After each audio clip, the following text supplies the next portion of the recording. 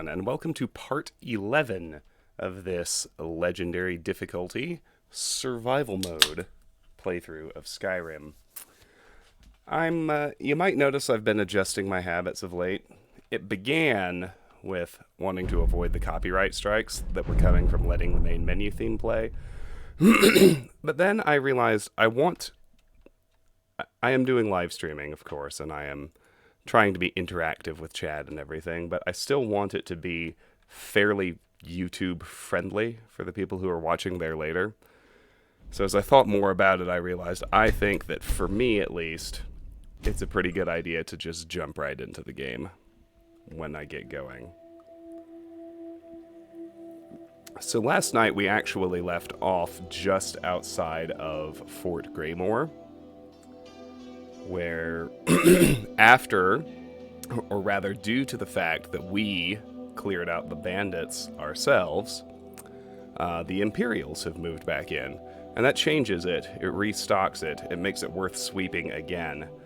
We don't need to fight the Imperials. They'll make noises about how they don't want us in there, but apart from that, they're pretty harmless.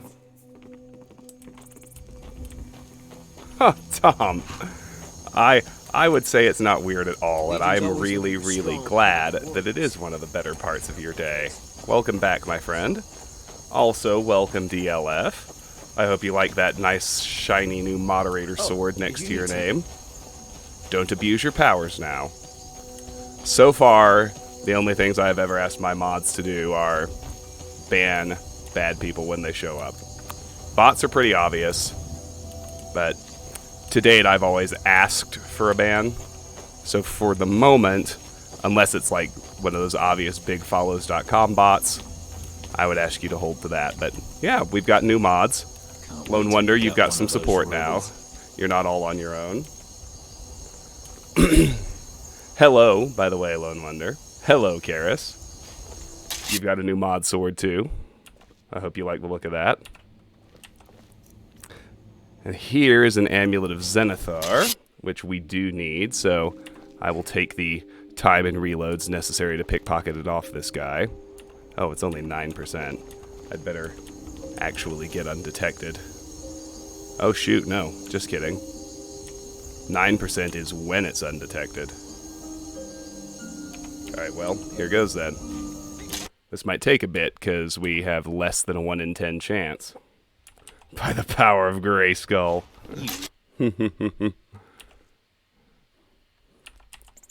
Yes, for whatever reason, Zenithar with Fortified Barter, which doesn't seem like that great of an effect to me, because you do a little bit of alchemy and you're swimming in cash for the rest of the game, but they act like Fortified Barter is this really, really big deal.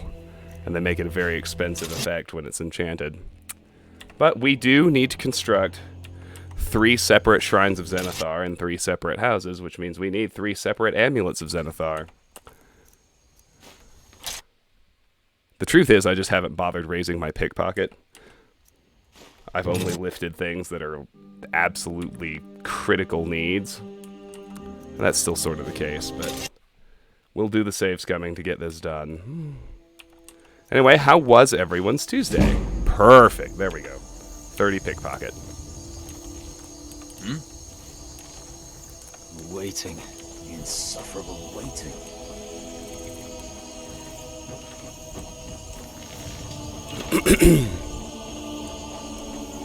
So there's some Imperial armor here.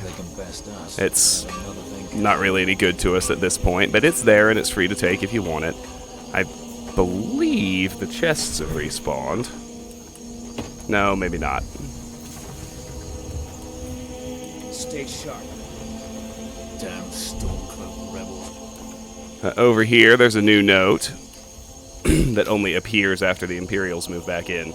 Notice, attention, one of our soldiers came to me last week with an arrow lodged in his leg that he claims came from inside the fort while he was patrolling the walls. When the targets are on the ground, there is no reason an arrow should be loosed that high. Marksmanship is about accuracy, not power, and we don't need to be taking out our own soldier. If I see arrows flying anywhere near that high, the one responsible will be on latrine duty for a month. You have been warned. Mine was pretty nice, too. Tom, thank you so much for asking. I did some pretty heavy exercise today. I actually I ran a 2-mile time trial this afternoon before dinner. And I was a little disappointed, frankly, because I lost a second relative to my last 2-mile time trial. I had run exactly 14 minutes last time, and today it took me 14 minutes and 1 second. You're trespassing here. You'd better clear out. But then I remembered that the air quality is crap because the wildfires are still going, and it was hot out, and I had done my last time trial at sea level, whereas Get away from there, or else. this one was at altitude, and then I felt a little better about it.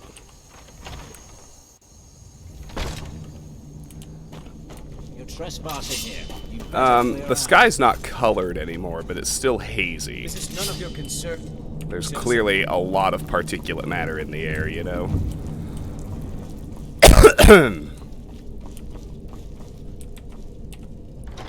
So these chests have restocked, which is interesting.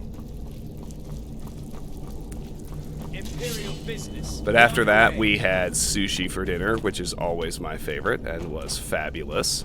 You're trespassing here. You'd better clear out. And now I get to spend some time with all you wonderful people.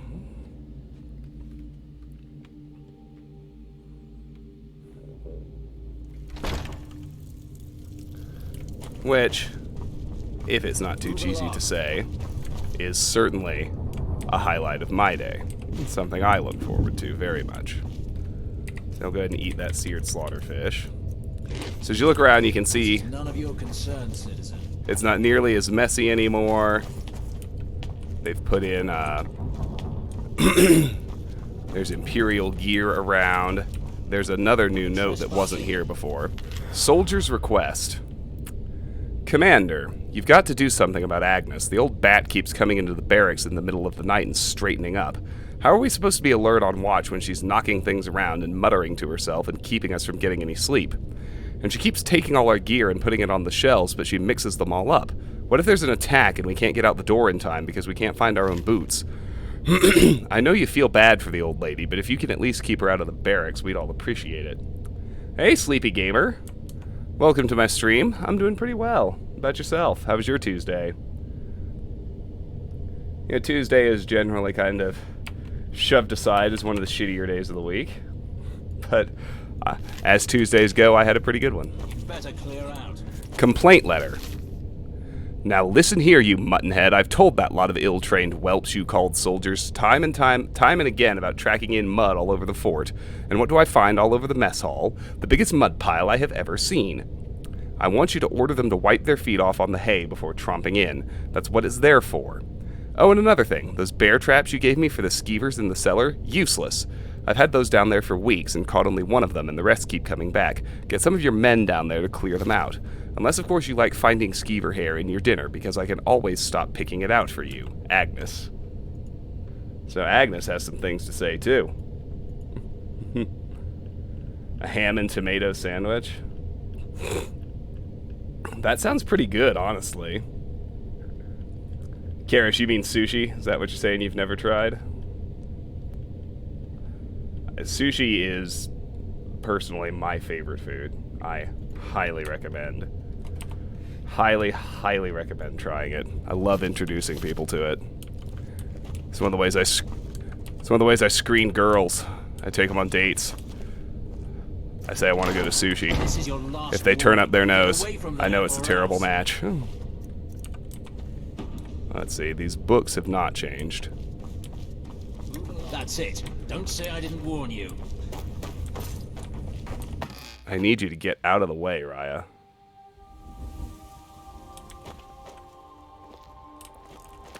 Keep guard up. Fort Commander was getting upset at me. Stay alert. Never know when those Stormcloak dogs might charge. You'd better This is clear none out. of your concern. Alright, so we're clear up there. There was a fresh boss chest, but there really wasn't much in it. Imperial business. Just gold and a steel mace, which is pretty redundant at this point. But you can see here there's a whole slew of new Imperial gear. And this room has really changed. This is where the bandit mage had that torture cage set up. You're trespassing here.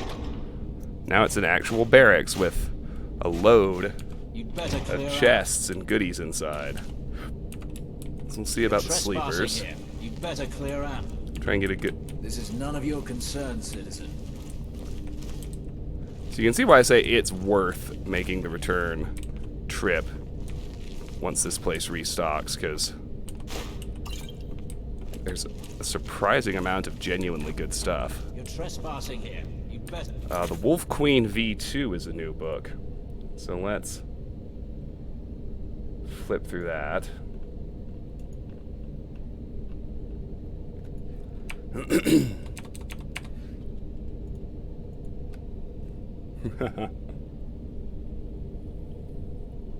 A rice and wrap thing.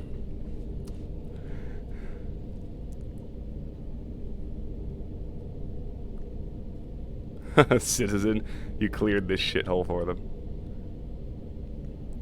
You would need 4 cups of coffee for Skyrim. Bought it, never finished. I love Skyrim, but I mean, on the other hand, I mean, it used to be alcohol. I quit doing that, but now I just spend the entire stream caffeinating. So, you know.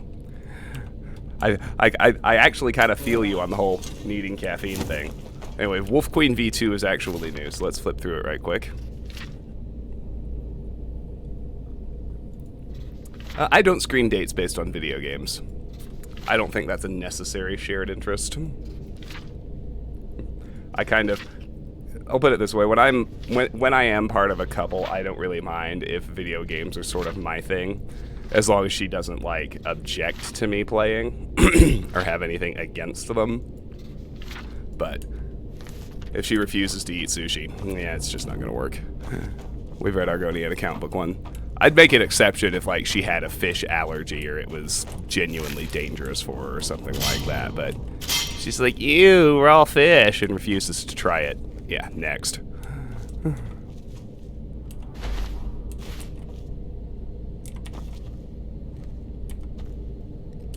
Thank you, come again.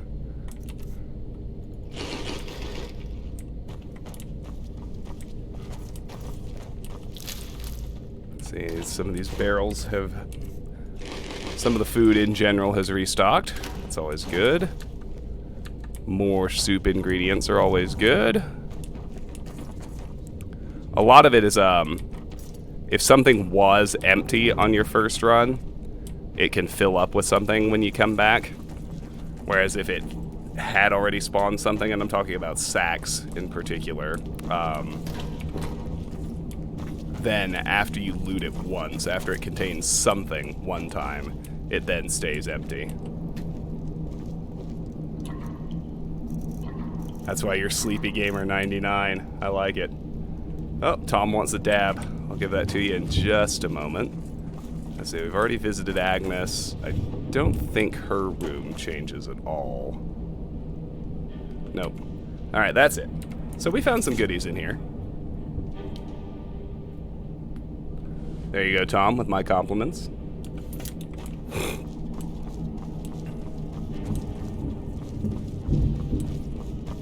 And we're done with our little revisit to Fort Greymore. Oh, not quite. I didn't check the tower. Damn.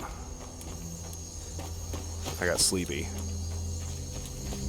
But now, now being inside the fort is trespassing, I think. I don't think I can... Never know when those stormcloak dogs might charge. I don't think I can sleep here.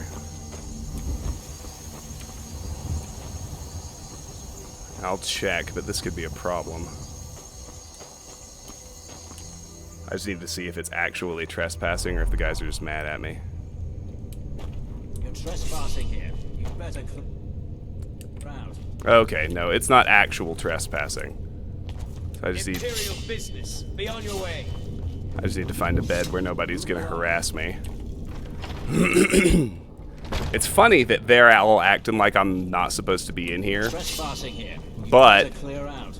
the cell itself isn't coded to show me it's trespassing, Concerned citizen. because I can still wait, which means I can still sleep, and that's what matters. Let me think. If I sleep for 8 hours, it's going to be 2 a.m. We're about to fight vampires anyway, so might as well risk it at this point. Hey, Curb! Welcome back. So good to see you again. How was your Tuesday? I hope the evening finds you well.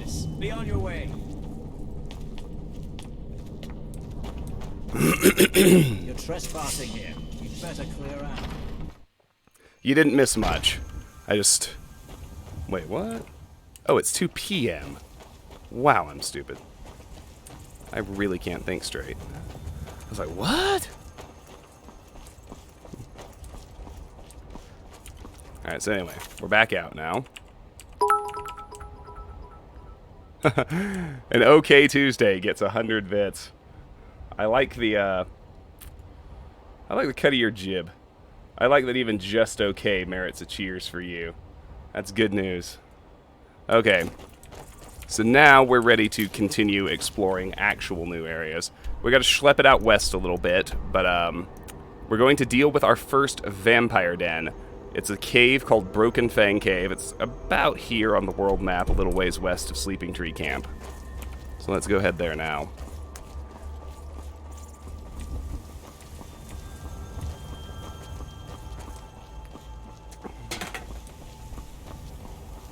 I would have sworn, by the way, that vampires were immune to paralysis. But we have consulted UESP. And it says that it's only vampire lords that are immune to paralysis. I suppose we'll find out. One way or the other. Lucky for you, the chance upon a bard on the road. I forgot to even check. Does he have anything I need? Nah.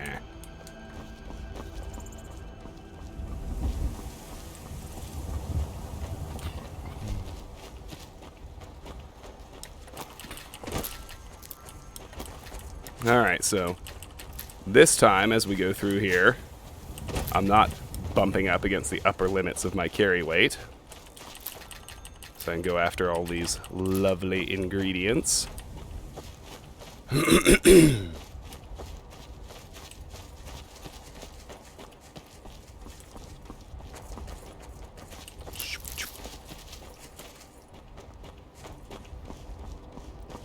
The UESP is almost always right. When I say we'll find out for ourselves, I'm almost being tongue-in-cheek about it, because if the UESP says it, you can generally take it to the bank. Which means I'm a lot less worried about fighting vampires than I was. I just paralyzed the fuckers. Every time I go back to Lakeview, I'm getting like half a dozen new paralysis poisons. It's Maik again! Didn't I see you at the Western Watchtower? Maik's father was also called Maik, as was Maik's father's father.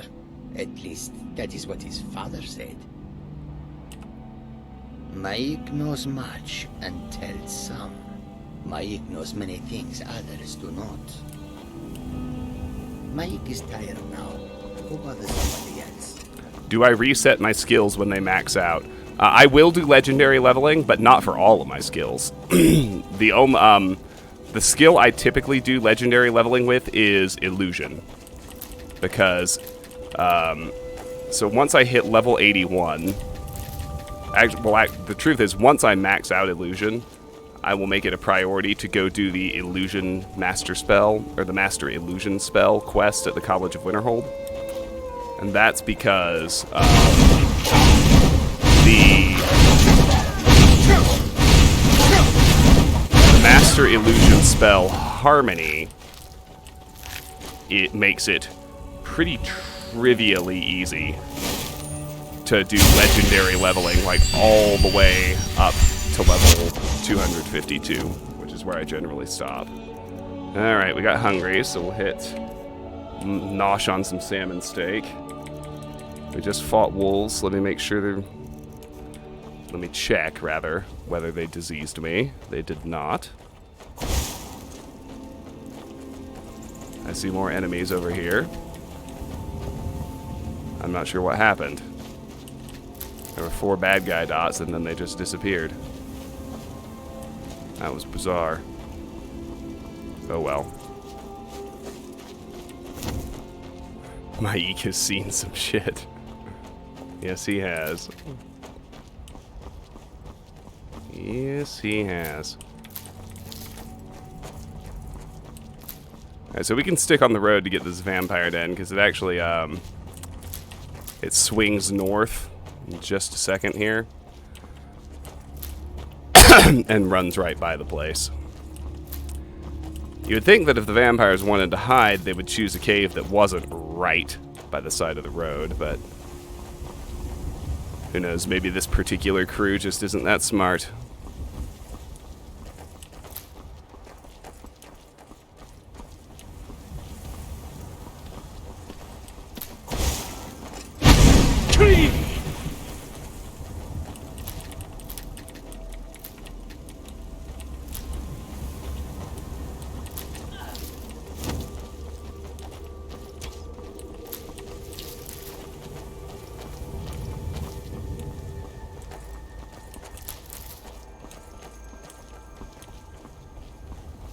This intersection is worth pointing out just because it's kind of the intersection of 3 different holds. If you take this left fork here, I'm just going after this butterfly and a few flowers right now, but that actually takes you into Falkreath Hold, where our lovely little home is.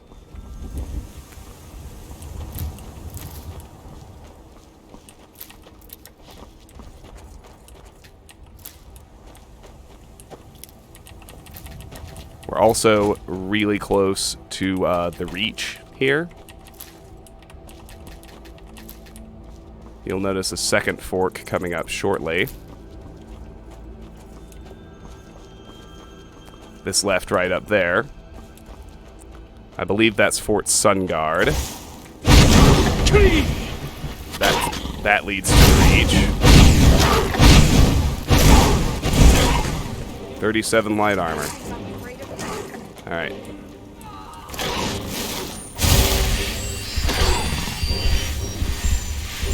Need you to focus on Raya now.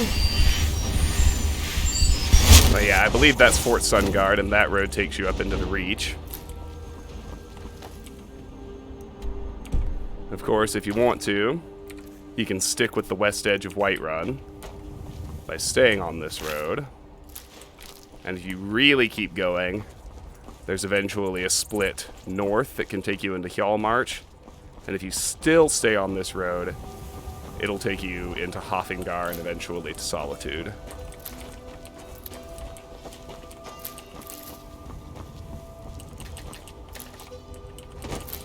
You can see that by the road signs, too.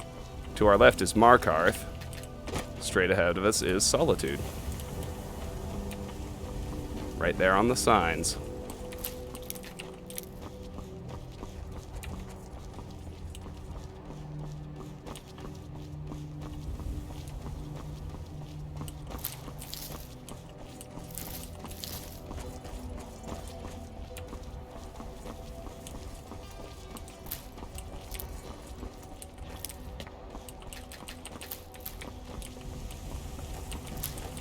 No more vigilance. We've seen this encounter multiple times already.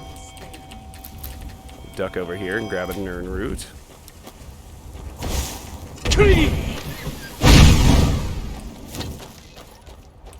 I'm gonna put you down.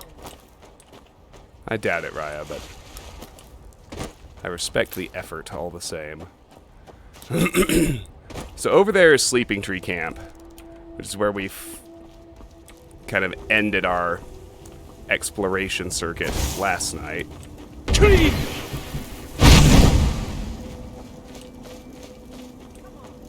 And this here, right off the road, is Broken Fang Cave. The vampire den I've been yammering about that we're about to explore.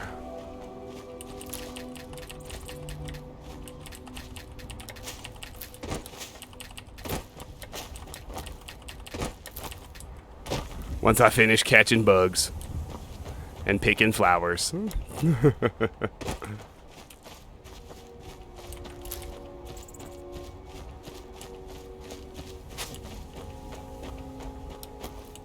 And you might remember Guker's Monument, which we already visited earlier when we did the Book of Love. Anyway, it's a good idea to do a perimeter check. I mean, it always is, but there's a lot going on outside this cave. Lots of alchemy ingredients to harvest, and at least one ore vein as well. I'm sorry I have so many throat noises going on. I think it was out running so hard in that haze, actually. The air quality really wasn't good today. It's got me feeling a little scratchy.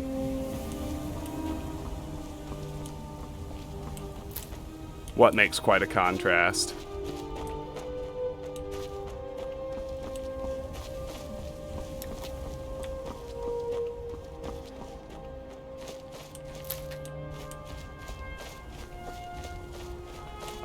Both. You can randomly find Daedra Hearts. The odds aren't in your favor, but it can happen. And there are also a few places they're specifically placed. The Harbinger's quarters in Jorvaskr in Whiterun are probably the easiest guaranteed Daedra Heart.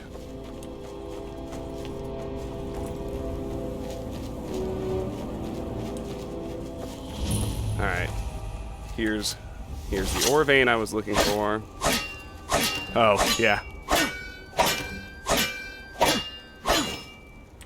Oh, don't forget spending tons of time crafting potions and running around doing business with merchants. It's all part of the Skyrim experience. Alright, so here's Broken Fang Cave. There's a cave here. Perfect hideout for bandits, or worse. It's worse this time, Raya. Sorry to say. We're back to well fed. Alright. Let's do this. I just need to take Broken Fang off of my location list.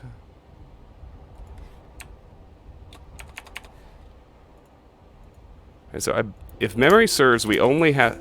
If memory serves, we only have 2 vampires to fight and some skeletons. But vampires are tough. My window sizes are all off. Got shit in the way of chat. There, fix that one. Vampire Night Stalker. Alright. Time to find out about paralysis.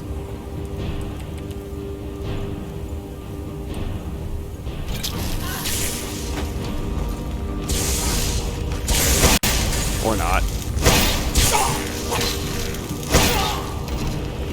I forgot to actually poison it. Okay. There you are. Alright, Glass Dagger. Once it's equipped, I want it poisoned.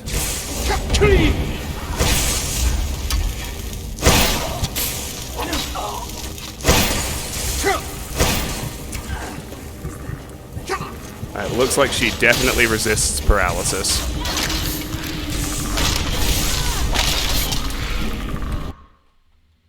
So... I consider that good to know.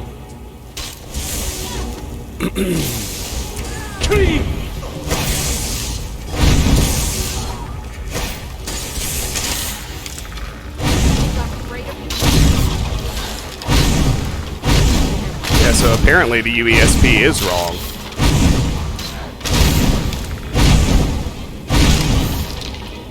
because it definitely did not paralyze her when I hit her with my paralysis dagger.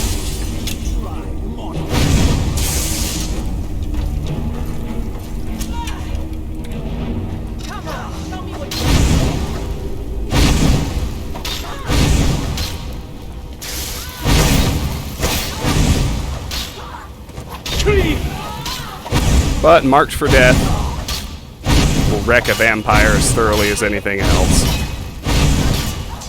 So they aren't that big a deal, as it turns out.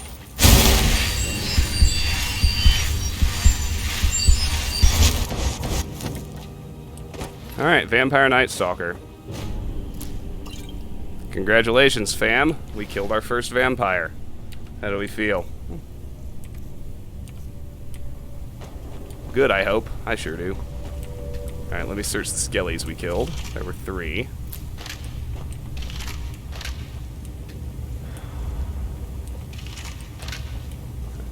I can't really tell which is which. Hey, Alex, how you doing? Great to have you as ever. I don't know if you witnessed it, but we did just kill our first vampire. We actually found one of those instances where the UESP was at least misleading, because it did not list vampires as immune to paralysis, and yet she most definitely was. Karis, I mean, I'm pretty sure that the effect is identical, whether it's applied through a poison or a spell. So that shouldn't make a difference.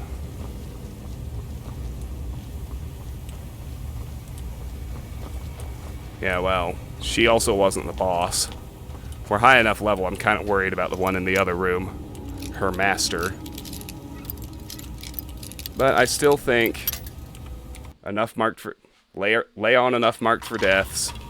Just let Raya at him. I can actually contribute with flames, because vampires have a very profound weakness to fire. And we'll see what happens. Here we go. Studying all day and you're fed up. Ugh. Master vampire.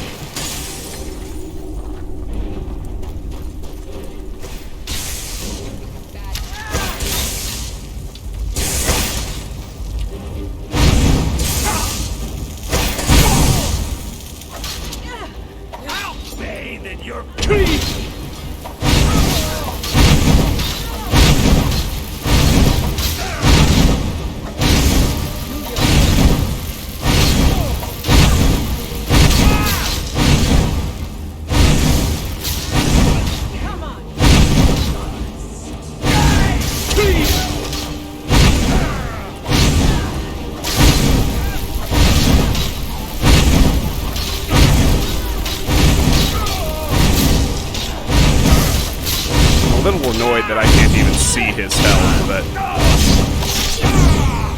but he's dead. That answers that question. I was like, I wonder if the fight is going well, and then he died.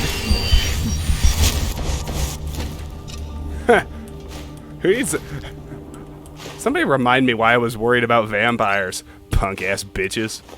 That was easy. Oh man, good times. Alright, so we have the lovely chime telling us that we have cleared Broken Fang Cave.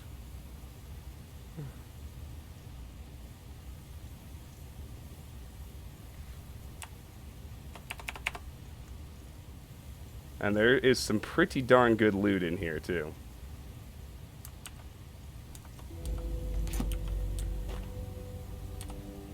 Two skill books. The Wolf Queen V1 is a lockpicking skill book.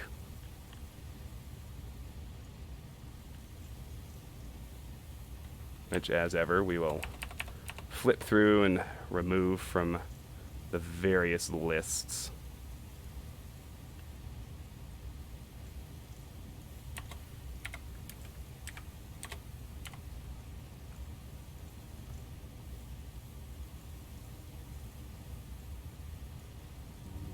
Isn't it a good sign when the foe collapses down to their knees?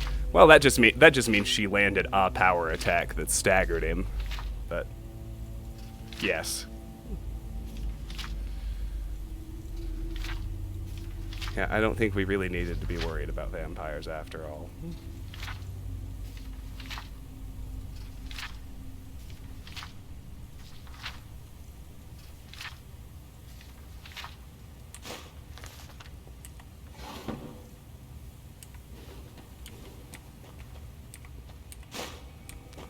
So let's look around in here. I like how amidst all of like the blood and guts and gore that he's apparently chowing down on, he also still has one regular green apple. Like he's vaguely remembering what it was to be an ordinary human way back in the day. And that he enjoyed the taste of apples before he was cursed / blessed with undeath. There's Immortal Blood. That book originates in Oblivion. It's a neat one. It's still a little bit long for me to read on stream, but I would encourage you to do the reading as I flip through this one, because it's a neat story. And one thing that's actually good to note is the vampire hunter at the center of the story is a guy named Movarth Pequeen. And Movarth gets ambushed by the narrator at the very end of the book. And the narrator tells us that he successfully defeated Movarth the Vampire Hunter. But what's interesting is in Skyrim, we run into Movarth, who is now a vampire lord himself, getting ready to execute a takeover of the town of Morthal. And it's us who stop him. And over here next to the Altar of Enchanting, Steel Sword of Weariness. That is damage stamina. I actually don't have that effect yet, so bam. Like I said, I already have all the weapon enchants I want to use, so I wasn't seeking them out like I was the apparel enchantments. Plus, if you haven't maxed enchanting, you get very, very little enchanting experience for weapon enchantments for some reason. Mystery of Talara Part 4, an illusion skill book. I'll take that off the list as well. So, between not needing them for experience and already having the ones that I actually want to enchant weapons with, we'll be finding weapon enchantments along the way for quite some time, because I'm actually missing about a dozen. But I'm not worried about them, I'm not in a rush. We'll just get them as we come across them out in our adventures, like we just did with damage stamina. So here we go. Salad with your meat. Apple in the mouth, just like a pig. I like that too.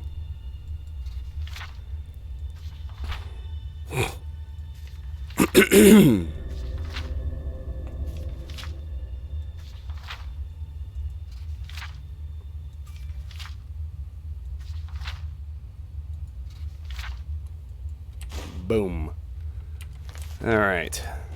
A few other things. I think we've read those, but we got some good ingredients here. We've read all those. Check these end tables. And finally, we'll check the boss chest. Ooh, hey! I love it when I find a spell tome. That's like Christmas, because they're so rare. So we got the restoration spell, Turn Lesser Undead. I'm particularly enamored of that one, actually, because we're moving along at a pretty nice clip with restoration. I am concerned about the pace at which it levels. So far, we've been keeping pace just fine, just healing ourselves. But the nice thing about Turn Undead is suddenly I have really an offensive restoration spell that when I'm ready to, or in the event that I need to focus on restoration, I can I can go find some skellies and use that. Let me see what time it is, because I think the sun was going down. And there's a perfectly serviceable bed here. So why don't I sleep for 11 hours so that we're continuing our travels in daylight. Hey, Sito. Great to see you.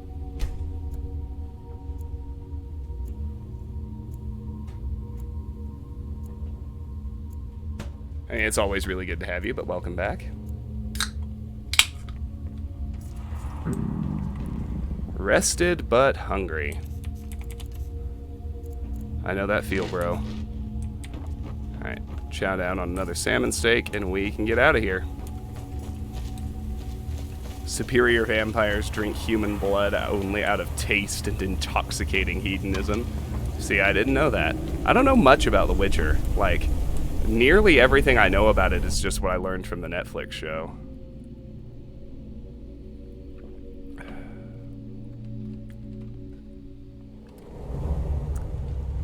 So you might have noticed some unmarked ruins close to this place. There are actually 2 shrines, and we want to go to both of them, because they both have some pretty good stuff in them. So if we cut north from Broken Fang, the closest one's really obvious.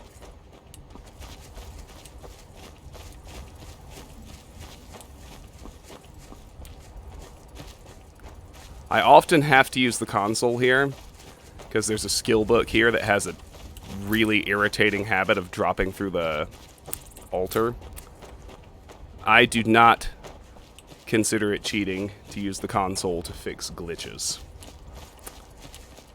Just FYI.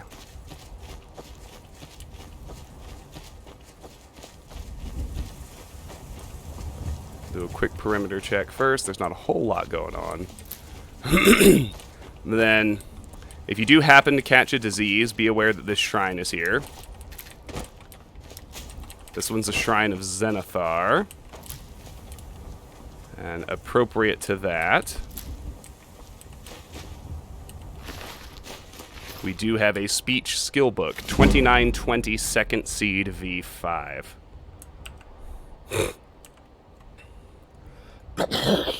God, man, I'm so ready for my lungs and throat to be clear. I'm really sorry about all the coughs and throat clearing tonight. It's bothering me.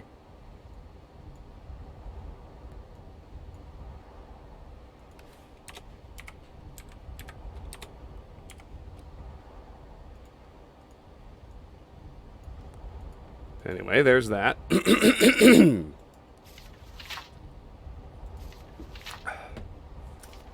Now, the author of The Witcher is Polish, isn't that right?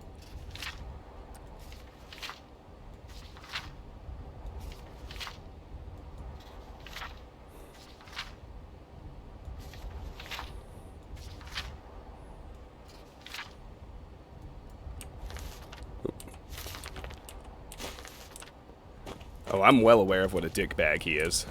I was about to talk about that, but you can do the honors if you like. When CD Projekt approached him, wanting to turn The Witcher into a video game franchise, they offered him royalties, like a cut of the sales. He refused. He didn't think the games would sell. He didn't see how it was possible they'd be a success. So he demanded a big upfront lump sum of money, which they agreed to pay. Okay, I do have a poison dagger.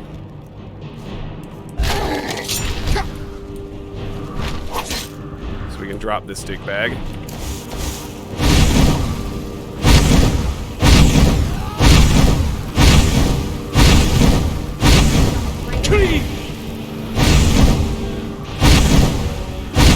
Raya's doing the sit and still thing again. And then, of course, as we all know, The Witcher turned out to be a smashing success. Ridiculously profitable for CD Projekt. So then this dickbag, he turned around and sued CD Projekt demanding the right to get the royalties he had initially turned down.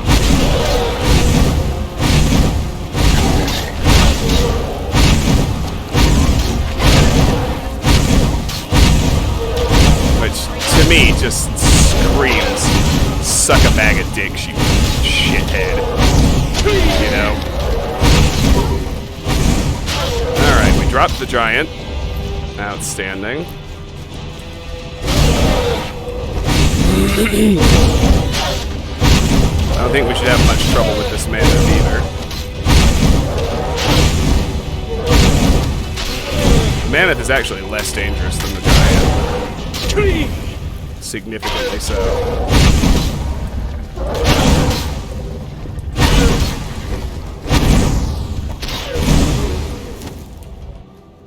But yeah, they gave him the deal that he insisted on. And then, when he realized what a terrible mistake he'd made, not having faith in them...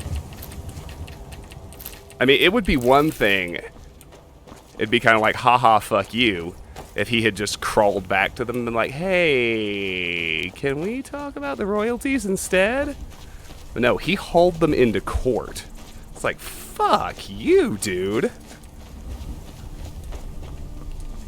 You made a deal that you insisted on. So yeah, I bet he kind of feels like George Lucas now.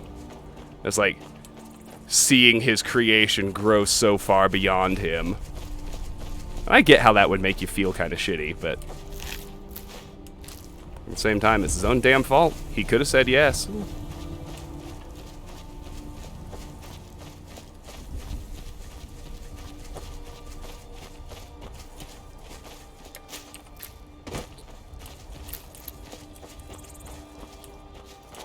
Alright, so this is the other shrine I wanted to explore. This one's a Shrine of Stendar. There's a guaranteed flawless amethyst here, which is pretty fantastic. You need a few of those for a quest. And it's not going to do anything for us because we've already maxed it, but Twin Secrets is an enchanting skill book. So, if your enchanting is not maxed, you want to make damn sure you grab that.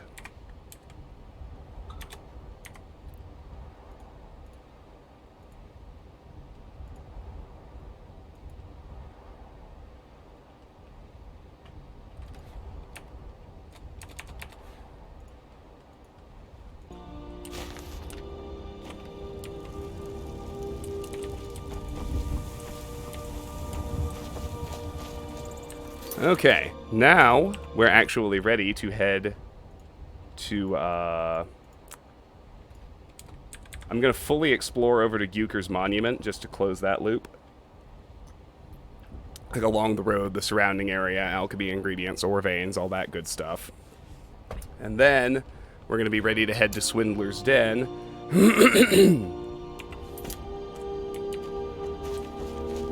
And progress in my time of need, almost all the way to its conclusion.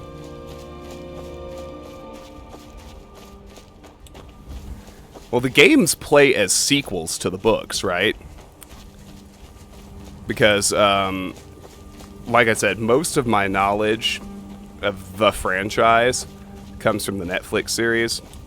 And I've read up on it, and I know that the series is directly adapted from some of the books. There's one called The Last Wish that I think a good chunk of the series focuses on. That a good chunk of the Netflix series does focus on.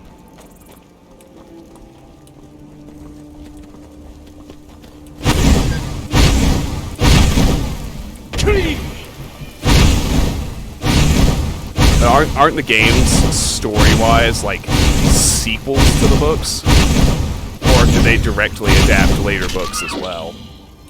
Oh, okay. Cool.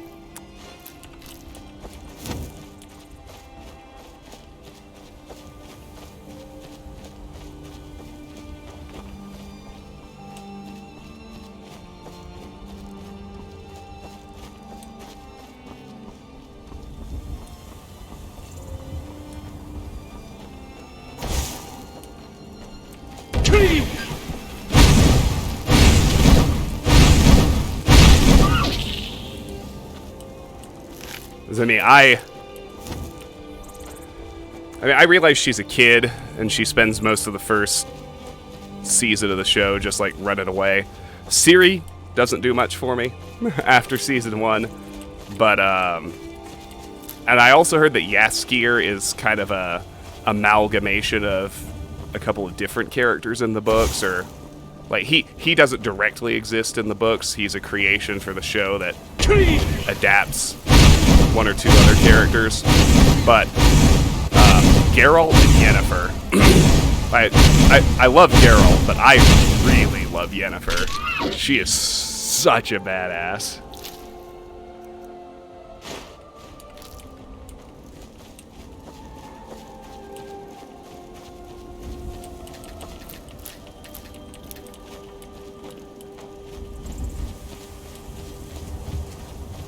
Oh, so he is the character. They just changed his name. That's it.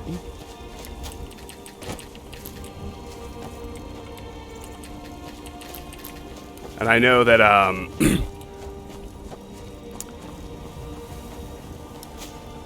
I shouldn't say I don't know anything, because I've played a little bit.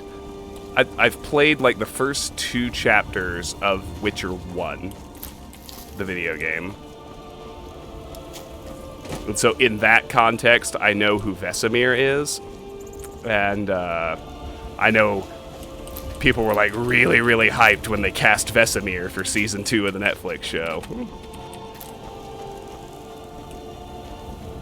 I didn't recognize the guy, but he kind of looks like the model from the video game, for whatever that's worth. Oh, that's cool. So he's called Jaskier in the books, and they changed it to Dandelion for the show, and it's back to Jaskier, or they changed it to Dandelion for the games, and it's back to Jaskier for the TV show. Am I getting that right? All right, got some mud crabs to kill.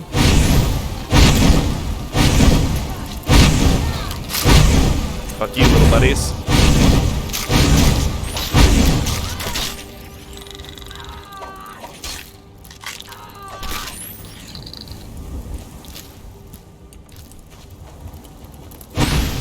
I love Raya over here just screaming while she slaughters crabs.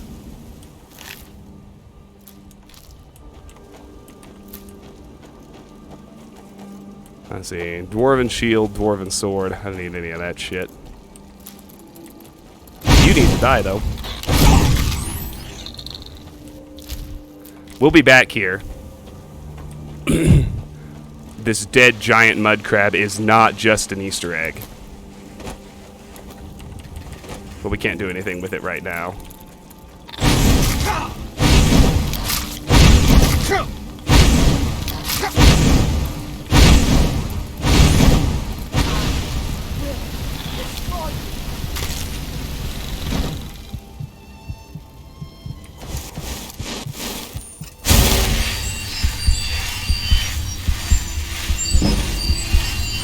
.42 restoration. Outstanding.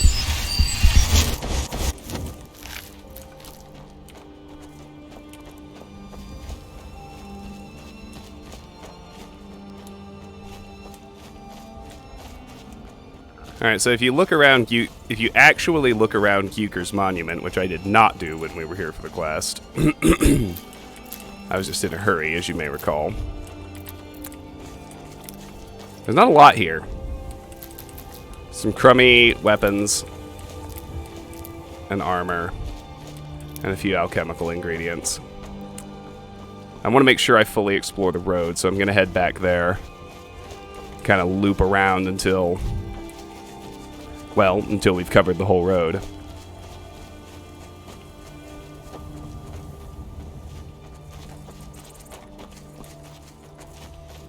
Hey, Jake! Welcome back, my friend. Always a pleasure to have you in here. How's your Tuesday?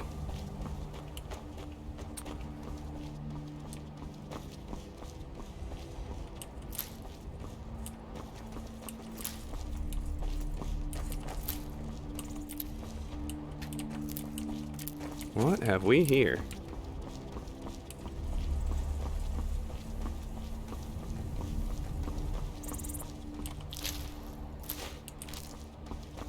Huh. Well, that's odd. He got separated from his bros and just froze over a dead saber cat. How strange. Anyway, I'm gonna I'm gonna call it good vis-a-vis the road right here at this bend.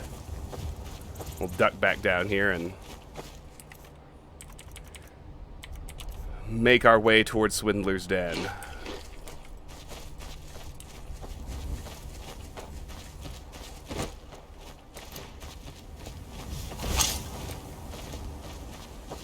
You're still playing The Witcher 1?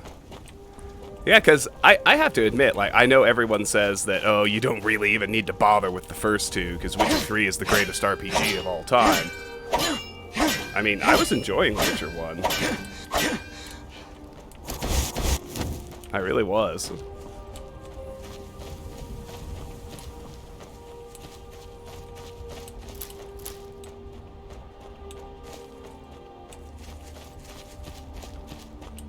Alright, so from here, we're heading to Swindler's Den. Tom, if you're still here, we are actually doing a quest. Aren't you excited?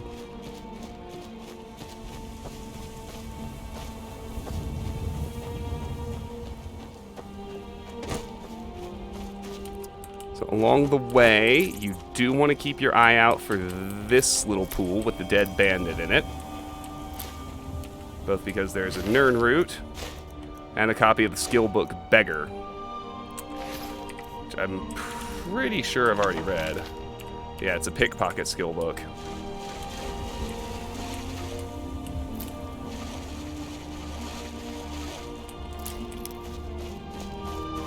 And we can just keep on rolling.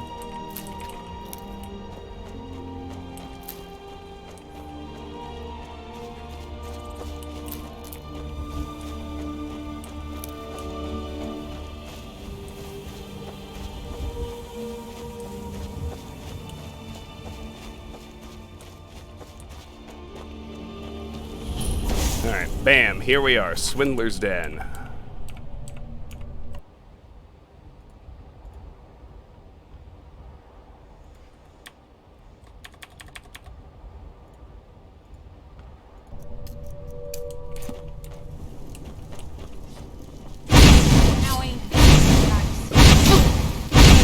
Oh, it's a little basic bandit. 26 destruction. Outstanding. Hi, boss man. Welcome to my channel. My name's Travis. Happy Tuesday. Great to have you here, friend. Welcome.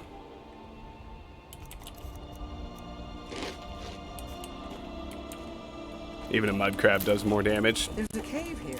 True. Perfect hideout for bandits, or worse. At least the bigger mud crabs. I don't know exactly what level the bigger mud crabs are, but I know it's higher than level 1. These basic bandits are level 1.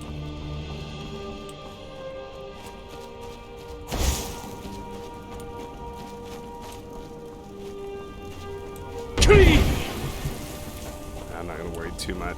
I'm not going to go chasing deer and elk. Oh yeah, absolutely. No, he wrote a really, really compelling set of characters and an awesome story. He can just suck a bag of dicks about copyright law.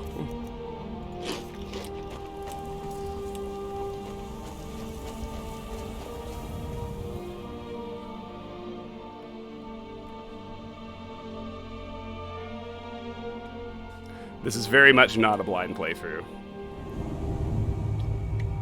No, I've been playing Skyrim since release.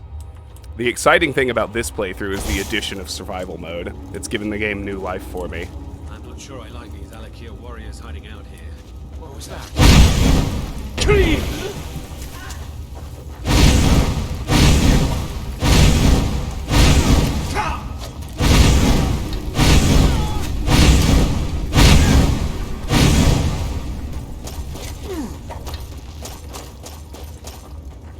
Right, I don't want you doing archery. Still can.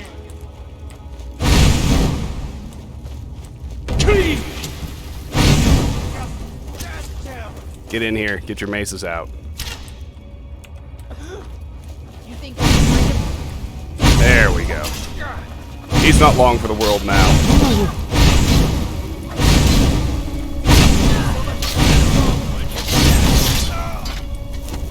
Get wrecked.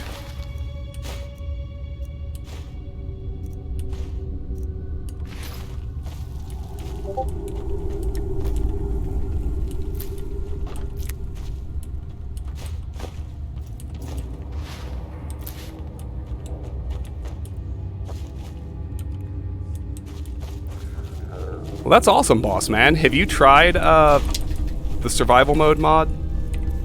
It's actually like about 3 years old now. I picked it up when it was free, when they were giving it away to celebrate the launch of the Creation Club.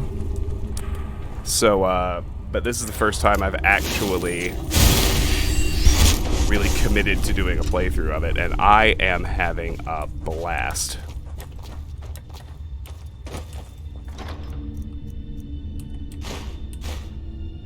Glass war axe and elven dagger, so no, I don't really need that.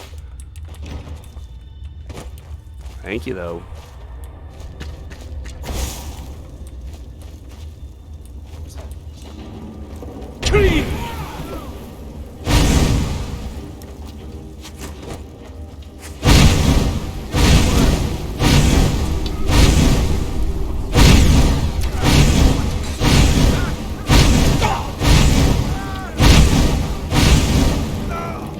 Let Raya deal with the big high-level guy.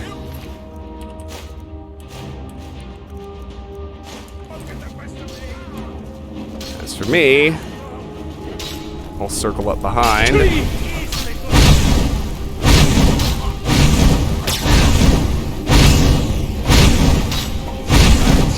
Trying to get the Skyrim Special Edition of Platinum. Nice. I'm gonna try and... I mean, I'm playing on Steam, so... But...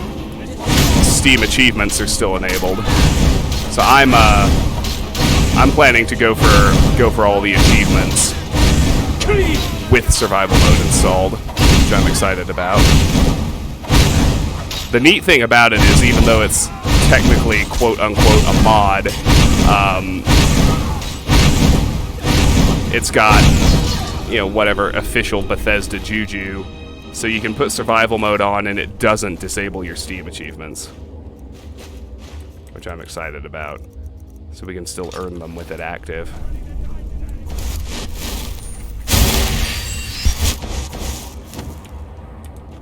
Boss man, I'm playing as a Breton. I almost always do, because I like to dual wield, and Bretons are, of course, the only race that can max out their magic resistance without having to use a shield.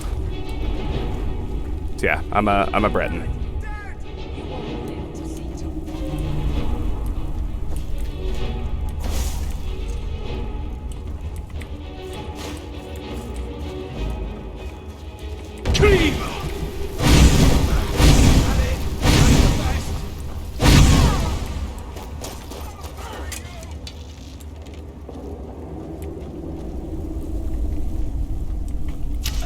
A true veteran I am. And a shameless min-maxer to boot. The end for you. Oh good. Bait her down here.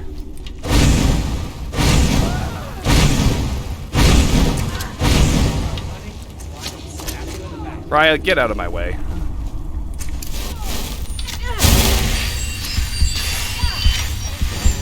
Okay, the mage has showed up. That's a problem.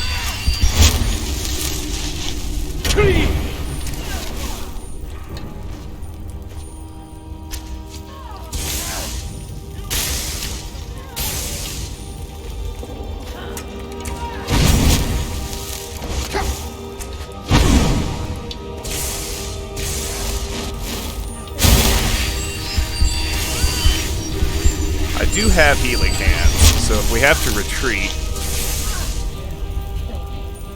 I'll be able to heal up Raya.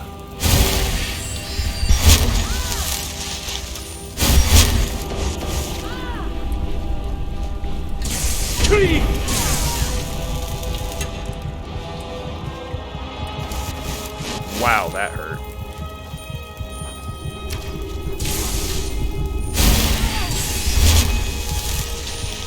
Not worth a Foos Rodah her closer. I'm not sure what you mean. I only have the first word of Unrelenting Force.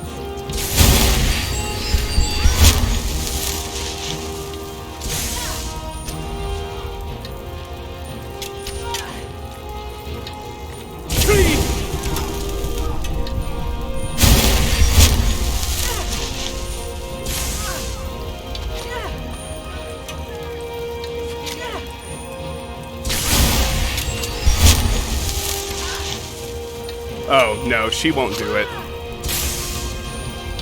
I cannot rest you. It's always a problem in this dungeon. I remember it well. Stand up. You bastard.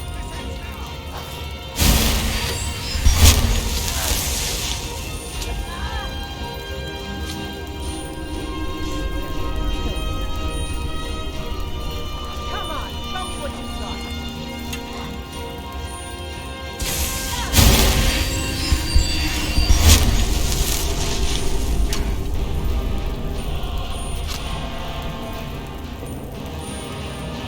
I just want full health, because, as we've seen,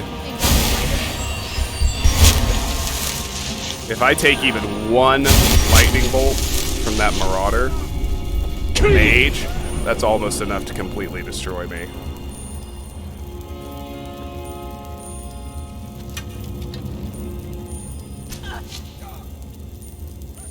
I can take you.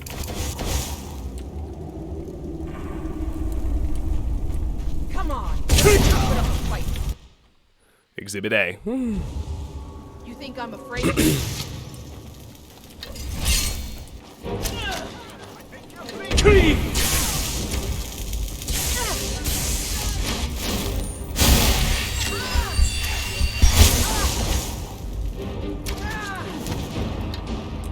That's alright, we'll get him.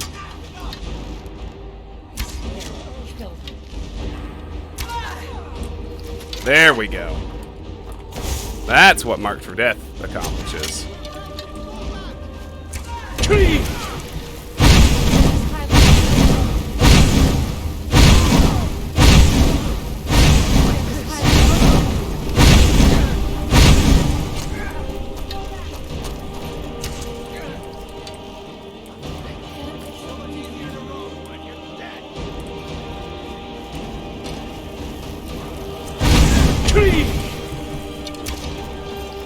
Get out of the way! Ugh. Man alive.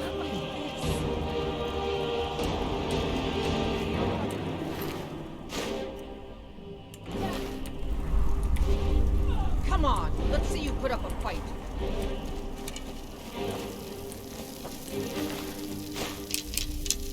Okay, so we had a Marauder Archer in there who was clearly one of our bigger problems. Oops. There's a Plunderer Archer, who I was rather more aware of. And we've got this Thug. Can't win this. Raya! Damn, girl. Alright, I better heal up again.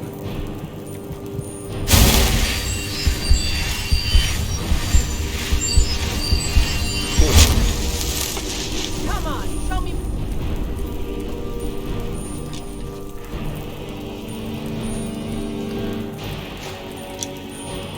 Marked for Death is how I win fights, until I finally have my God tier equipment.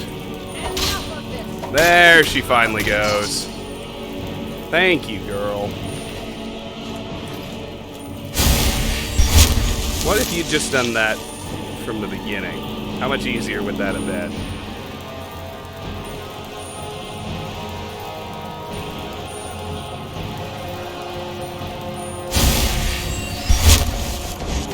Kinda cheeky equipment. I mean, nothing awful. I, just, you know, max out the crafting skills, so, I'm gonna defeat survival mode. I mean, I usually use it anyway, but I'll have dragon scale armor that's smithed up to the damage resistance cap. And enchanted jewelry. No, I'm not going to use the resto glitch. I think that's a bridge too far for me. I know about it, though. I know exactly what you're talking about.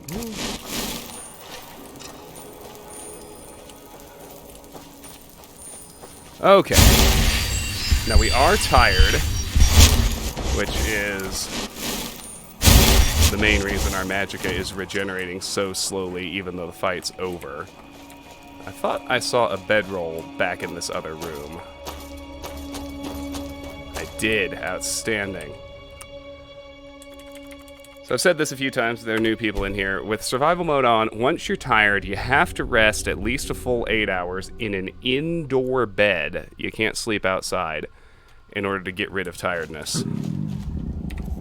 And you will usually wake up hungry, much like the real world, at least in my experience. Oh, that didn't do the trick. So we'll eat a salmon steak as well. Now we're well fed.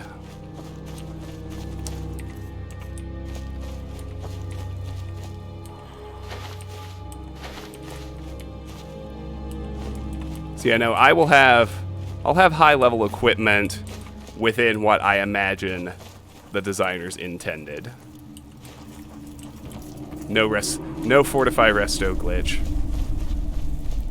Because, you know, unless you use the fortify resto glitch, like, you can do the alchemy, enchanting, smithing loop, but it kind of has that soft cap where the returns really start to diminish. You can break through that ceiling with the resto glitch, but my intention is to be content at that ceiling, if that makes sense.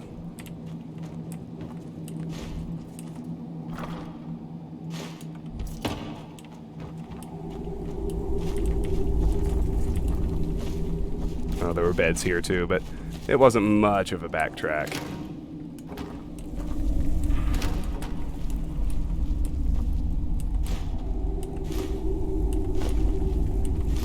Ooh.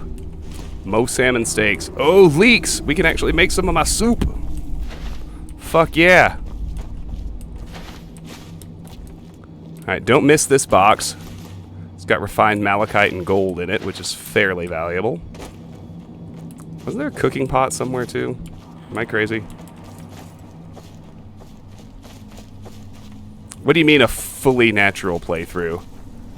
I'm not buying any training, if that's what you're asking. Or at least I haven't yet.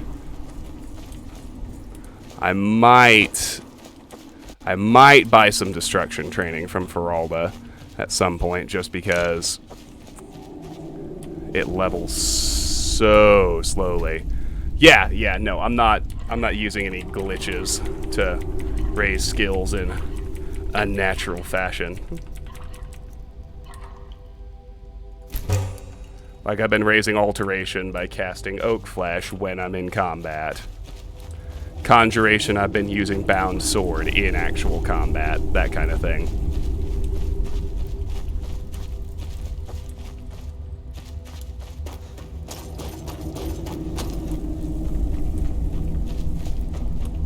And I'm doing my best not to grind. I think it's a little bit unavoidable when you're specifically talking about the crafting skills. But with everything else, like if I'm trying to raise armor or one of the weapon skills or one of the schools of magic, I'm trying to just get out and adventure and use that skill in order to raise it without doing any grinding. The one, you might call it an exception, but I am selling item stacks one at a time to level speech a little bit more effectively. But I don't think that's quite this. I don't think that's in the same league as casting Soul Trap on a horse corpse. You've proven your strength, warrior. Let's avoid any more bloodshed. I think you and I have some things to talk about. I like this. Stay your hand, warrior. Kill It's no Kamatu or secret talk why to you're him. here. I think my men will not attack you if you will Why are you lower after your weapons. Sadia? She sold the city out to the Aldmeri Dominion. The other noble house, the resistance against the Dominion, is alive. I've been and sent well here in to kill you. Hamilton. Of course. Sent. Did she appeal? No doubt she's convinced you that she's the victim. Sadia told me you're assassins. Sadia, you can help us with that. What was her And crime? She sold the city. The other the resistance against the Dominion is alive. So what do you want me and to well. do? She trusts you. Convince her we'll be waiting. I'll gladly share a portion of the bounty. All right, I'll do it. Good. It will be good to finally be able to return home. We're about to be farmed for experience. Lead Sadia to the Whiterun stables. The leader of the so-called assassins I've been asked to eliminate claims that Sadia betrayed her people to the Dominion, and they are here to bring her to justice. I've agreed to lead her into an ambush at the Whiterun stables.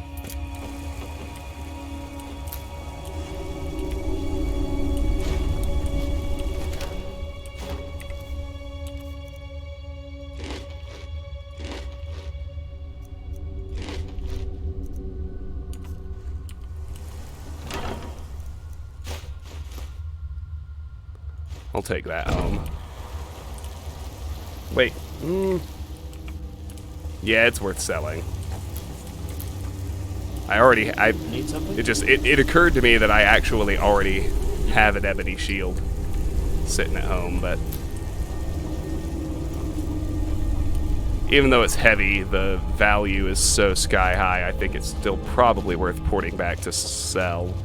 If we run out of carry weight before I'm actually ready to head back to town, it'll be the first thing I triage.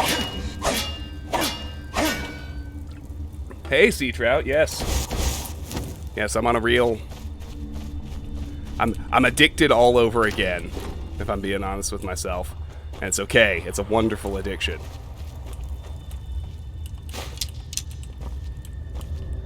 Alright, so that's Swindler's Den. We'll be able to wrap up in my time of need the next time we're in Whiterun.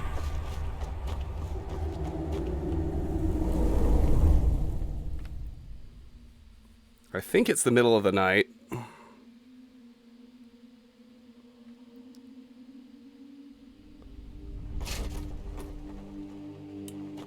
Which means it's going to be cold. So I need to decide... Yeah, we're going to be out in the wilderness for a while, and it's cold, so I think it's worth resting inside until daytime for the warmth factor. Ha! Hey, Nadykins. Nah, I don't grind. What are you talking about?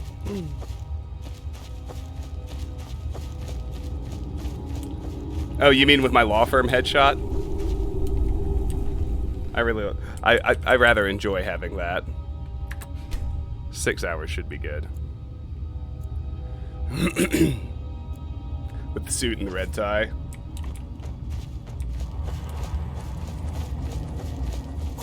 Alrighty. I am an attorney. I specialize in patent litigation.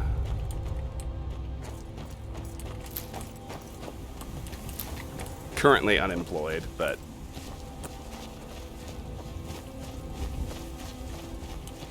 I work in big law, and they're getting hit pretty hard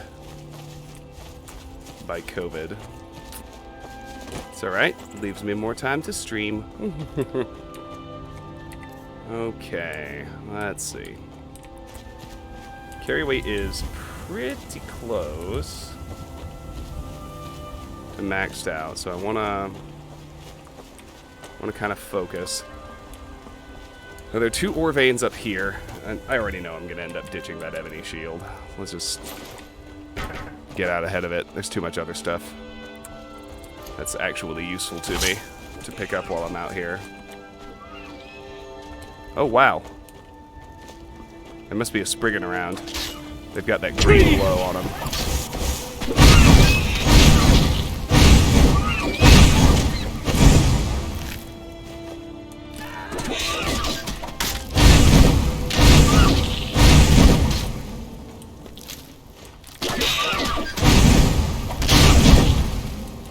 Kill the wildlife, but what we need to be worried about is the Spriggan.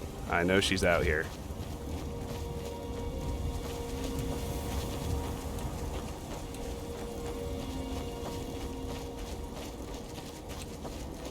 Yeah, I don't do patent applications. Oh, here we go, yeah. It's Spriggan Fighting Hunters. One of the game's many random encounters. But when people actually sue on patents, that's what I specialize in.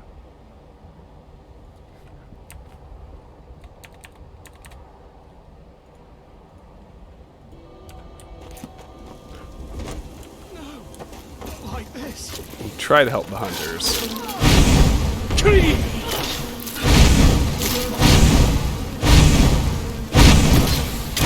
Spriggans have a pretty devastating fire weakness of their own.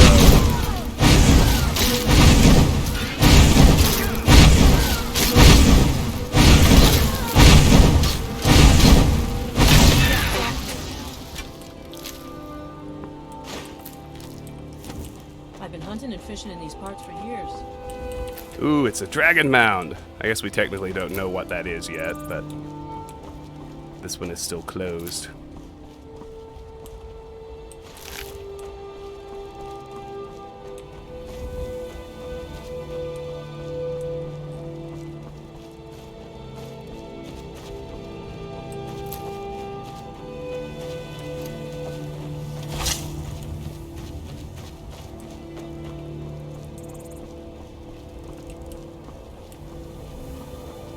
I'm here to kick ass and mine ore. And oddly, I ran out of ass first.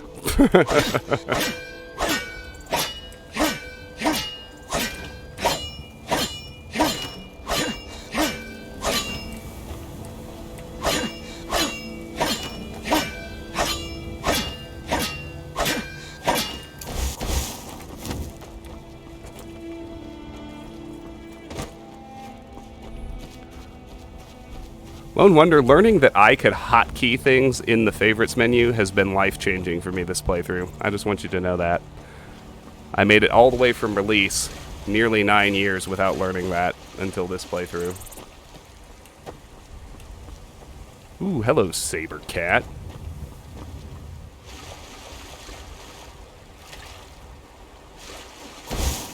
I need Saber Cat teeth to decorate my Hearthfire homes. Let's get after this fucker.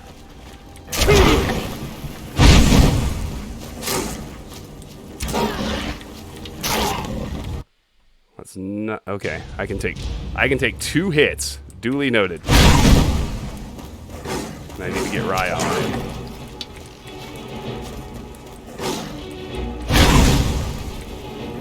There we go.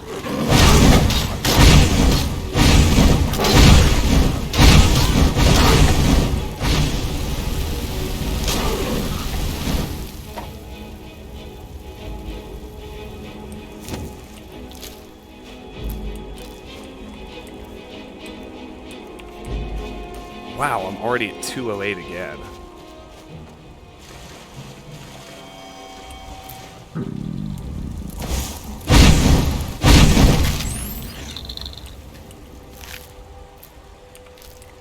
I have to eat again as well. Let's eat the venison chop. It's heavy.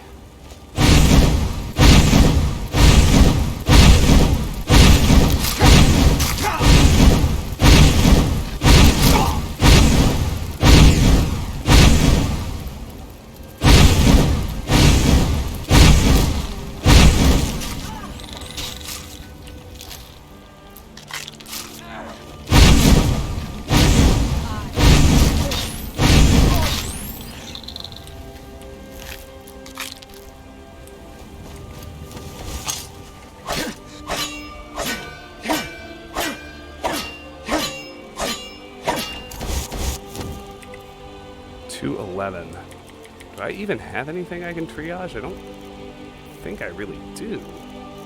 Because I need all my smithing supplies. Books aren't even heavy. I need my food. What is taking up all that space?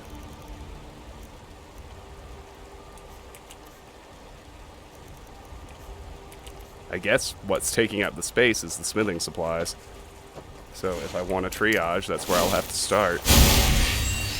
Oh, I can make Raya carry stuff. I keep forgetting that.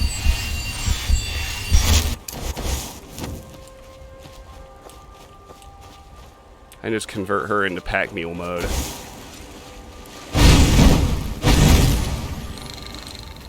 We'll be fine. We'll be fine, just fine. Alright, girl, come here. Yes, my Thane. Do you need... Of course, Thane. How can I be of service? Well, I want those excess arrows for myself. Now, I want you... carry all the heavy shit. I want you to take the pelts, and the ingots, and the ore off my hands.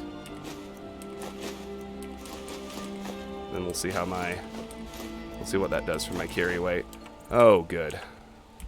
Lead on, then. Much less panicky.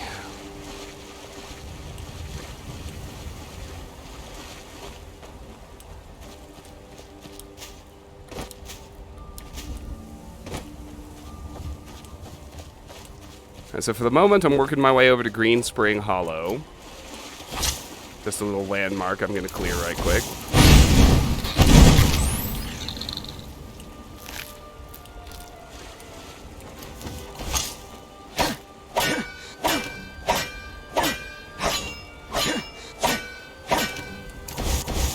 What's that, Karis? Do tell.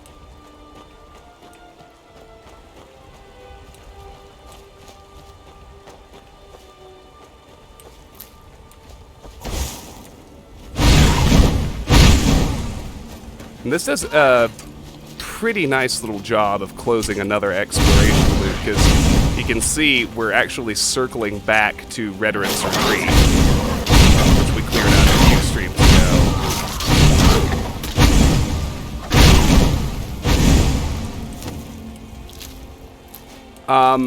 That is a neat thought, Karis. I don't think you can. I haven't tried it via reverse pickpocketing explicitly, but at least just in terms of handing stuff off to your followers, when they get to their carry weight limit, it just won't let you hand off any more stuff. Like, the options just get grayed out, you know?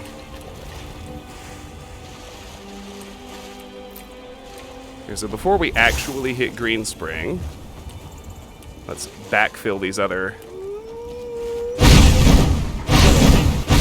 call them exploration zones.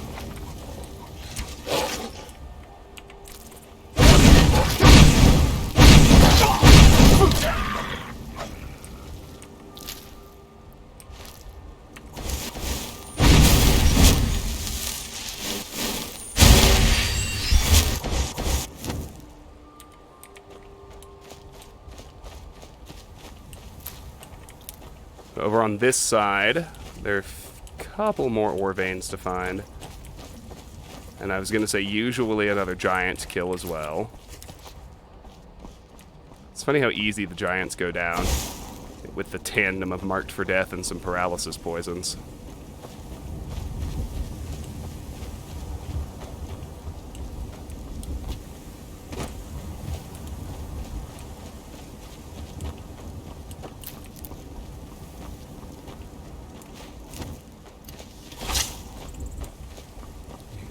Yeah, here's an orichalcid vein. Wow. That elk just literally walked right into my pickaxe. How do you like that?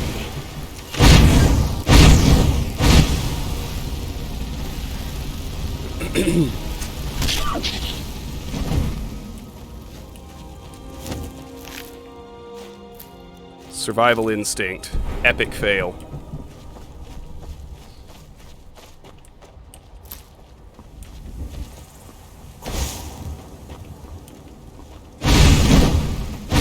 See if I can get this one too.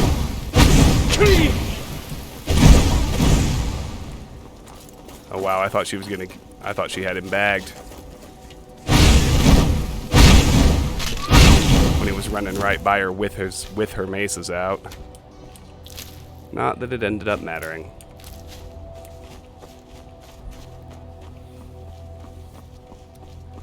Oh, Skyrim, I love you so much. You are just too much fun. Oh, boy. I'm having fun. I hope you all are too.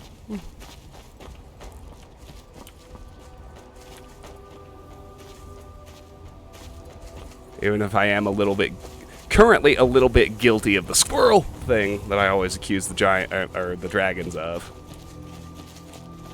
Where'd that other giant go? Yeah, so if you just want to take note of us coming full circle, there's Rederin's Retreat. It's all the way back to a road we've actually explored. They're en route.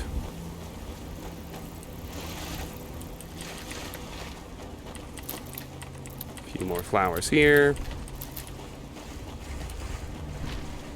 Prepare to get wrecked, buddy.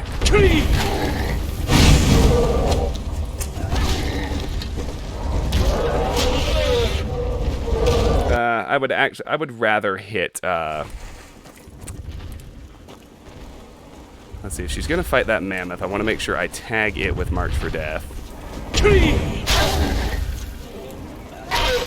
And then the thing to do is take the giant out of the fight with paralysis until she's ready to deal with it.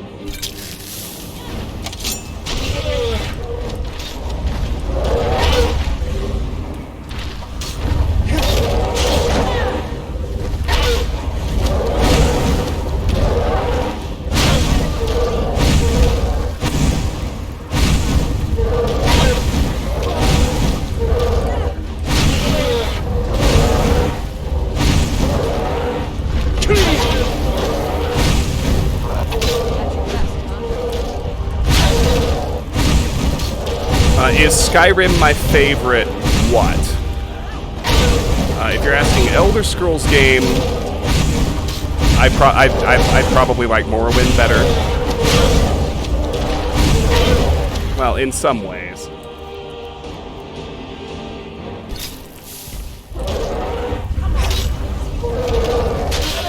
In terms of just like the moment-to-moment gameplay experience, you know, particularly like the combat systems and the level design. Yeah, Skyrim's probably my favorite. Hey, 27 destruction.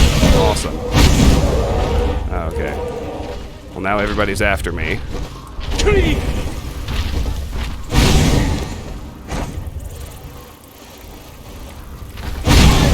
I didn't really mean to waste my shout.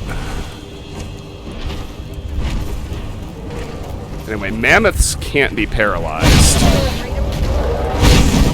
So that's a problem. Okay. Alright, let's take the giant out of the fight again. Raya seems to have her wind back.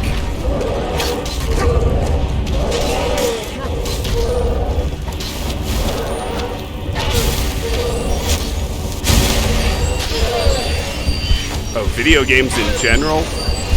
Now, my all-time favorite video game is Thief the Dark Project. I don't know if you've ever played it, but most people haven't, but that's my all-time favorite.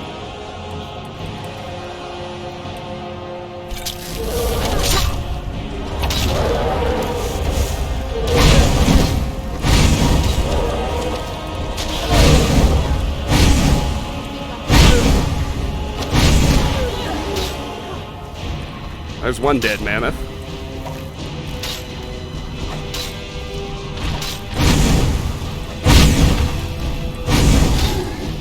There's the dead giant.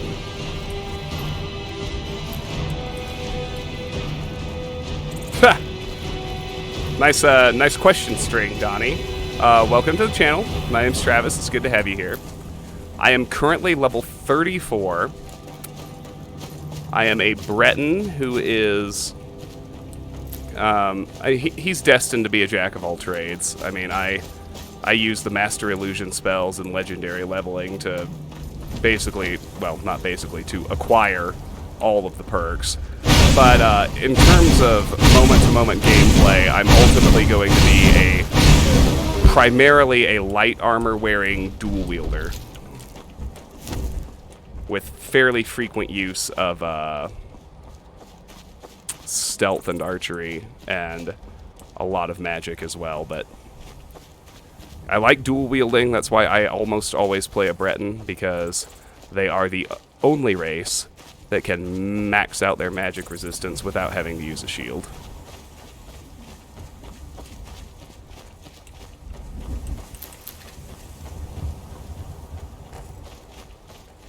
Oh, there we go. Won another big giant battle. And I am not currently a vampire or a werewolf.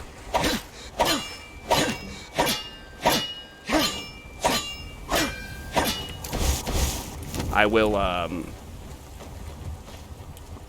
will become... I'm going for the platinum in terms of Steam achievements, so I will become a vampire and a werewolf and max out those perk trees. But then I will cure both conditions, because I don't like actually, character-wise, playing that way. Okay, so, with all that done, we're finally ready to actually check out Green Spring Hollow. Quite the roundabout way to get here, I realize that. There's not a whole lot going on here either. It's just a exterior cell predator den, but there should be a critter in here that we can kill to clear the place out. Maybe we already killed it. Nope, it's still alive somewhere. But whatever it is, it has been baited out of the cave.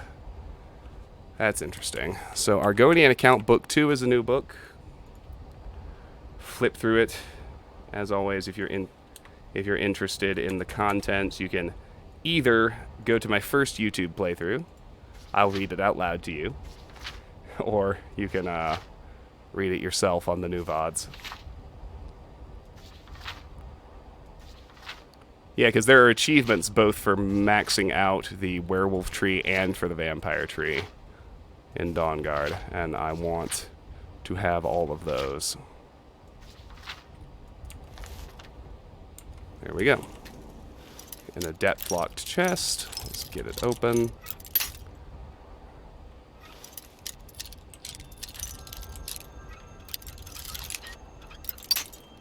Goodness. It's like I'm so much more careful on expert and master. I'm like, oh, this one's just adept, who cares? So naturally I end up breaking like 5 picks because I'm not trying as hard. There we go.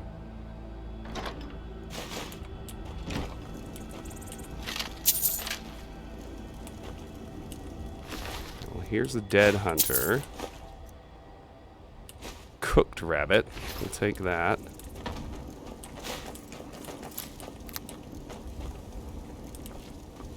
Now remember, deer pelts, they're a weird item. They aren't deer hides, and they aren't usable in smithing like deer hides are. Deer pelts are pretty worthless, so I'm just going to leave those behind. Yes, my Thane. Of course, Thane. How can I be of service? I'm getting uncomfortably close to my carry weight limit again, so you just, once again, my dear, take all the heavy shit. All the heavy smithing supplies, anyway. There we go. That should do. But now I gotta find... whatever critter is actually keyed to this place.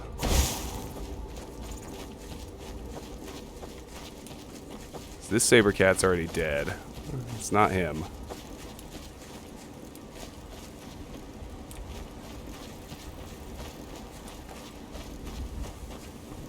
If anybody sees a predator running around, let me know. Huh.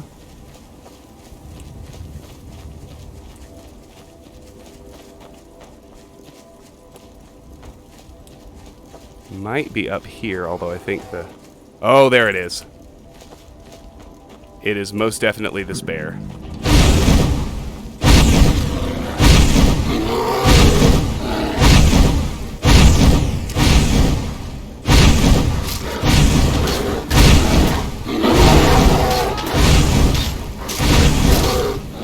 I'm not gonna mark it. Between my flames and Raya's strength, we can take him. And I wanna leave myself space to get a little bit more flames experience. Earth destruction experience.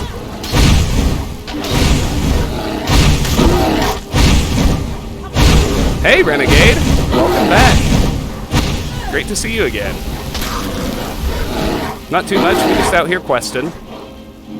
Questing and exploring. We cleared out Swindler's Den, so we're working our way through the In My Time of Need quest. Although, I say working our way through, we're pretty much done. We just have to go back to Whiterun and actually complete it. So that should clear the place.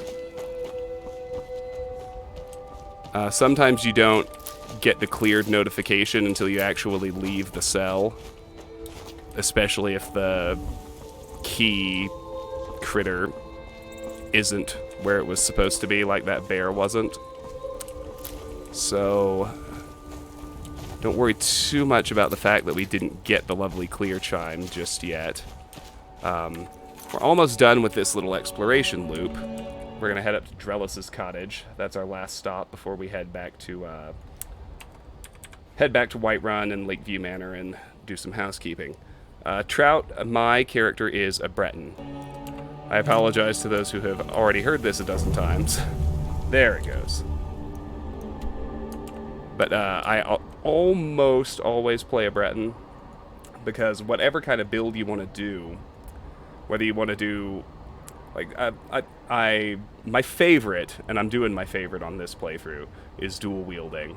I also kind of like the challenge of playing a mage, and either way, the reason that I like to do a Breton is because Bretons are the only race that can max out their magic resistance without having to equip a shield. So you can have maxed out magic resistance and still use both hands for other things. Whereas any other race, you have to use a shield if you want your magic resistance maxed. So yes, I agree. I would go so far as to say I believe Bretons are objectively the best race. Now, you can roleplay without needing to be the objectively master race, and that's fine. Alright, Drellis's cottage is a neat little spot. It's just got a hostile mage inside who's going to attack us as soon as we walk in. It's near a dragon roost. I've been ganked by that dragon before. If I wander too far over there to the west. I think we're usually okay if we just stick with Drellis's garden. But it's like you can probably tell I'm a little skittish and I'm staying on this side of the fence. So I don't want to aggro that dragon right now. Not because I'm even a little bit afraid of the fight, but because I don't have the... Even with my follower at this point, I don't think I have the carry weight mojo to loot dragon parts and get them back home.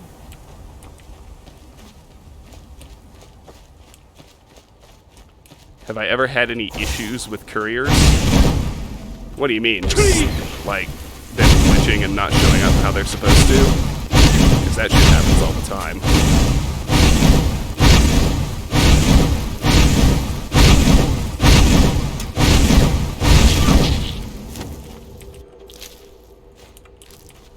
Alright, there's an ore vein back, 2 iron veins back here. And if we go a little bit farther, there's another hunter's camp that we can check out. And then...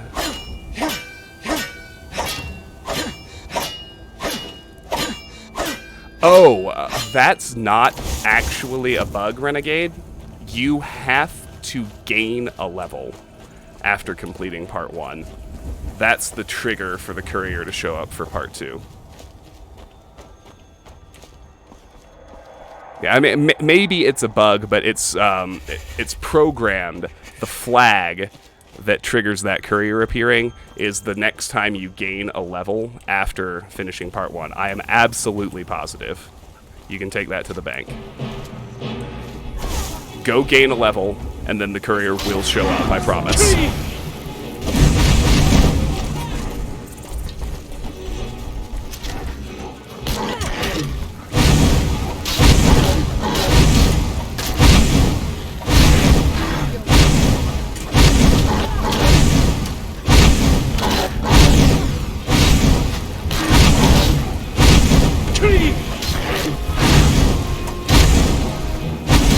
Yeah, I mean, it's dumb. I think they should have just done a time trigger. But, no, they flagged it. They flagged it so the courier would show up with a letter from Falk Firebeard after you gain a level after completing part 1. Alright, so we saved those hunters from a frost troll. We can warm up at their campfire. I've been hunting and fishing in these parts for years. And if your Dark Brotherhood courier didn't show up, I would say that is a bug, because that one is just based on time. It's not like my poaching is hurting anyone. The Jarl can hardly eat every deer now, can he? Alright. Now to Drellis's cottage. And then we're going to hoof it all the way back to Whiterun. But look how much map we've cleared out. Like, this ain't nothing to shake a stick at. We've basically done this entire plane of Whiterun. We'll be moving on to Eastmarch pretty soon here.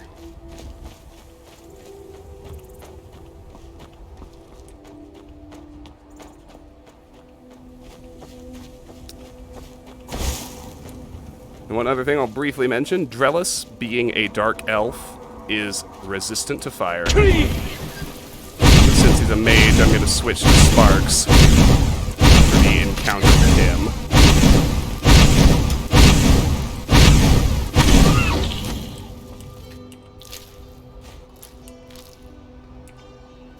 Which I don't have hotkeyed, but I do have favorited.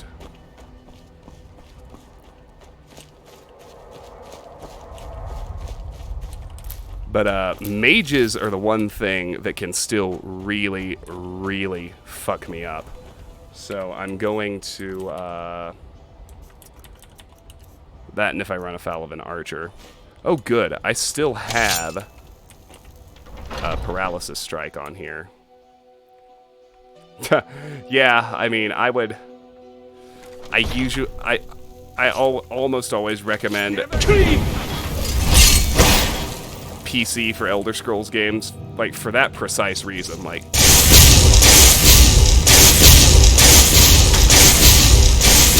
need the console largely just for bug fixing. Alright, he's coming back. So let's get another dose ready. Shit.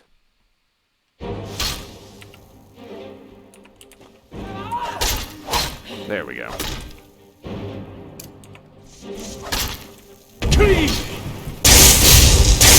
Hopefully 2 doses is enough.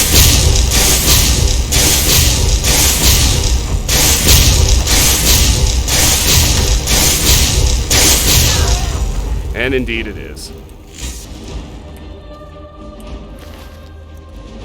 Ooh, stone flesh. That's new.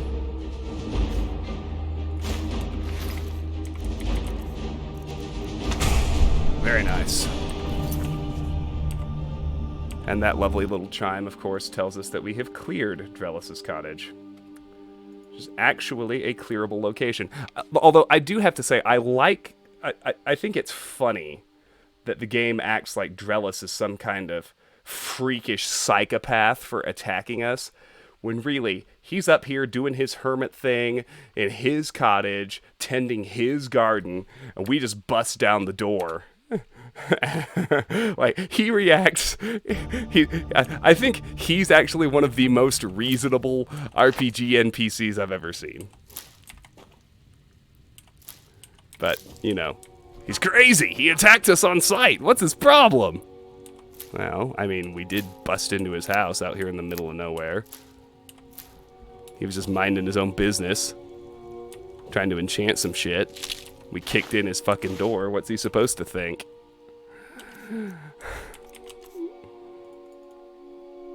Is dual casting counterproductive for training destruction? I would say yes, because dual casting grants you a 220% power boost, or magnitude boost, I guess, to whatever spell you dual cast, but it raises the magicka cost by 280%. So if what you're after is efficient training use of magicka, then yes, it's inefficient. Now, once you get good fortify, and that's true of any school of magic. Those numbers hold, and the impracticality of dual casting holds. But once you get some decent Fortify X Magic School equipment, that calculation changes rapidly.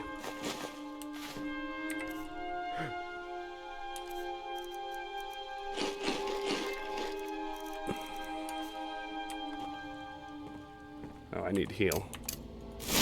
I occasionally forget that health regeneration is disabled. It's like, oh, why am I still hurt? Oh yeah, I haven't healed yet. Alright, let's see. I think we've read every book that he's got. Keep stealing his food, though.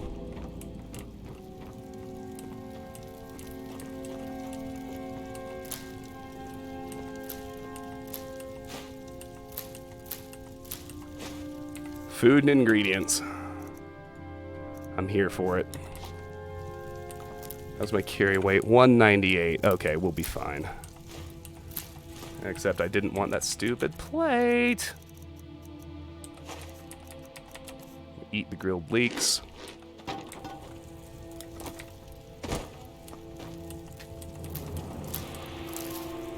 Alright, now let's check upstairs.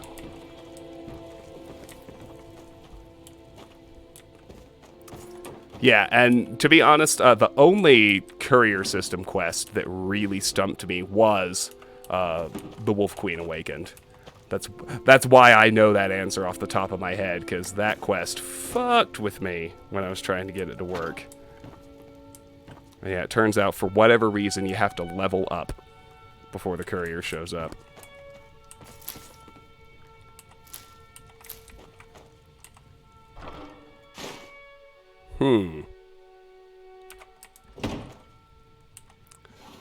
I'll leave it. 'Cause stolen means we can't sell it. Oh, I can't sleep here. Fuck. Well, I guess I'm heading back home anyway, so at this point I can just schlep it all the way there. I'll have to hurry, but as long as we don't hit any too terribly troublesome random encounters, we should be fine.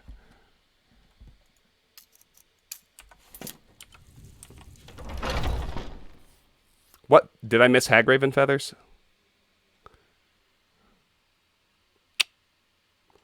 I'll go back in. Yeah, if you saw feathers, they're probably lootable.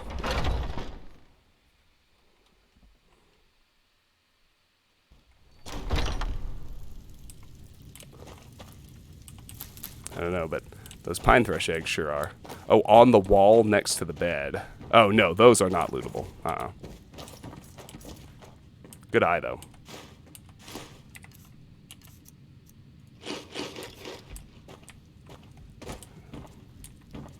But it was good to come back in, because I did want those pine thrush eggs.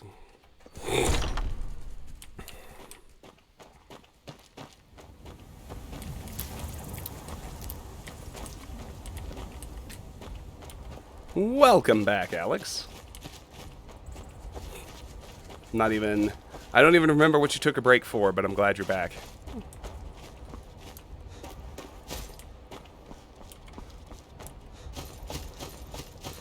I am now simply hoofing it all the way back to Whiterun. Although, you know, I'm more than willing to opportunistically slaughter more wildlife along the way.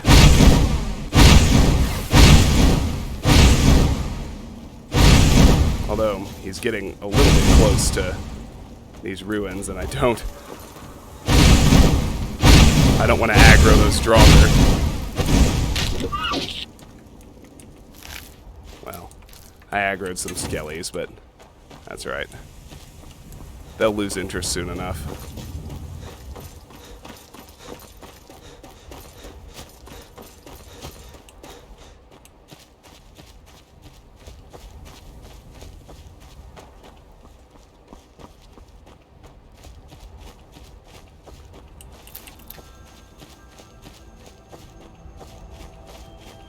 This tiredness is gonna fuck with me, though.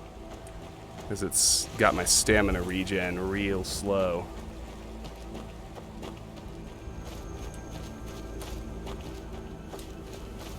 Ah, studying. How charmingly responsible. And I mean that sincerely. You're in undergrad, right, Alex? Are you in grad school? I can't quite remember.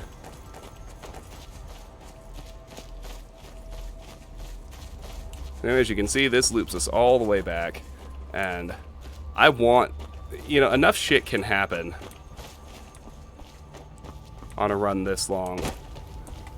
I want to have full stamina regeneration.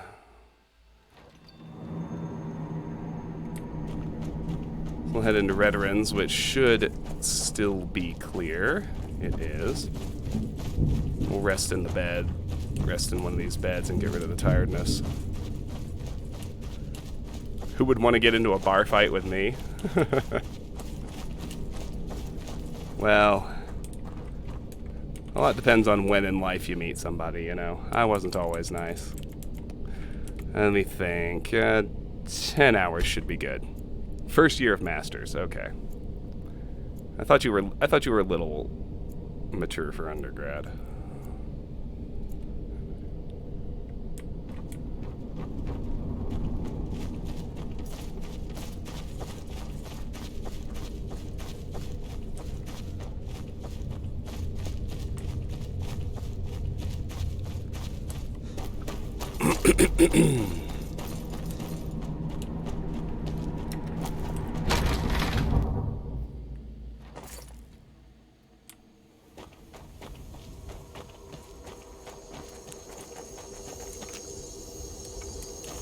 Like 2:25 a.m. I definitely miscalculated my time.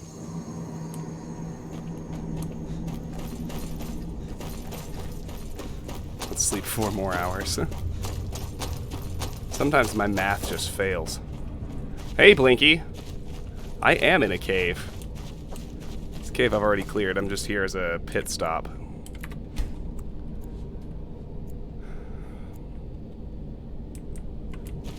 There we go. Now we're hungry again. That's no problem. Have an apple pie! Bam! Well fed. How do you like that? Had to finish the summary of your compendium and don't feel comfortable taking a break. No, I understand. I mean, jokes aside, I get getting into work mode. We all have to do it eventually if we're serious about finishing school.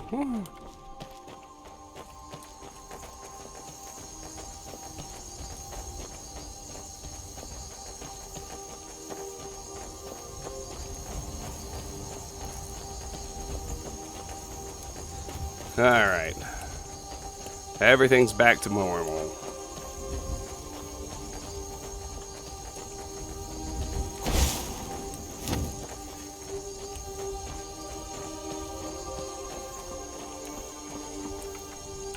I still have 10 pounds of carry weight.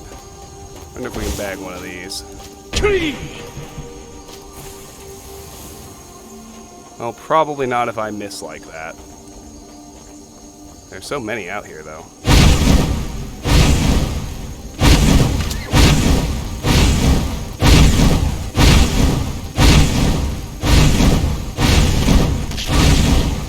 Shoot, I don't even need to mark them.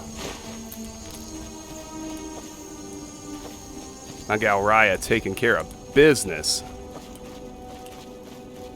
It's actually large antlers that I'm more concerned with gathering. I need 19 of those. You only need 3 smalls. Well, he bugged out. I'll take it. Of course, he doesn't drop antlers. Alright, you're probably my last one. You're also bugged out. How about that?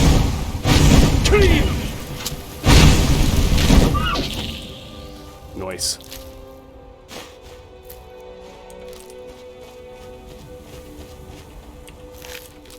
Yeah, 210 out of 213.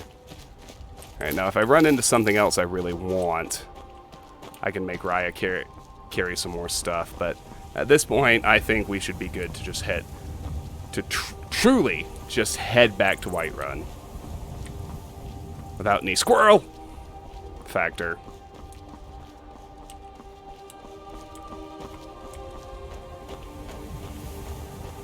There she is. We may get some random encounters, of course. Now, how is my destruction?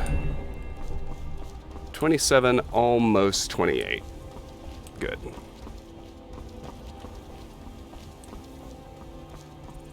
I'm pleased with the pace of my skill leveling as we're out here exploring.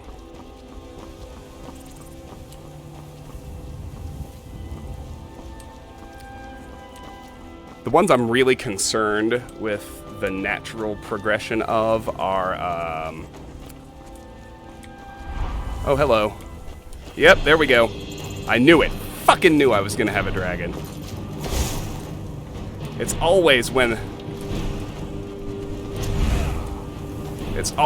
I'm like, alright, I'm at my carry weight ceiling. Let's get out of here. Fucking dragon shows up. Of course, he's attacking a fort full of Imperial soldiers, and I can mark him for death.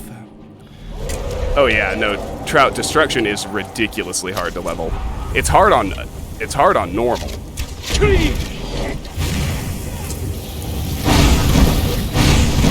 And because it's also tagged, it's unique among the, call them, offensive skills. And that it is also tagged to how much damage you actually do. So if you're playing on higher difficulties, like I'm playing on Legendary, in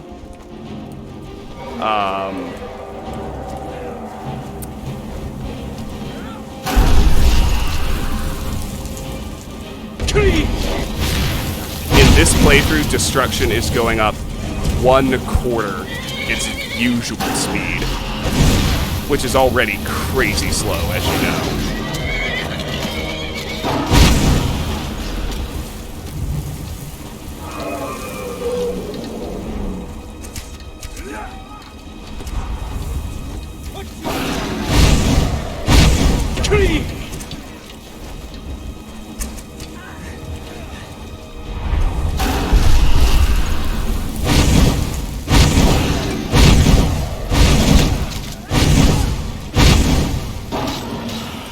Bam! Roasted. So why'd you join up? I know it's what everyone's. Trout, it depends on the skill. Like I said, Destruction in particular is unique. Because with most skills, or most offensive skills, Yes, my Thane. your course. leveling is just tied to the base damage of the weapons. And with most, and it's calculated per strike. So, if you raise the difficulty, it'll take more hits to kill enemies, and so you will raise one-handed and two-handed faster. And archery as well. But Destruction is not tied, it is tied to the amount of damage you actually deal. It's unique among the offensive skills in that respect, and that is why when you raise the difficulty, Destruction levels more slowly. Oh good, she can carry him. Lead on. That's what I was worried about. Yes?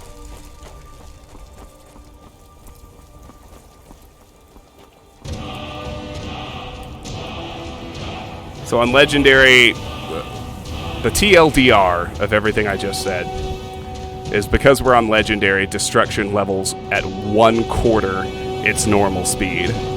And its normal speed was already very slow. How were my exams back in college? Well, I was a biochemistry major. And so all of my exams were written. And I sometimes had lab practicals as well. And then, of course, when I was a senior, I had to spend a semester doing like a lab research project and turn it into a seminar paper, like not somewhat similar to a thesis, but scored differently because it was, it was scientific. It wasn't literary. It wasn't argumentative. It was just presenting research results. And then I had to present it.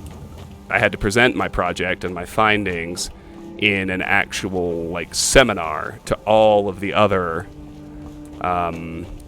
chemistry majors and professors. It's funny. I was a national circuit competitive debater, and I do fine speaking publicly, and I wasn't terribly nervous even then, but presenting my seminar paper in front of those chem majors was probably the most nervous I ever was in a crowd in undergrad. Even having done competitive debate at the national circuit level. Good to have you by my side, friend. I need reliable people. Yes, I specifically did some research on the effects of various solution ions and catalysts on the transcription rate of retroviral RNA when activated and deactivated, or when activating or deactivating the thiamine pyrophosphate riboswitch. Yeah, well, I still remember. Although it's funny, I don't remember the actual results. I couldn't tell you the numbers or anything like that. But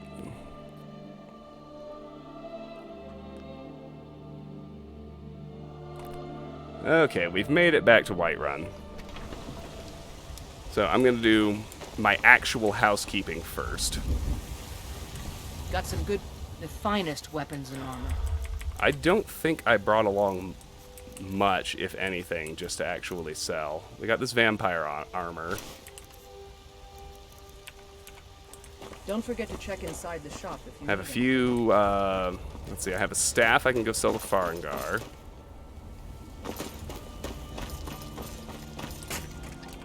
$9 a.m. Okay, Come to chat perfect. for the moon. These fruits and vegetables are disappointing, Carlotta. Ha! Wow. That's a pretty radical departure, Alex. I like it, though. Stormcloaks, Imperials, dragons.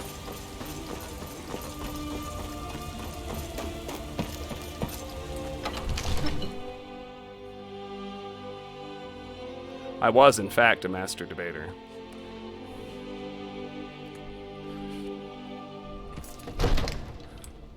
Not quite. I was close. My senior year, we placed third at the national championship tournament. Come to Dragon's Reach to discuss. There was a I panel have of you 7 figured. judges in that semifinal You'll round, appreciate this. and it was a 4-3 decision in favor of our goddamn motherfucking opponents. I'm not bitter or anything. You know, if you've got the aptitude, you should join the Mages College in Winter.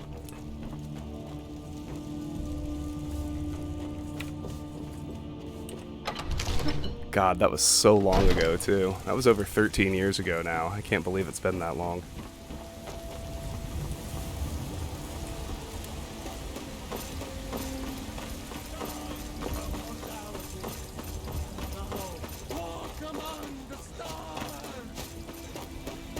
Let's go visit Arcadia. Do you get to the Cloud District very often? What do we say? Let me know if you see anything you like. What do you need? Ah, so you're an alchemist then. That I am. Buy my alcohol. Buy my potions I don't want to use.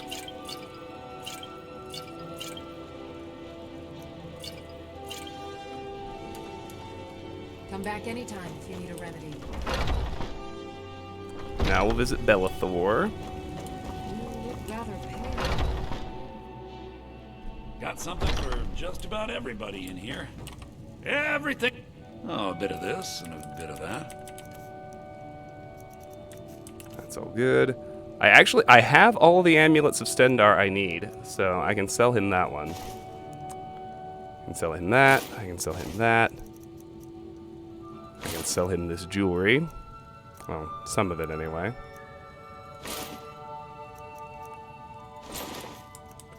And we're done. Do come back. You were on crutches when you defended your thesis?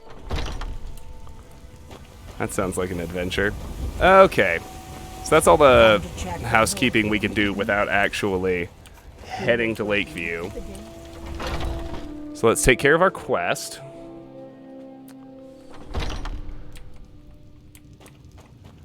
Go find Sadia. Let me see if I can cook anything right quick. I'm pretty sure that I don't have any... Oh, wait, no. I have some leeks. Fuck yeah, vegetable soup. Boom, baby. Let's grab Sadia. Any news of the Alakir? I was unable to defeat them all and they're coming for you. What? How? They found a way they weren't in. allowed We need to within the get you city. out of here. But where will I go? I can't keep running forever. There's a horse waiting at the stables. I'll make sure you're safe.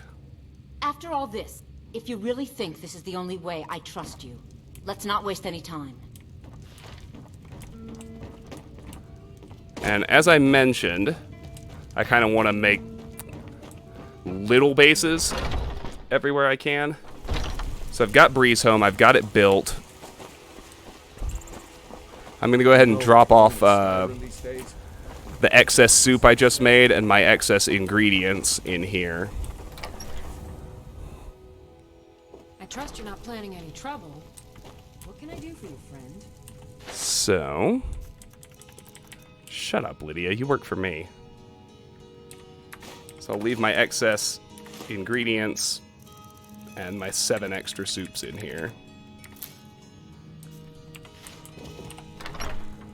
Alright, let's go wrap up Sadia. That is correct, Trout. Probably the... So survival mode does a lot of different things. The single biggest change is that it disables fast travel. But with all the other stuff it adds, the fact that fast travel is disabled really synergizes with all the other mechanics, makes it a completely new gameplay experience. I keep telling people, you know, I've been playing Skyrim since release, nearly 9 years now. Knew it backwards and forwards, did a full completion Platinum Legendary playthrough several years ago, but playing again with survival mode, it's like a whole new experience. It's given the game an amazing amount of new life. I'm having a ton of fun.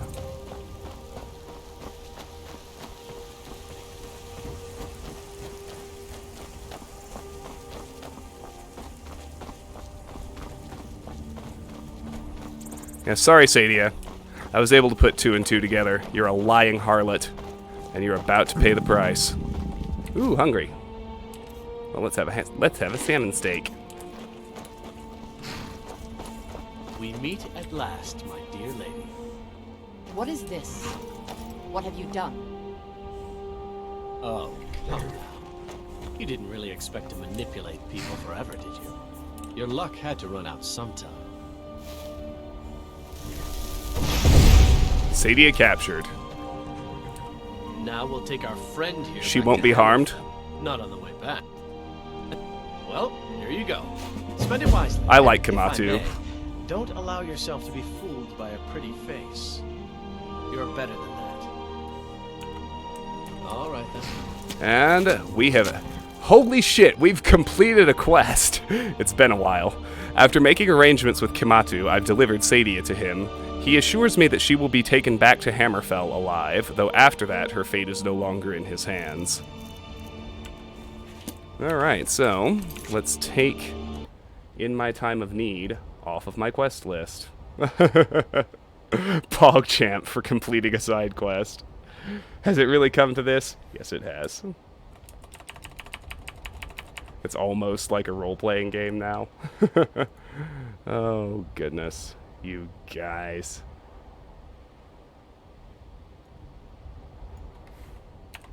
Okay. So, next thing I want to do actually synergizes pretty nicely with some of my needs. First, we're going to go back to Lakeview, do housekeeping, drop shit off, all that jazz. Where do you want to go? So take me to Falkreath. Climb and back, and we'll be off. Giddy up there. But I want to advance the companion quest line, which means I need to go do Farkas's Radiant quest at Shimmermist Cave. And the fact that it's at Shimmermist Cave is rather serendipitous, because as we approach level 38, which is when I'm going to get the extra effect perk in Enchanting, in order to kickstart the crafting loop, as you may or may not remember, I need to have some Falmer helmets. So the fact that I want to progress the Companion's quest line now, and Farkas sent me to a Falmer dungeon, right as I'm also approaching the need to have some Falmer helmets. What is it? It's a nice little bit of Skyrim serendipity.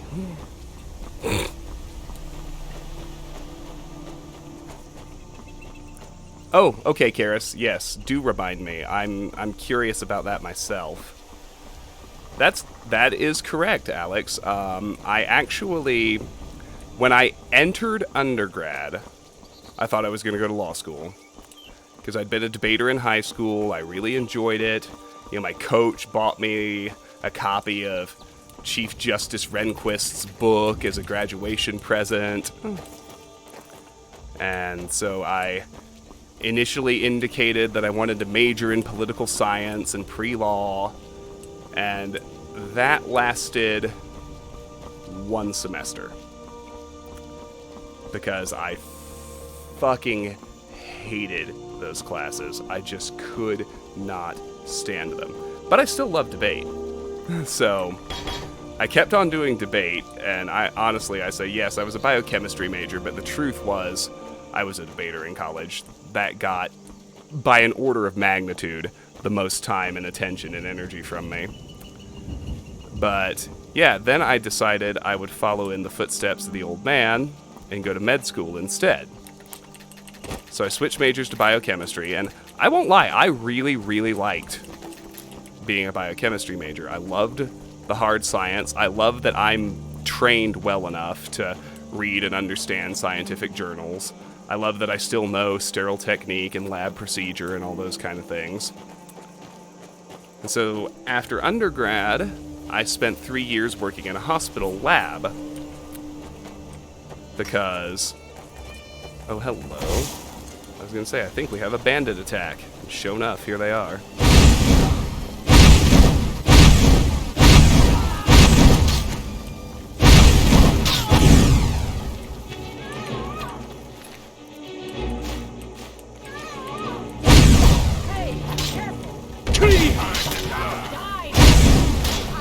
Did I manage to miss both of them? I think I did. Oh, hey, Martin. Okay, no, I did hit the bug. That's something. So, working in the hospital lab, I took the MCAT, I did really well. But then, actually working in a hospital, I realized I wasn't a big fan of the whole, people dying around me thing. Stress than I wanted in my life. Yes, 28. So, I switched gears from med school back to law school. Took the LSAT, did really well, got into Northwestern, a top 14 law school. And didn't really want to let my scientific training go to waste. So in order to sit for the patent bar in the United States, you know, take the exam to become a patent attorney, you have to have a technical background in a hard science. So having been a biochemistry major, I was eligible to sit for the patent bar, and so Riverwood's agreeable enough. In the end, with all that background, it was just a really nice synergistic fit with the entirety of my education to become a patent litigation attorney, which is exactly what I became.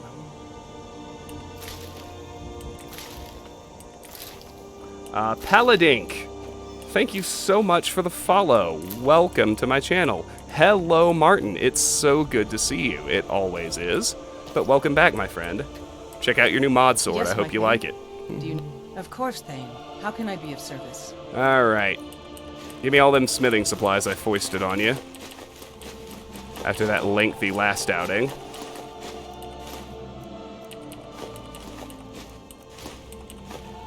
I ain't carrying them for long. Lead on. Just moving them over here. I'm too qualified for the average streamer. Am I, though?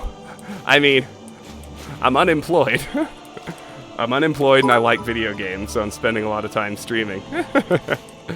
Seems like a pretty good fit to me at this point in my life. That's just a little self-deprecating humor, don't worry.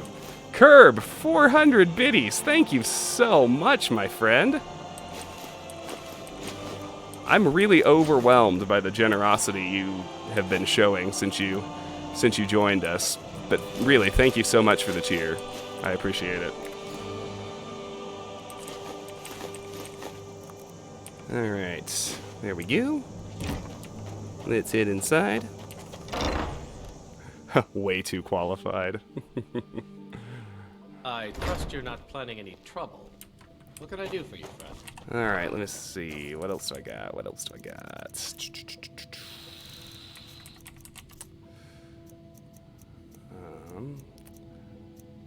Got some Death Bell. Looking for 21 of those. We're at 12.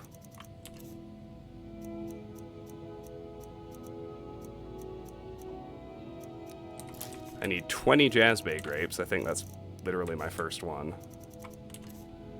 I need 19 large antlers. I'm at 5. Better to live under a bridge with degrees like those than just living under a bridge. That's true. That is completely true. I think the magic number is 22 Mudcrab chitin. Sitting on 13. It's 20 Nirnroot. I'm on 14 of those.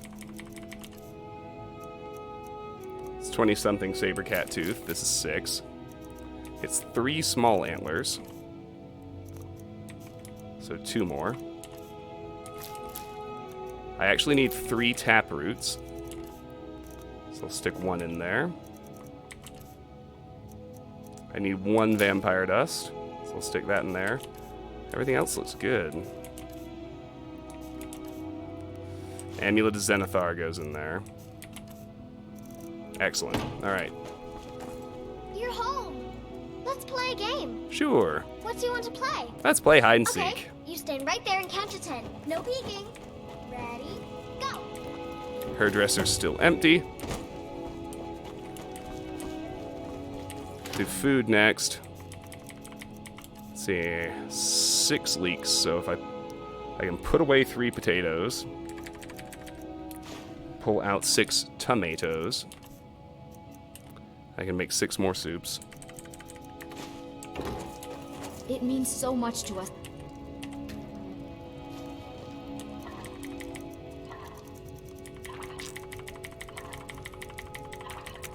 I'm saving the ingredients for vegetable soup. It's the most useful food item. Because when you're out there in the world dual wielding, it gives you a whopping 12 minutes of stamina regeneration, which means you can just endlessly chain together power attacks. I only feel the need to carry 30, so I'll stash the excess. Let's go here next. Put away my arrows. Ooh, wait, I have glass arrows. I need to upgrade Raya's ammunition. I didn't realize I had glass arrows. We've stopped. What is it?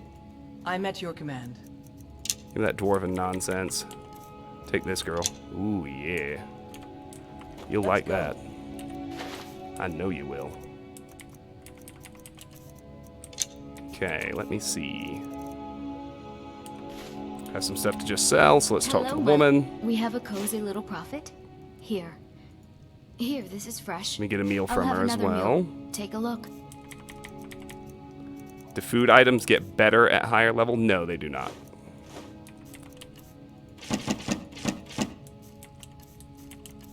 Good question, though.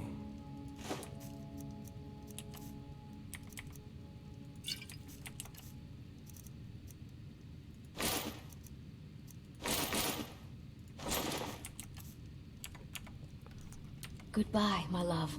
Alright, let's see. Let's put away the excess lockpicks. We're nearly done with housekeeping.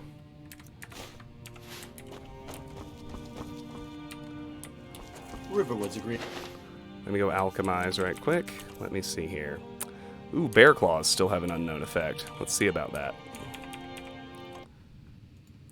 That unknown effect is fortify health. I guarantee I've got something that does that.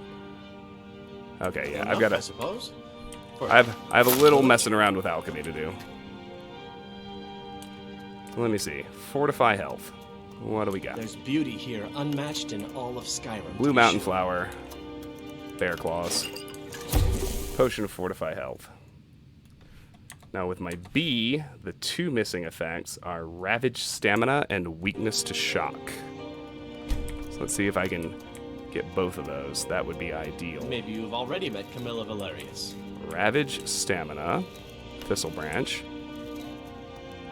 weakness to shock, hag raven feathers. Perfect. Now I know everything a bee does. Heard my affections, or even knew about them. Oh, hold on. Haven't had this window up yet. It's still poorly sized. Hey, little Walt. Welcome back. I don't mind half asleep. Really glad you're here, friend. Welcome back. Ooh, boy. All right. What else we got? Are you a hunter by chance? Beehive Husk is missing 3. Resist poison, fortify light armor, and fortify sneak. Surrounding the village are ripe with game. Let's get fortify light armor and fortify sneak. And then I can get resist poison just by eating them. I escape into the forest whenever possible. There we go. Fortify sneak and fortify light armor. Now there's only one effect left to learn on my next Beehive Husk.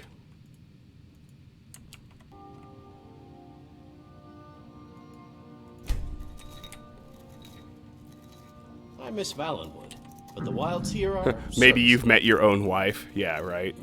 Oh, Faendal. That's why I thought it was so funny to make him my steward. I don't like to brag, but and marry Camilla. I once took down a bear at 300 yards in a blizzard. See, we might be done. Brighton? Except, of course... Ooh, nope, pine thrush egg. What are we missing here? I have 2. Fortify lockpicking and weakness to poison. Brighton?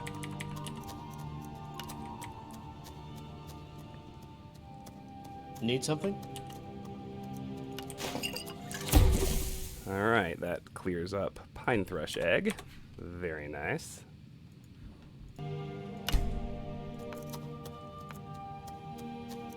Riverwood's agreeable enough, I suppose. For Oh, wait, did I get both? Yep, I sure did. Nice. I'm tired. There's beauty here, unmatched in all of Skyrim, to be sure. That's right, we'll be done here soon. What else we got? That's Fortify Alteration, which I still do not have. And that, I think that really is going to be it. Yep. Alright. Alright, so let's put the ingredients away. Except, of course, Canis Root and Imp Stool.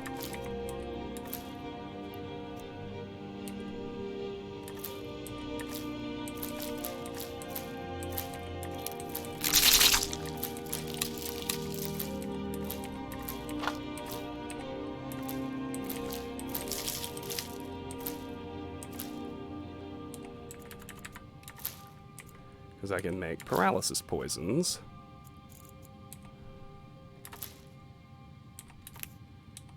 How many did I have? 13, so I need 9. So 22 minus 9 is 13. Gotta put those over in the other one. I would also like to do fortified destruction potions. I know I have some glow dust. I gotta see if I have anything else. I don't think I do, unfortunately.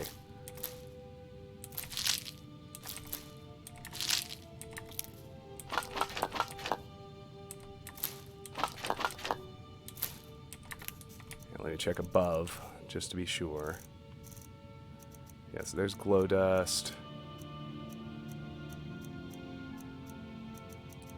No. If only Camilla shared my affections, or even knew about them. Ah, sorry, Faendal, she's taken. You're gonna have to settle down there, bruh. It's getting weird. Alright, anything else that I need to do now? I gotta get rid of these. I gotta stash the stuff I just want to sell. So. Are you a hunter by chance? That would be this, and this, and this, and this. And these little bits of jewelry. The hills surrounding the village are ripe with game. Alright, now we can sleep.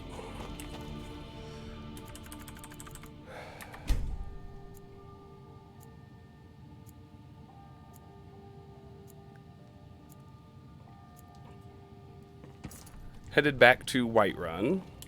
Divine smile. So I don't really care that we're leaving here in the middle of the night, because we're just immediately hopping onto the carriage.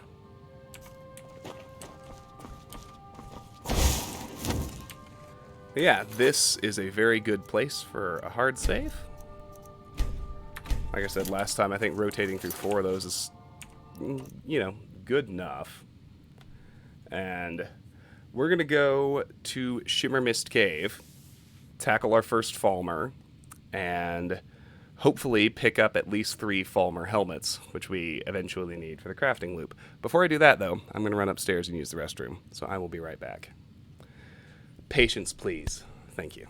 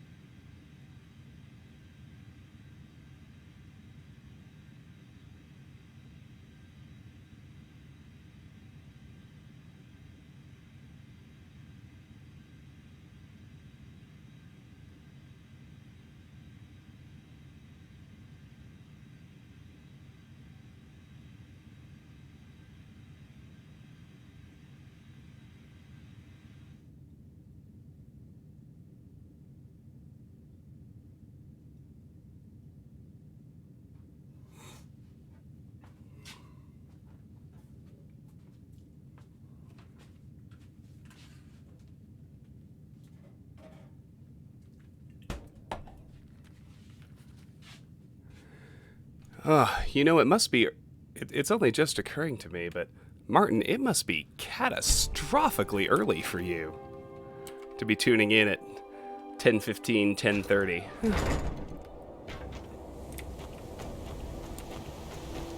Huh. Apparently that Nordic shield just launched at some point. So Where do you want Gunyer, to go? if you would, take me back to Whiterun. Once Climb again. back and we'll be off. I can't wait here forever. Duolingo. You never thought of doing 2 at once with alchemy? Oh yeah, no, you can use you can do 3 ingredients at once, so it's particularly useful when you're still grinding the skill, because your alchemy skill gain is based on the gold value of the potion you create. And so we're well fed, outstanding. The air is chilly here. I haven't been bothering to switch over, but just make sure you remind me to switch back to my armor. Well, let's put on our warmth gear and head over to Shimmer Mist.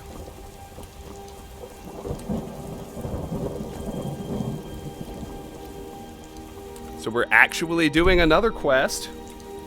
Hard to believe, I know, but we're going way back down here to Trouble in Skyrim. It's just a Radiant Companions quest, but we have to do one in order to unlock Proving Honor, which I want to do next. And so, we're headed to Shimmer Mist Cave. We're going to have our first run-in with the Falmer.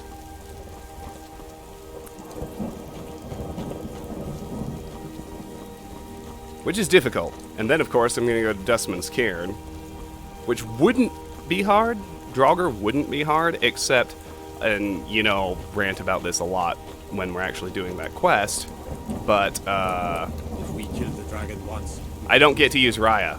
I am forced to use Farkas, who is glitched, and is a terrible, terrible, abysmal, very bad follower, because his coding is glitched.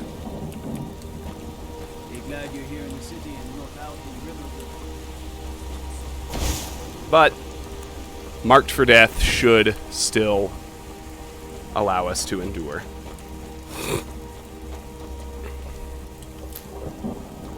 But, don't let me forget to do this. I don't think there's much real danger of me forgetting. But when I get to, after Shimmer Mist, before I actually head to Dustman's, someone remind me to buy at least 1 rune spell from Farengar, so that I can bait Draugr out of sarcophaguses. Looks like the farms have restocked. The leeks are all I really care about.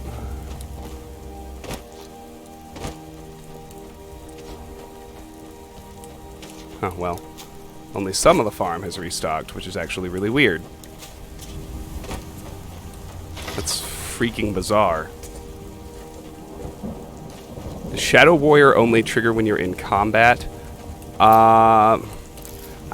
I think it's when you're detected.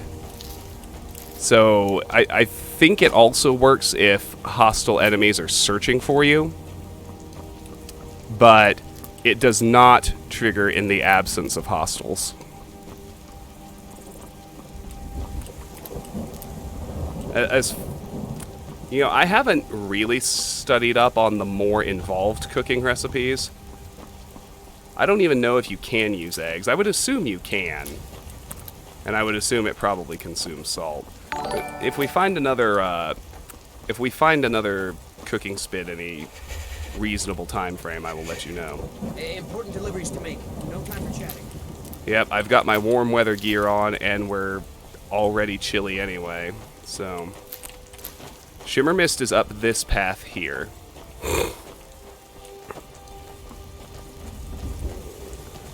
It fits in nicely with the exploration that we've already done, but the fact that it's so cold kind of worries me. There's also I know there's a Quicksilver vein somewhere.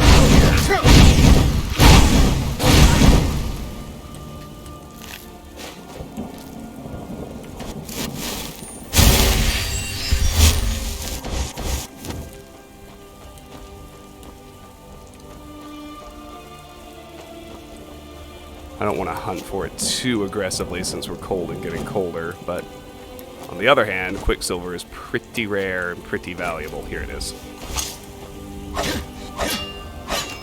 Rex, thank you so much for the follow, by the way. I've enjoyed having you around here. So I am glad of that indication that we'll be seeing more of you.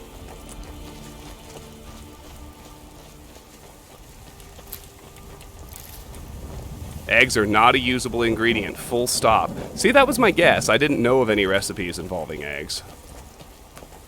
So thank you for confirming that. Alright, everybody, here is Shimmer Mist Cave.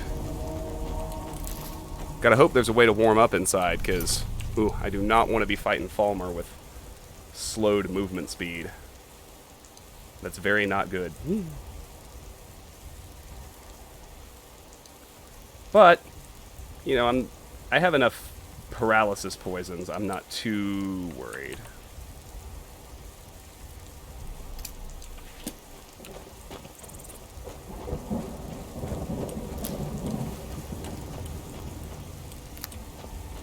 So you got that weird totem they make. It's like a human pelvis and some ribs around a piece of Charis shell, which is, I mean, creepy as hell. Certainly makes me hesitant to enter. But here we go. Oh good, the air is warm here. Okay, that means we can switch back to our armor for one thing. There are glowing mushrooms in here. That's also good. So I've been wanting to make some fortified destruction potions. Of course, we're probably going to get the 2 ranks in short order anyway. But we can hoard them to use it for when we're later raising it to 60 and then to 100. Oh my gosh, it's a skeever. Hey, little buddy.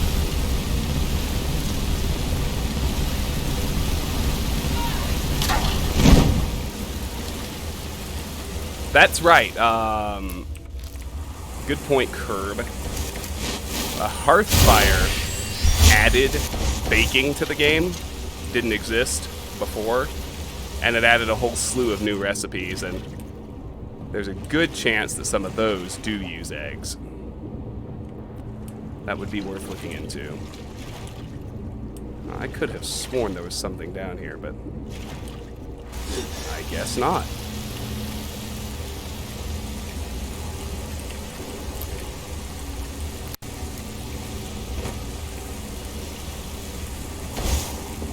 I do not like Falmer, man. They weird me out.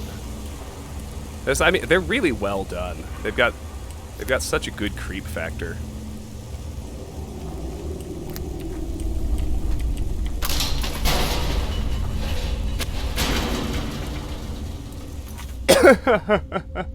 True enough, Martin. Excuse me. I really appreciate you stopping by, friend. It's always great to see you. Have a good day at work.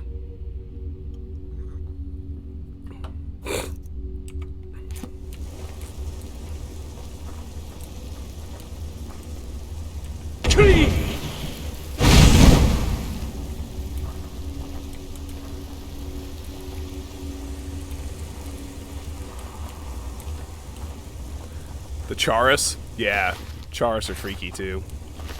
So we got a boatload of dead bandits in here. That bodes well.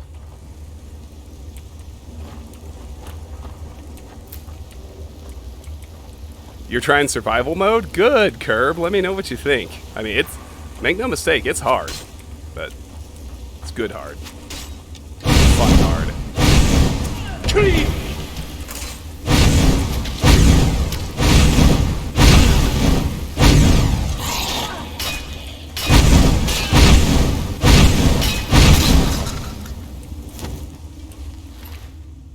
Falmer bow, Falmer sword, poison, and arrows.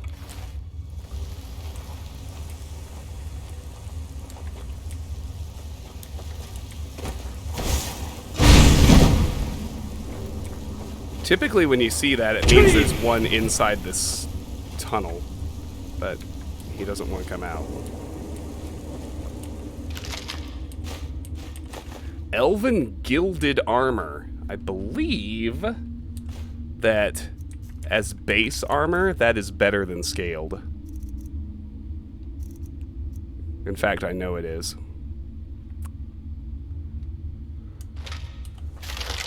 So I'm definitely gonna bring that with me. Smith it up when we get a chance later on. Yeah, elven gilded is different than elven, and it's better. It's between scaled and glass in terms of quality.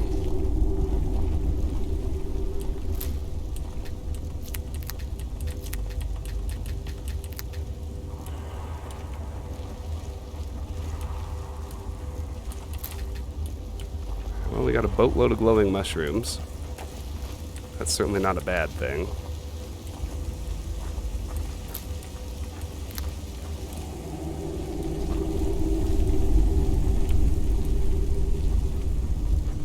Oh yeah, high-level sneak is so hilariously, wonderfully broken.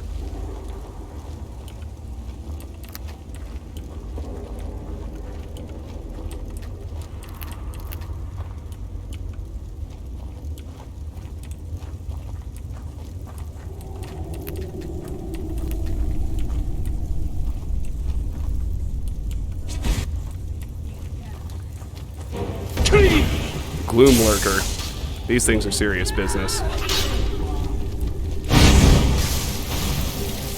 That's a fucking vampire. What? Okay, hold on. The hell is a vampire doing in here? Current weapon is already poisoned.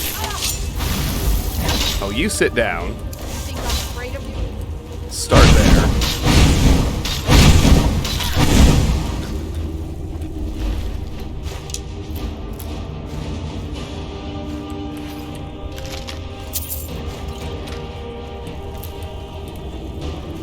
Vampires? I do not remember vampires in this cave.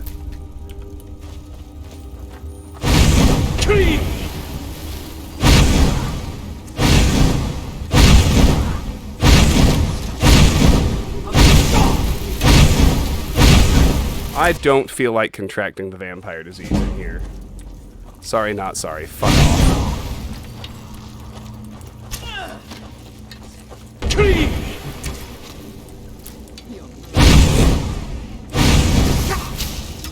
You think I'm afraid of you?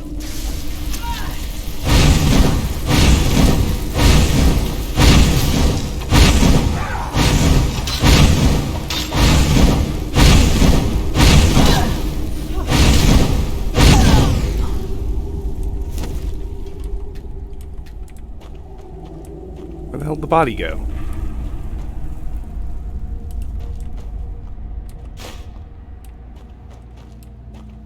I mean, we killed it, and that's all that really matters, but where'd the fucking body go? This is ridiculous. Alright, one more time. Huh? Once more with less ridiculous failure, please.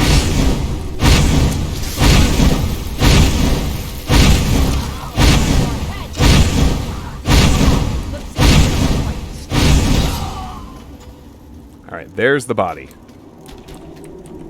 Kindly let me search it this time. Thank you. Okay, onward to Shimmer Mist Grotto.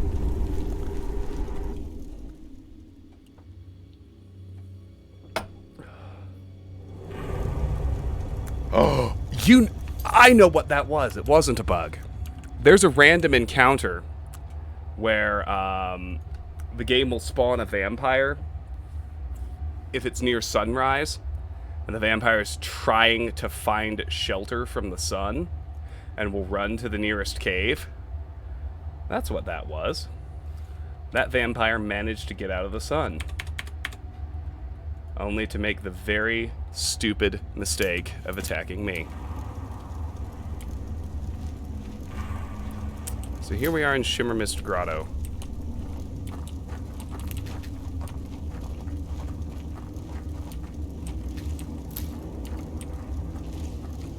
Well, it did clearly know invisibility, so it might have cast that in order to get by them. But, you know, point still stands. That one's got a Falmer helmet. Good.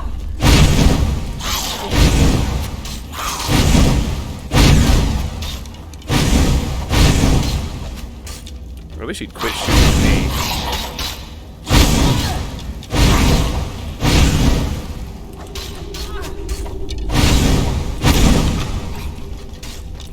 Come on, let's see you put up a fight. Because I feel like a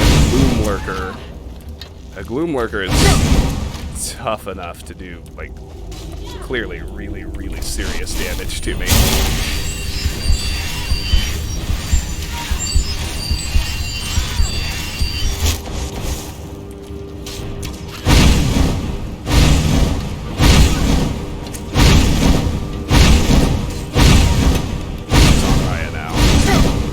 He was. For one glorious second. Right, you're supposed to close the gap and get after him with your maces. What are you doing?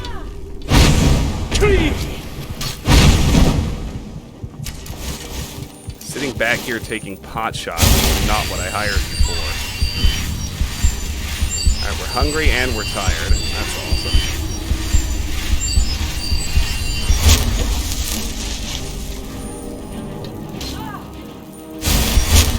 Come on, let's see you put up a fight. Guys, no.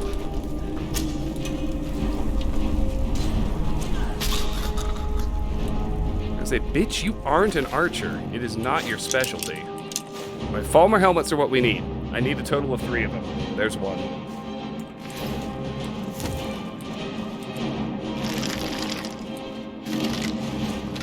We're hungry and tired. I very much doubt we're going to find a bed in here.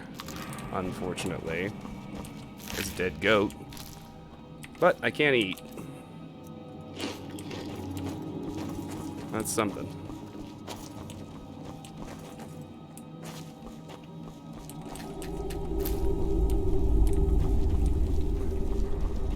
And if you ask me, everything makes survival mode interesting. Yeah, weather matters more because it adds to the cold.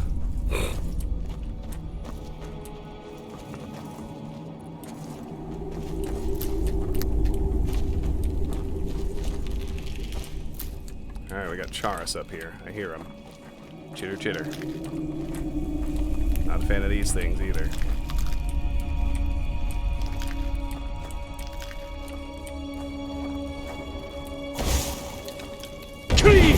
Oh, it's a Reaper. Even better. Just a scratch.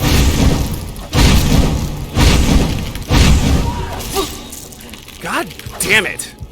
Focus on her. I was gonna say, that single attack is gonna be enough to kill me.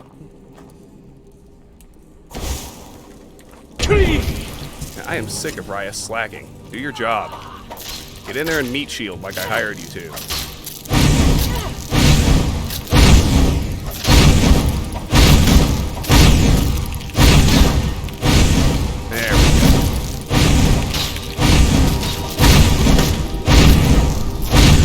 Oh, you like Cicero? I like his personality. I mean, I think Raya is actually the best follower. That's why I'm using her. Another one.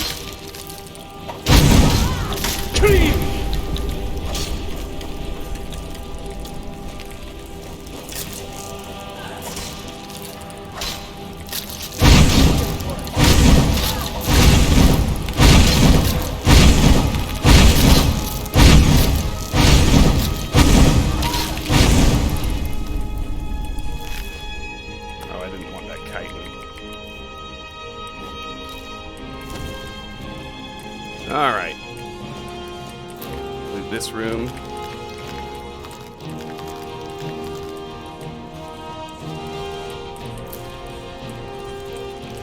At least in terms of mechanics, I like Raya because she dual wields. And dual wielding means, unless she's stubbornly doing archery, which you can't disable, because every follower has that hunting bow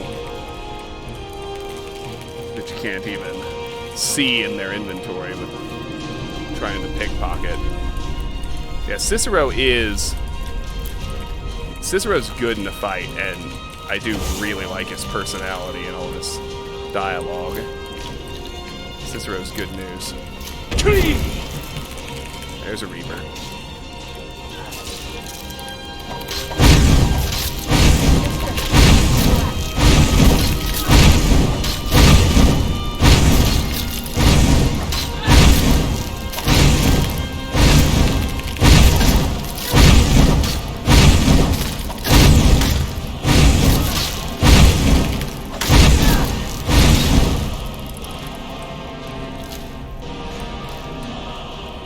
Yeah, fuck you, friendo. Alright. Let's get on with it.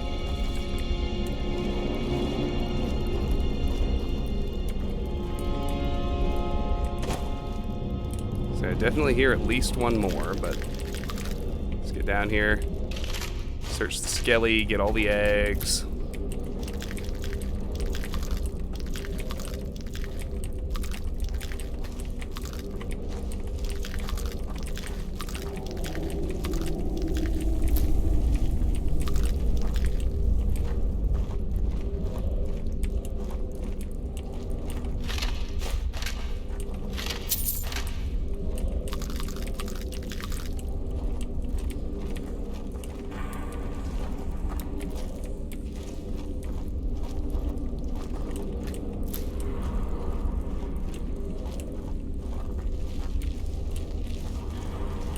I like Cicero, and my favorite thing about Cicero is how his journal implies that he's the adoring fan from Oblivion. That's my favorite.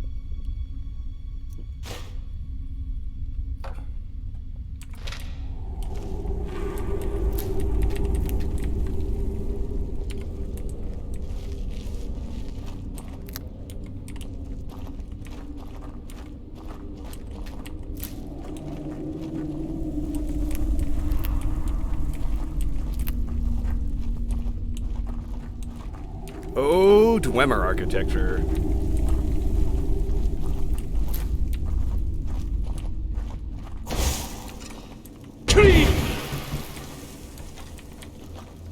Okay, good. There's a second helmet.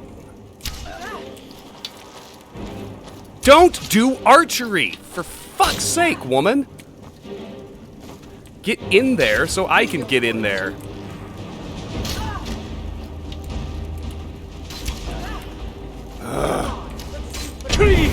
Stubborn wench.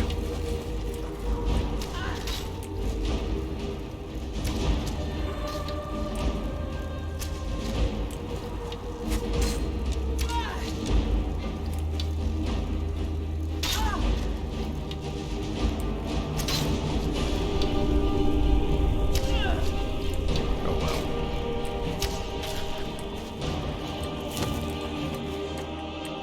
Got him. In the end, that's all that actually matters. I didn't want his bow.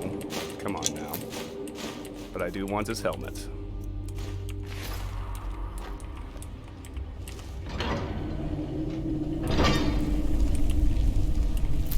I fucking love the Dwemer ruins in Skyrim. They're so well done. Coming off of Morrowind, Falmer Night Prowler. Like, when you first saw what was clearly a Dwemer ruin in the... oh, shit. Okay, well...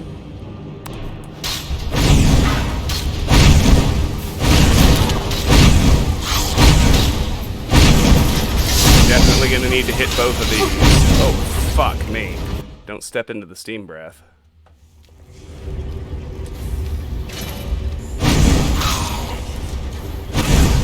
So I want to make sure I tag both of them with the shout.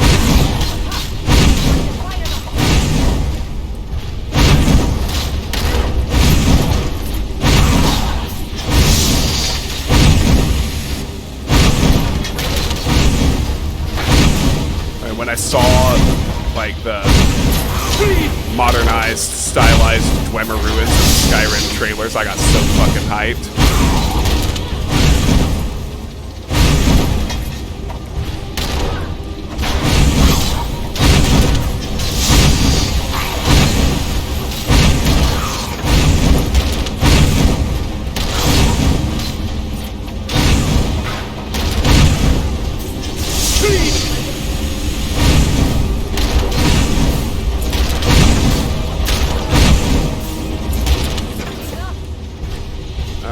Well, we got the Night Prowler, and he's got my 3rd helmet, so that's good.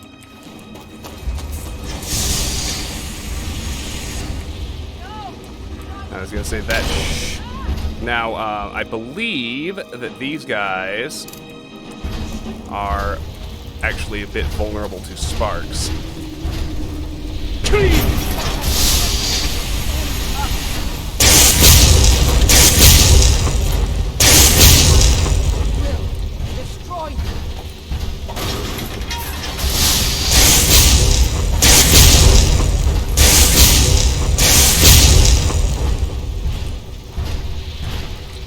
Killed the leader, and Shimmer Mist Cave is cleared. So, from that standpoint, we're all set. I can also gratefully note that I have my 3 Fulmer helmets.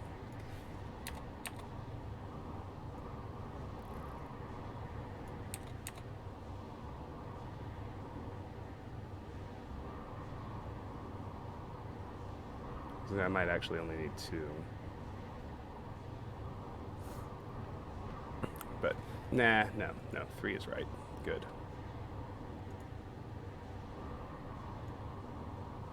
Fulmer helmets. There are 3 So, I like... I'm afraid of you. This is some high-level knowledge I'm about to drop here. Your character's head actually has 2 separate inventory slots. There's one for, I think it's tagged head, and there's a slot that's just tagged hair.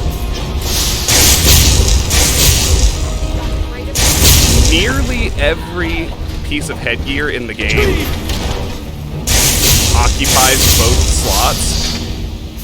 There are 3 exceptions. Well, I should say. Circlets, however, only occupy the, like, head or face slot. Any circlet. And there are 3 items that only occupy the hair slot. Those are Fulmer helmets, Penitus Oculatus helmets, and the Jagged Crown. There we go. So take the scrap metal. That's a very good, ooh, yes.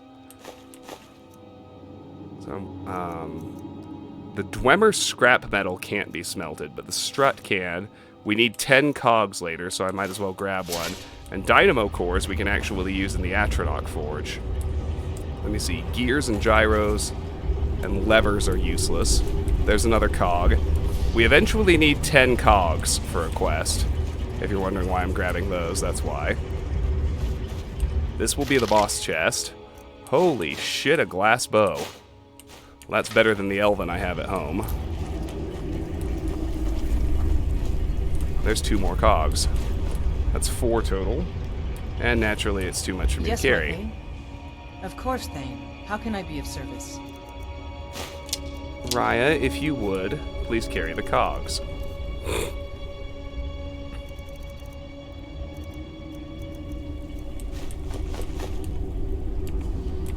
Lead on.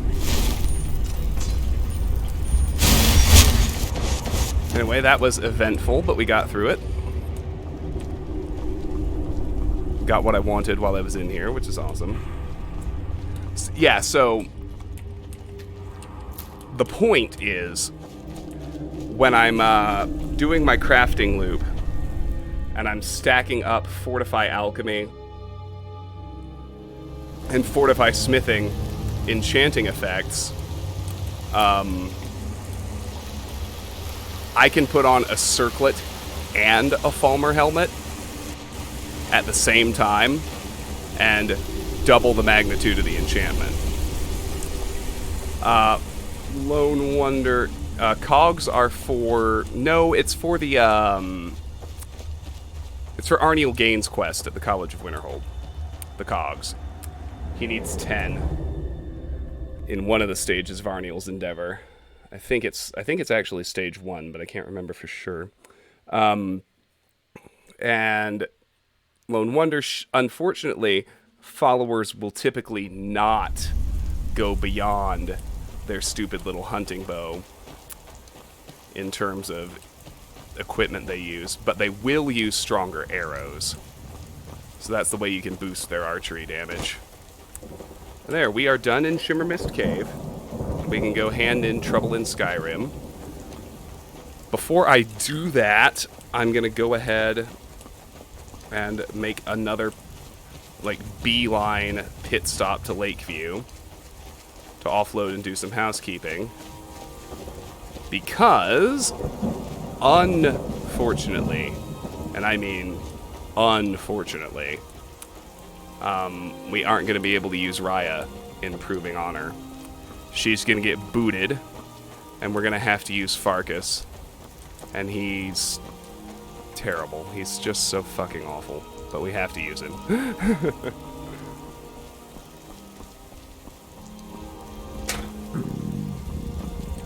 Got hungry again.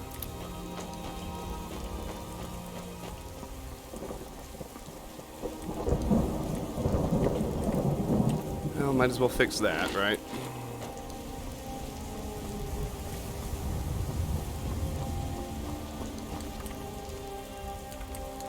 Ah, yes, good call. Thanks, Karis. It is worth switching to my warmth gear. Thank you for the timely reminder. I mean, it won't matter much because we're heading back to town instead of into a dungeon, but it's still a good idea.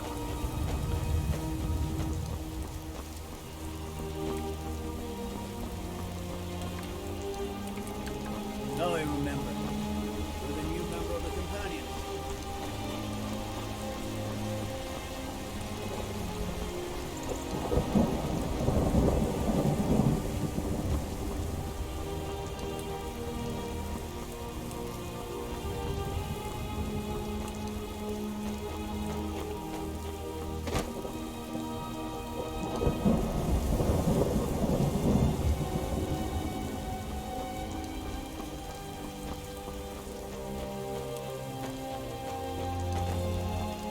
And because we could run into vampires or dragons or God knows what else when we do the fast travel to Falkreath, I'm going to pause in Whiterun to rest and get rid of this tiredness.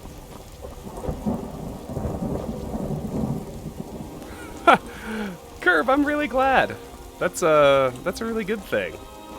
I mean, I always hope that you like the stream more as you spend more time in it, so I am really glad to hear that's the case. I like having you here.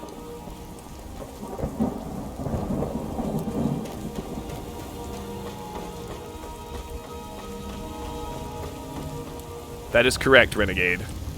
Fast travel is disabled. You can still use carriages, but you can't fast travel. You know, I mean, on the one hand, it's kind of inconvenient, but it really changes the game. I have ended up really liking that aspect of it. Mostly because of, I mean, the way it synergizes with everything else makes the adventuring a lot more difficult. You have to think, you have to plan, particularly in the early stages. Well, Michael, thank you so much for the follow. And Curb, thank you for the 500 bits. My goodness, my friend. I appreciate that so much. Wow, thank you. Thank you. Making it rain in here, bringing the hype with the cheers. I appreciate it. Alright. What time is it? 5:14, that's fine. I don't recall picking up anything that I would sell to them, but it's worth double checking. Welcome to war, the finest weapons and armor. Oh, but I'll tell you what I can do is good doing business with you. I can go ahead and smelt that Dwemer metal. And that will definitely save weight.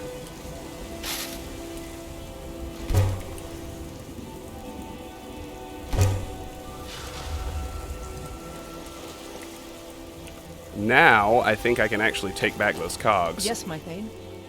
Of course, Thane. How can I be of service? Yes, I can. Perfect. Lead on.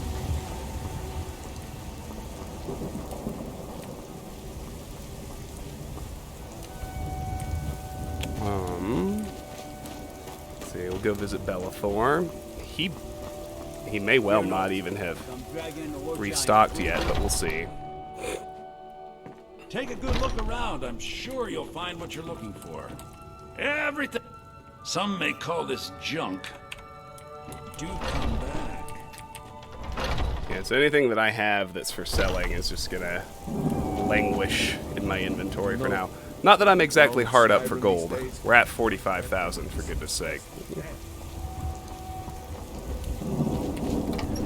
Alright, so let's just make a pit stop rest here at Breeze Home. I can make a few more soups. That'll actually be good. Up my food reserves here. So get 3 each of the others to go with the leeks.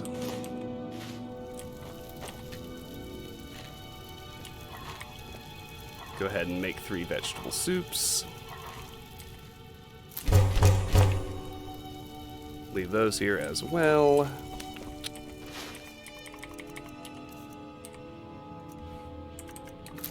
Alright. I got a nice little food stash here now. In case of emergency. Can sleep here too. So I don't really mind if it's 1 o'clock in the morning, because I'm just immediately hopping on the carriage back to Falkreath anyway. Long life to you, Thane.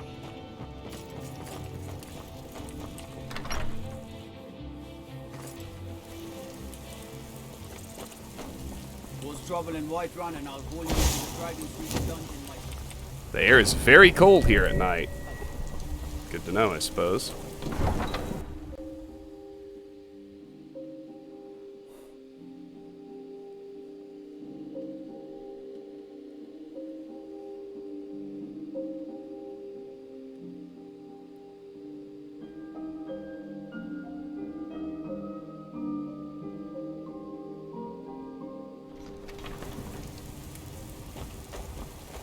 Ever watched The Elder Scribbles? No, I can't say that I have.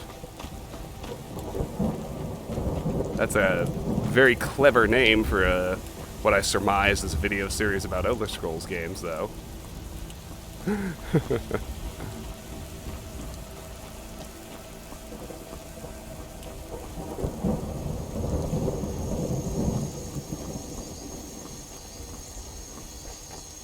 This rain has been something else in terms of up in the ante on cold. Anyway, Need a ride? I can take you. Where do you want to go? Take me to Falkreath, please. Back and we'll be off. You ever met one of them cats? Jeez. Oh goodness. Excuse me. Excuse me.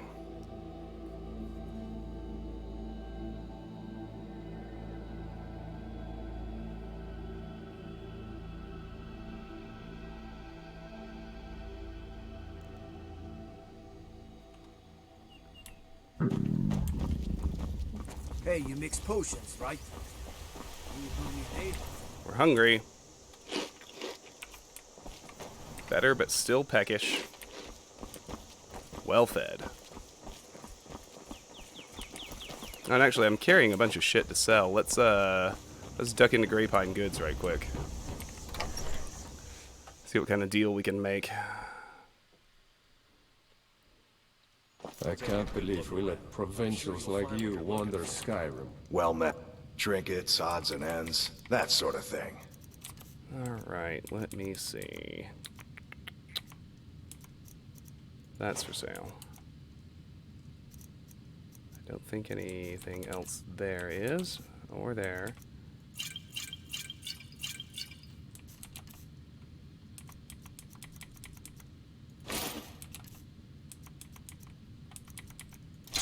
Awesome. Steal anything from her.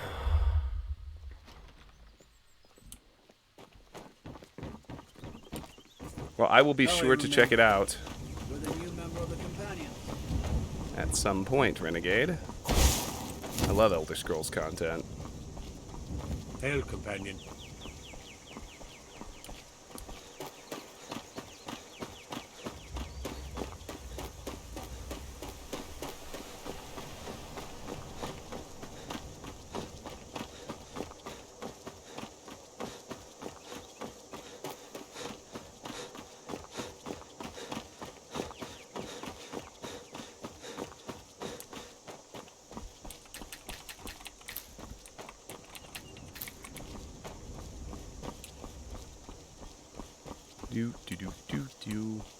Okay, Alex.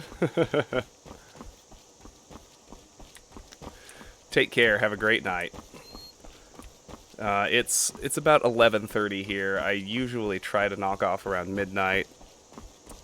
I think what's going to happen this particular evening is we're going to do this round of housekeeping at Lakeview.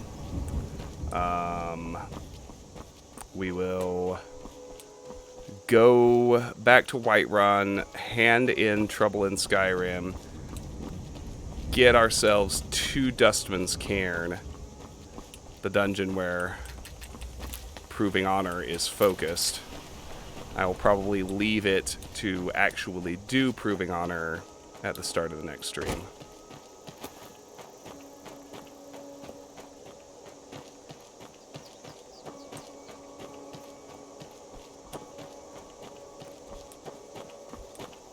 Let's begin here. My garden has not restocked. Fair enough. All smithing supplies go in here. Hey, little Mooney! Welcome back. It's good to see you. How's your day today? How's your Tuesday?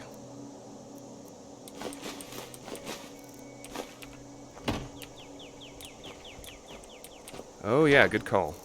If I have a refined moonstone. Which I don't. Oh, but it might improve with Quicksilver. Let me check. Ah, yes, it improves with Quicksilver. Alright, give me a minute. Work was exhausting. I trust you're not planning any trouble. Well, I'm sorry to hear that. What can I do for you, friend? Let me see here. Got all my blue butterfly wings.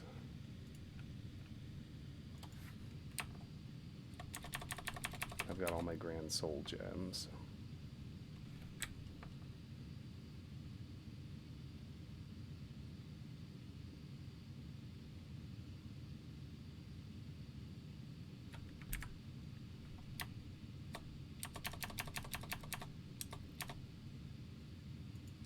Got 10 more snowberries.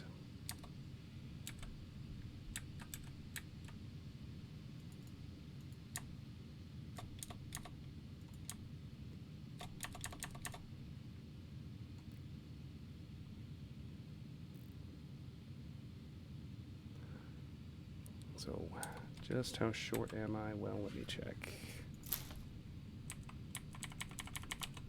What did he just take out? That I didn't want him to take out. The Jazzbay grapes. Okay. How many snowberries am I sitting on? 10. I need 22. So, there we go. This number is 12. I also need 3 more blisterwort.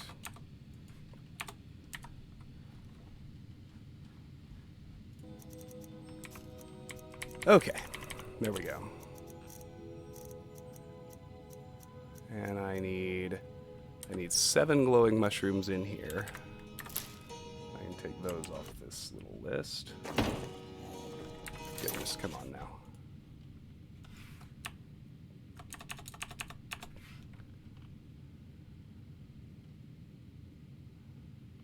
Okay. Now. Let's see what else I have. Got my Falmer helmets. Those are going to go in here. It means so much to us. I made a new friend. A fox. A fox? Could I keep him? Please? All right, but you're responsible for him. You're the best. Hello, my love. Back from some adventure, I bet. Divine smile.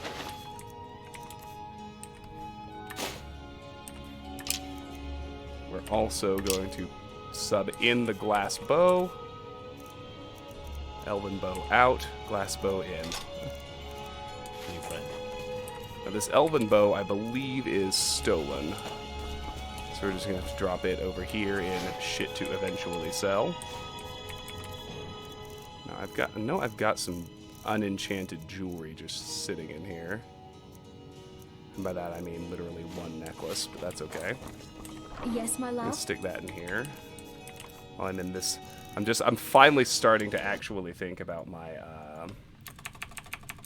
crafting loop, because my skills are getting high and we're near having everything I need. Alright, very good.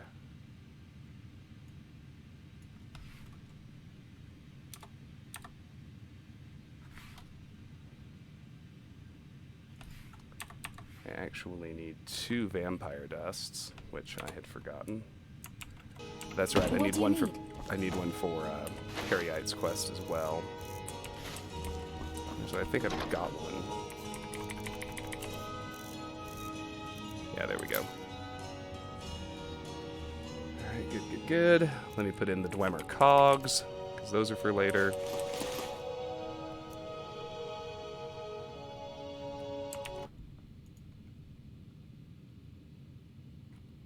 I need 1 giant's toe and 1 hagraven claw. I know I've at least got the giant's toe. Very good. Yes, my love. What do you need? Sorry, I'm just organizing stuff.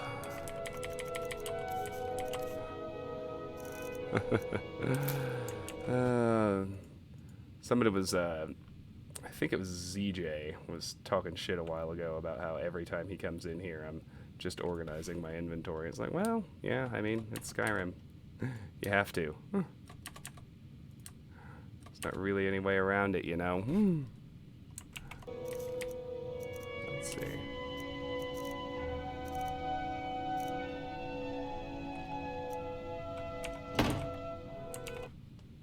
What else do I got?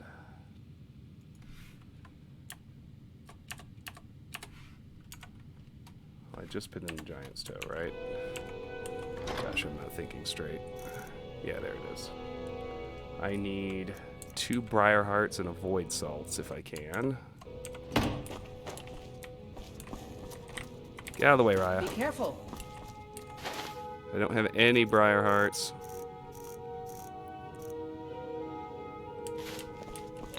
Did I already put in a void salts? God, I'm having so much trouble remembering. No, I did not. Okay.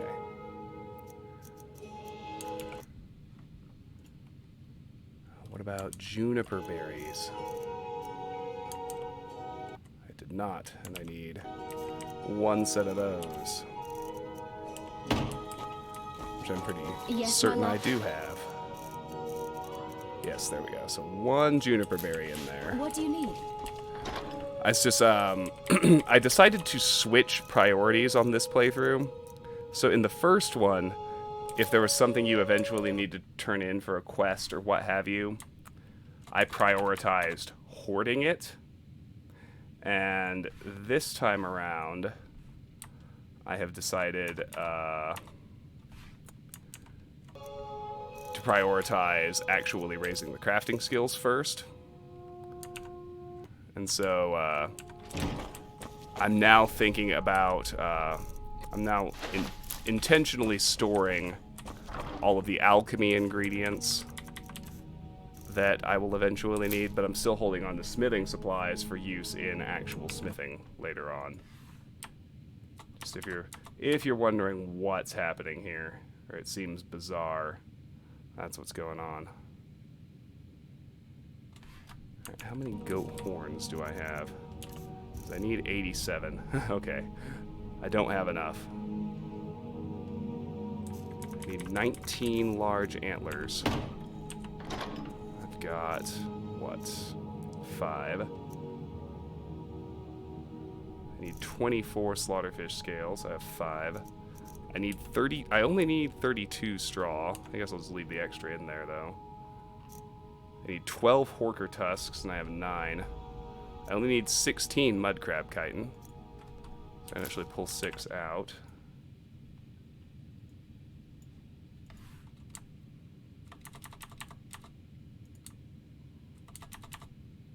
Got all the grand soul gems.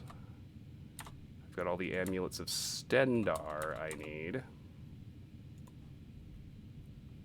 Okay. We're done with this part of the housekeeping for now. And I thank you very much for your patience. Let me peek at actual alchemy. So we always got to worry about that. Mainly just worried about missing effects. Not mainly, that's really all I'm worried about. Alright, so Dwarven Oil. What am I missing? The effects are Fortify Illusion and Restore Magicka. I'm sure we have those. There's Fortify Illusion. Pretty comfy so far. Good, I'm glad to hear it. Alright. We know all the effects on Dwarven Oil.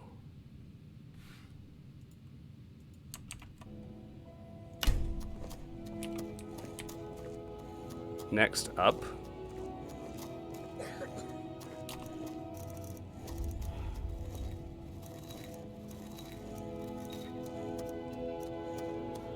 glowing mushroom. The missing effect is Fortify Smithing. I can just tell you that. I'm actually going to want to use this potion anyway. Oh, but JK. I don't have anything to make it with.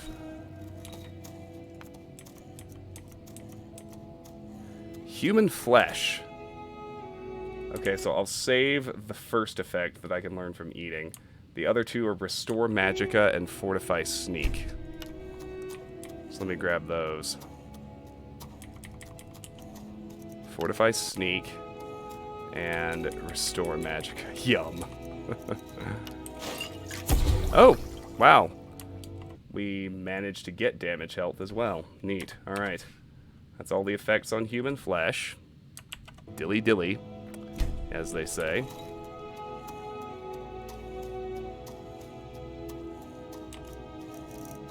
What's next?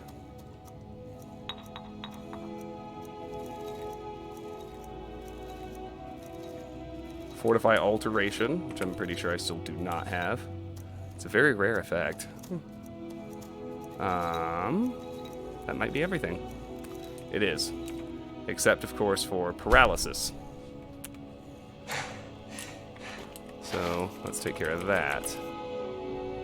Put everything away that doesn't have a paralysis effect.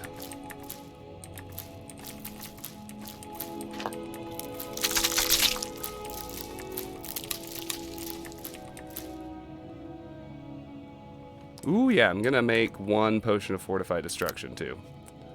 With the glow dust and glowing mushroom.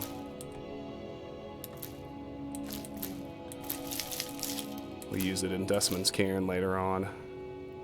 So I've got 12 imp stools, but I'm pretty sure those are my only paralysis ingredients at the moment.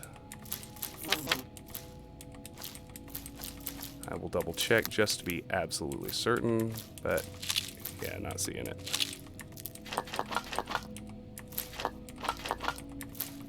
So away go the imp stools. Hello, Fortify Destruction. Alright. We're good there. Good there.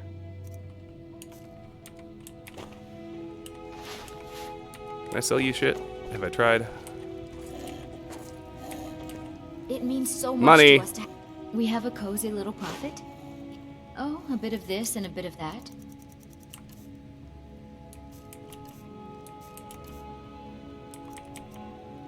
Okay, yeah, I can sell her these, which is good.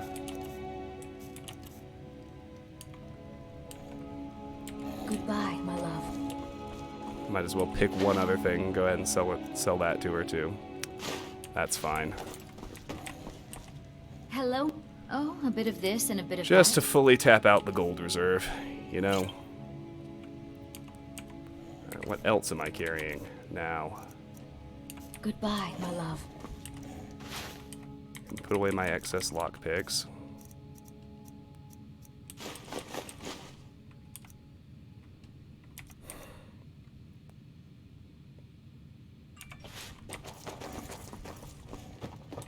I guess I would qualify these as enchanting supplies, but what do I want to enchant?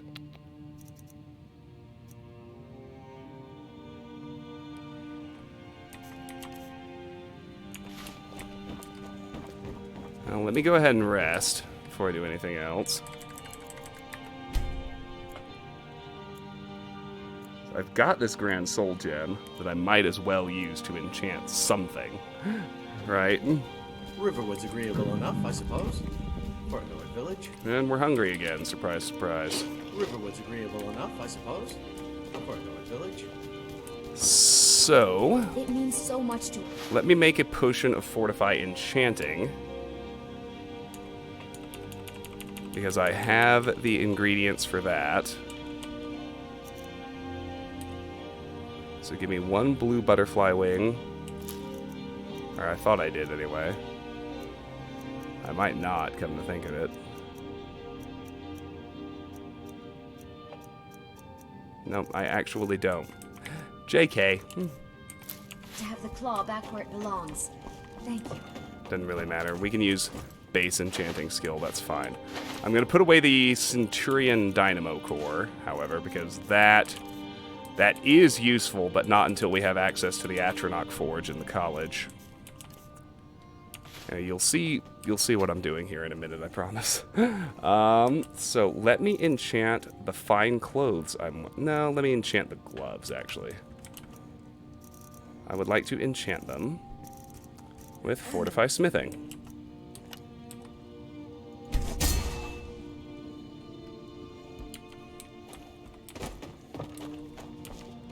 I realize it's a little bit suboptimal, but I don't really care.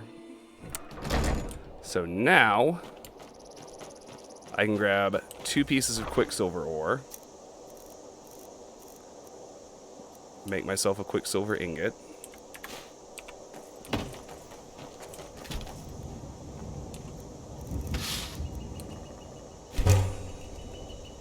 I can use that to improve this Elven Gilded Armor. Which can then replace this scaled armor in the land of, well, armor I actually use. So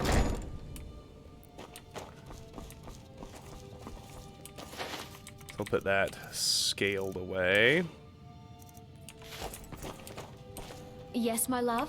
What do you need? Let me check Lucia's dresser. Kind of the last thing I need to do. And look, we got new stuff.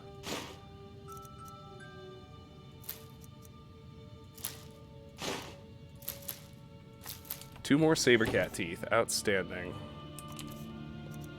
I'll just drink that potion to get rid of it.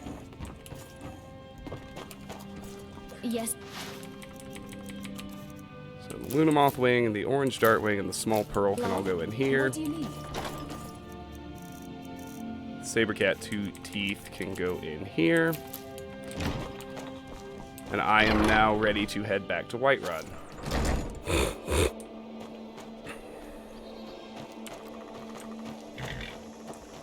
Where do you want to go? You'd be so good as to Climb take me. back and we'll be off.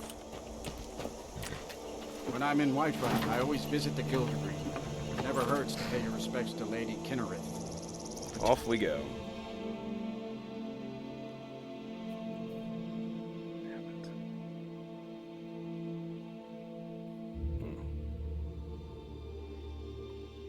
Eating enough will apply the well-fed bonus.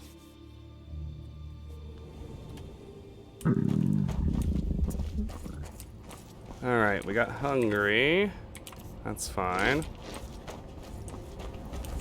I have good solutions to that in place. Keep my warm weather gear on. No, I need to make sure she's not Yes, carrying my Thane. anything Do you need... Of course, Thane. that How can I be of need service? in, Lead on, my Thane. Dustman's Cairn. She's not. Because the problem I have with the companion followers is you can't change their equipment.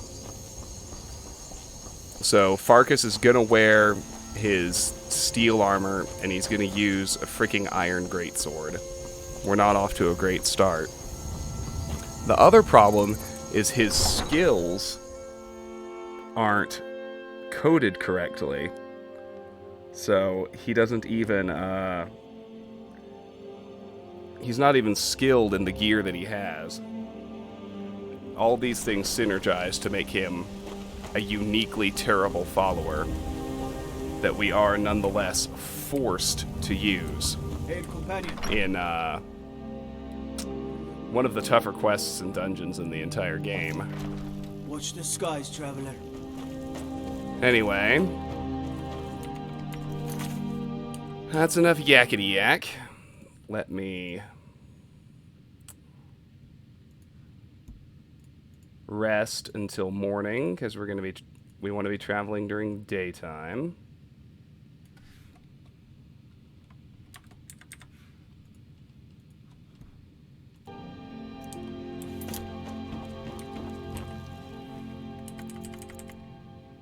Six hours is enough.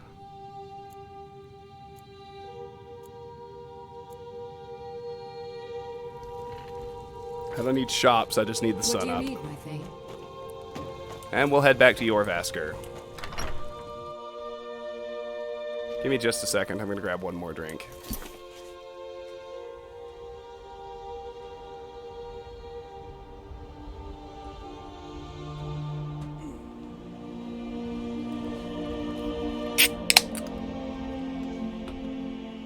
Alrighty. Up to Jorvaskr.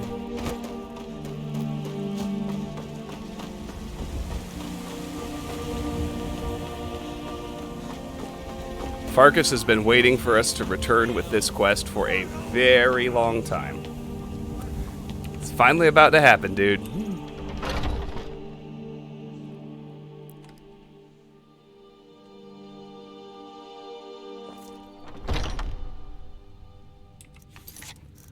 Yeah, because trouble in Skyrim was way down here. I cleared out Shimmer Mist Cave, so Whiterun is now a bit safer. Return to Farkas. Skjor says that I have the strength of I've taken care of the problem. I expected no less of you. And once again, I'm looking for work. Skjor was looking for you. What does he earlier. want? Don't know. He just said I don't like making him angry. But there... Alright. So now, we have started... Oh, it hasn't actually started yet. JK. There we go. Started. Proving honor. Speak to Skjor. The companion lead... The companion's leaders say they don't have any more work for me, but that I should speak to Skjor about the next steps. Alright, so let me really quickly just take Trouble in Skyrim off of my quest list.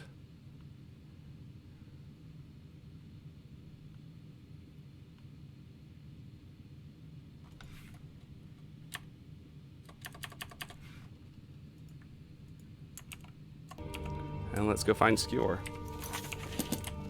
I guess, no, he's downstairs. I've been tending to the warriors at Jorvaskr for as long as I can remember.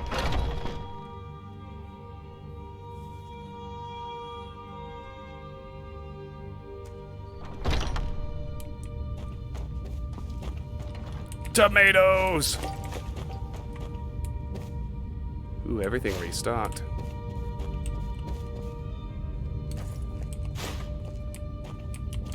Don't worry, I'm not going to fully loot the joint. It'll be kind of a waste of time. Just easy stuff. I never thought they would actually let me join the Companions. But now it looks like they're letting anyone in these days. Skjor's still snoozing.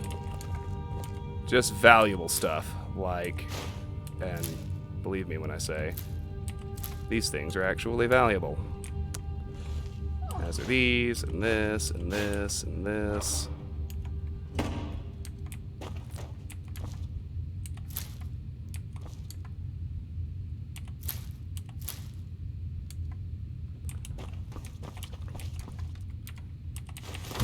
Sorry guys, it's just hard to resist. There's so much stuff in here that I actually can still make good use of.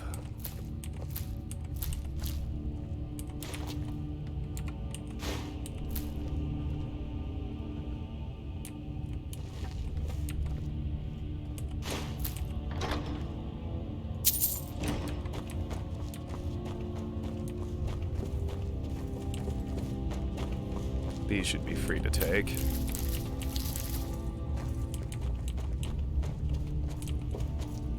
I think there's some coin purses in here as well. A good grasp of what does and does not respawn helps at moments like this. Walt! Oh, wow! Welcome back, Walt. Oh my gosh. The Waltiverse, you beautiful, beautiful human being. How you doing, my man? How was your stream? Everybody, I always say it every time he shows up. If you're not following Walt, you're wrong and you need to fix your life. That's the bottom line.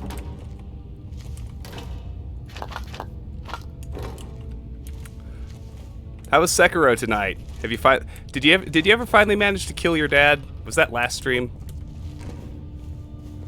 Or was that tonight? Getting licked and not in the good way. Oh. Well, I mean, it was your decision to just keep playing Soulsborne games. I mean, that's gonna happen when you do that. But I'm sorry to hear that, man. I hope it was fun regardless. You usually make the best of it, even when you're getting your ass kicked. Okay, let's see about in here. All sorts of stuff. Coinage. Have I done the quests for Vex and Delvin? No, I haven't really done anything besides join the Thieves Guild. I'm sitting on the Golden Glow Estate quest, loud and clear. Get up there. Well, fuck it. Let's steal the bowl and then drop it when I'm done getting the eggs. I want the Death Bell, and I want the Ice Wraith Teeth, and I want the coins.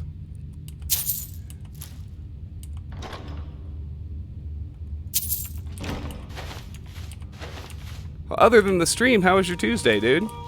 Also, welcome Raiders. My name's Travis. Walt's a good friend of mine. Good friend that I've never met in real life, but I think that's pretty common in COVID. He's a beautiful man. I love watching his stream. I love hanging out. I tend to stream, I'm kind of a hyper completionist. I have a bit of OCD in most games I play. It's sort of my shtick. But I have, I play a lot of open world RPGs, a la Skyrim. I'm into stealth games and immersive sims like Thief and Dishonored. And I also dabble in horror games. I typically play games where I already know what I'm doing. I like to kind of educate on the ins and outs of game mechanics as I play. The exception to that is horror games. I typically play those blind because I think that's more fun for everybody. Alright, so Codlack never sleeps, so I'm gonna have a bit of a narrower focus on what I steal from him, just because it's a little bit more difficult. I need Death Bells, so I'm gonna steal those. And I want his Daedra Heart. Apart from, I think I'll stop there with his stuff. At least in the room he's camped in, I mean. Friends of the cyberspace. Yes, indeed.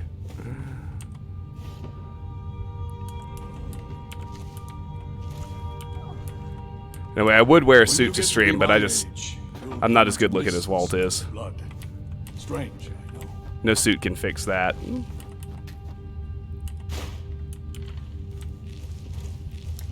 Alright, so I want these Death Bells.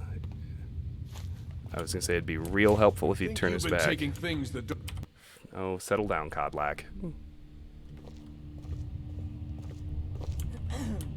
Are you still here? Boy, that's a friendly greeting. Are you still here? Why? Well, now I've gotten myself stuck behind a table. That's kind of peak Skyrim. Alright. Well, I was gonna see if I could haul those over there. Forget the death bells. There are easier ways.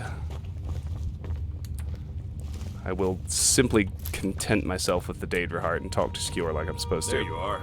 You wanted to see me? I did. Your time, it seems, has come. What do you mean? Last week, a scholar came to us. He said he knew where we could find another fragment of Wuthrad.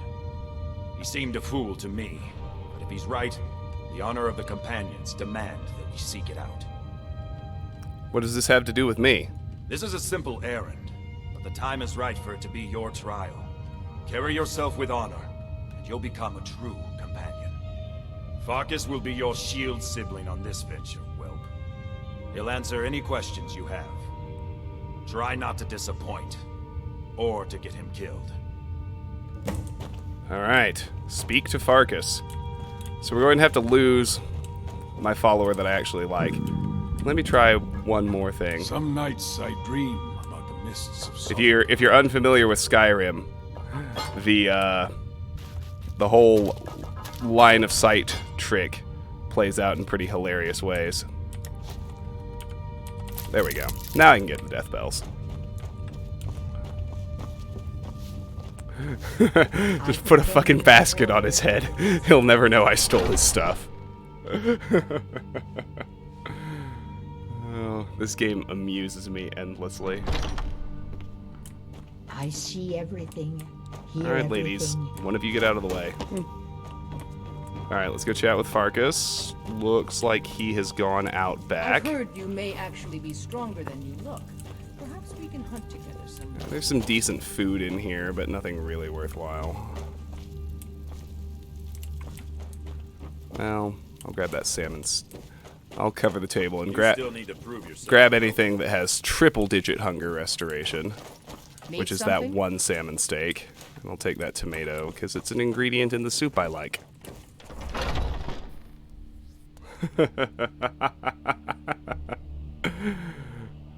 Karis coming in with the analytics on the old basket trick. I like it.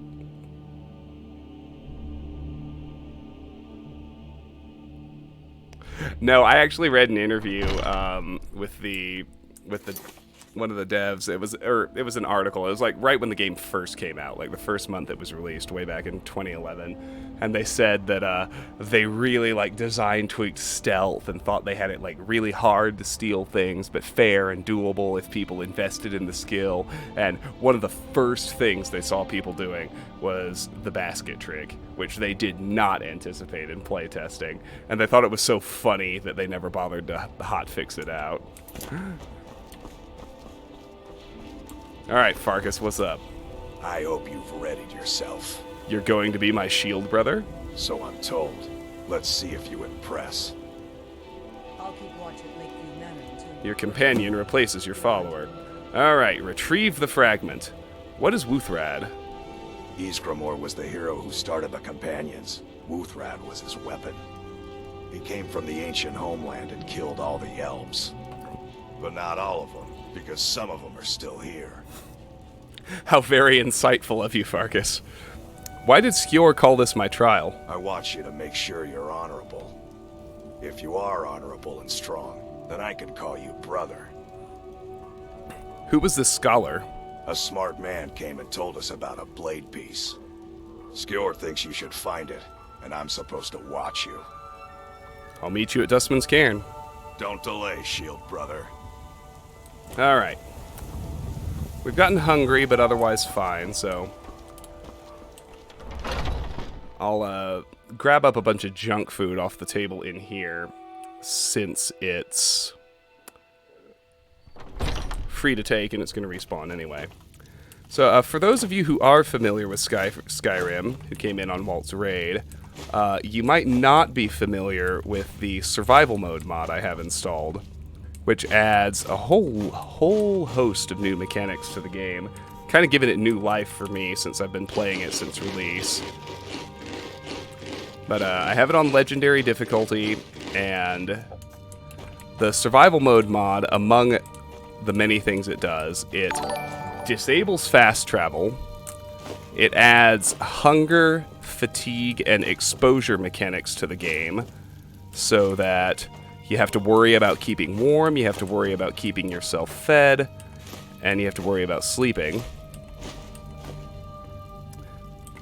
Mr. Yo-Yo777, thank you so much for the follow.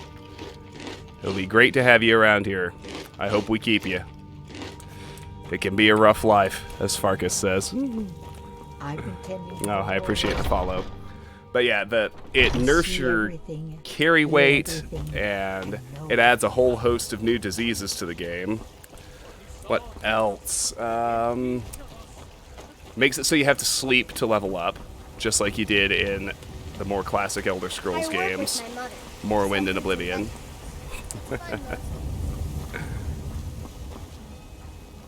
And in connection with the cold mechanic, it adds a... in addition to the usual armor rating, it also adds a warmth rating to every wearable piece of equipment in the game. So the way all these different things synergize, like the fact that you have to hoof it everywhere, that you have to worry about keeping warm and keeping fed and getting sufficient sleep. Like I said, it's given the game a whole new life for me. It's extremely challenging, but I'm having a blast with it. Walt came in right when I was kind of winding down. I have one more little dungeon clear planned. But, so you can see I'm wearing clothes rather than armor at the moment because they are warmer. I'm out in the air and I'm not in the middle of a fight. But when I actually get to a dungeon and we start just slugging it out with Draugr, I'll switch to my armor. But because fast travel is disabled, I have to just hoof it all the way out to Dustman's Cairn. Which is what I'm about to do. Oh, good, Walt. I'm so glad to hear that.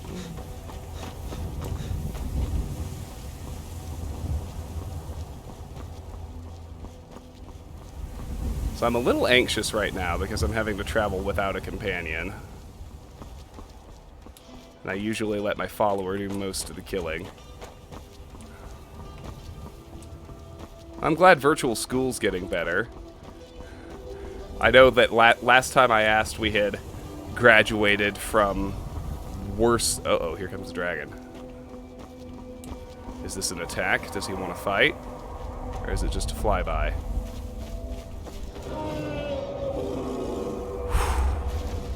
He doesn't want to fight. Okay. And that would have been okay, because we've got guard back up here at this watchtower, but that could have been rough. Oh, look, we've almost caught up to Farkas anyway, since I told him I'd meet him up there. Well, I mean, considering that I have quite literally killed and devoured the souls of a dozen of his brethren, I think that perhaps not engaging me is a sign of intelligence on his part.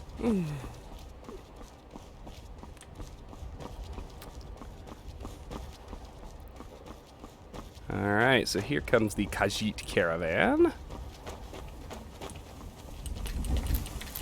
Catch some butterflies. Make potions out of them later.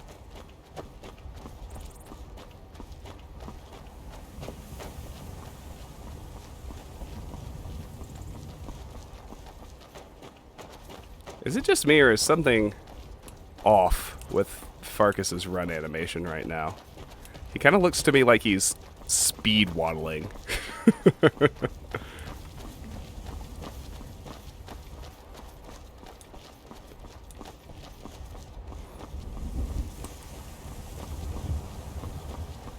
Anyway, we're almost to Dustman's Cairn. It's, if you can see those pillars right where my reticle is, that's the entrance.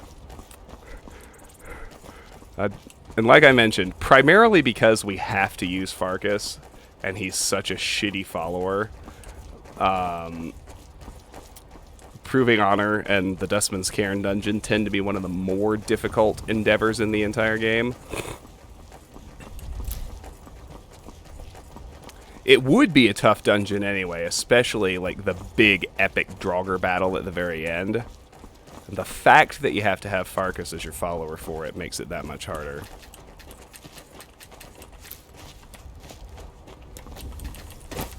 All right, hand over your valuables, or I will gut you like a fish. I don't have time for this. Don't you walk away. Never should have come here. Alright, well. Let me put my armor on. I want my dagger out. May you walk on one side.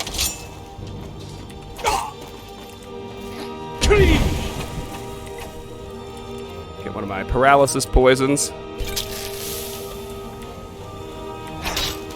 You, my friend, can prepare to get wrecked.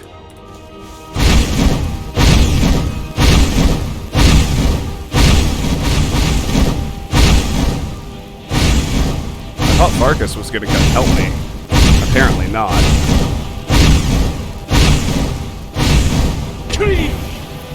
That's fine, though.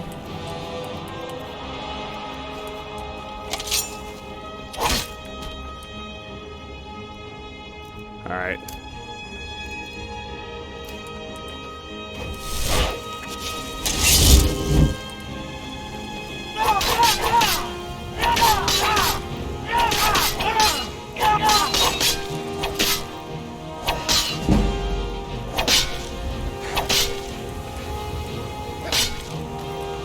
Come on.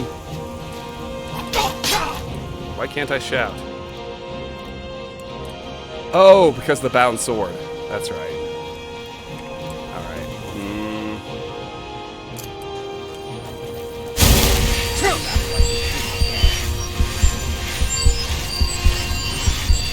Oh, now Farkas will fight. Or will he? Apparently not.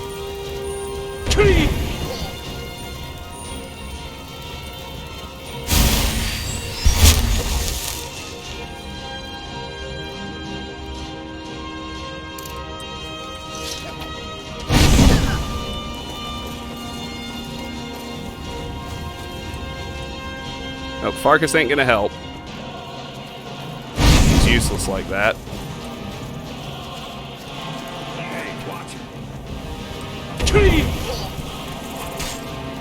No matter.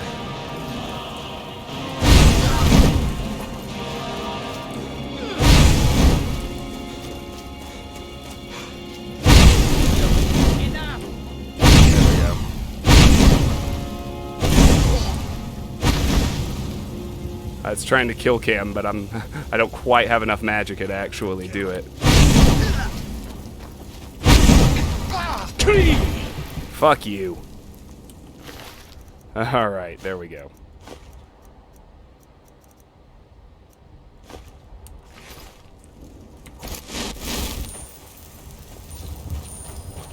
So, where was I? Alright, Blinky, I got you. I'll dab just as soon as I finish healing up. I'll leave my real armor on, because sun's out, the air's warm, and we're about to enter the dungeon anyway. Here you go.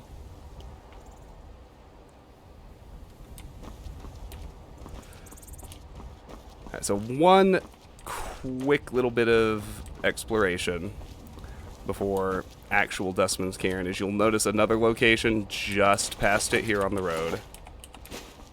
This is Hamvir's Rest. We'll have to fight a few skeletons and one level Draugr. And we'll have a master-locked chest to deal with.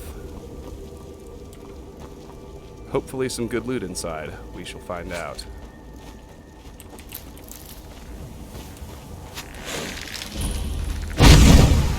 Skellies are nice and weak. Not really a problem.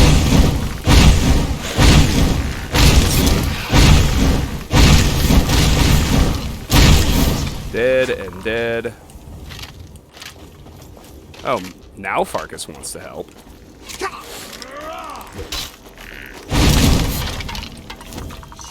I mean, you do you, buddy. I have no idea how you make your decisions about when to participate in combat. I could have used your help with the thief, who was actually armed with fairly dangerous glass weaponry. You know, you see me using the skeletons as training dummies for my destruction magic, and that's when you decide to jump in. Whatever, dude.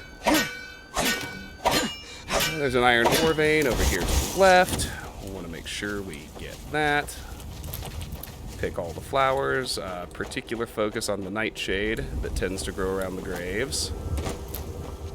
Still trying to collect 20 of those for Ingen back in Riften. I guess, no, it's the one on the left. My bad. So if we approach that standing sarcophagus, that's where the level Draugr lives. My level, it's probably going to be a Scourge, which is, you know, that's not a pushover. Yeah, there's always an enchanted helmet in here. 8 pounds, value 1,067.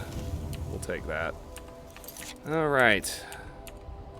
Let's go ahead and fight this guy real quick. I hope Farkas deigns to help me. I suspect he's not going to. Reminder for... Oh, shit, I did forget to buy a rune spell. It gives me a little bit of angst, but I'm going to try to do it without doing the rune trick, because so far I haven't done anything that, like, overtly violates the game design and is an obvious glitch. And I think the rune trick to prematurely force Draugr out of their sarcophagi so you can fight them one at a time when the designers didn't want you to have that option. Yep, Draugr Scourge. Oh, fuck. Magic user, too.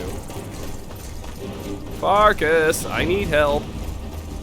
I mostly need you to meat shield for me.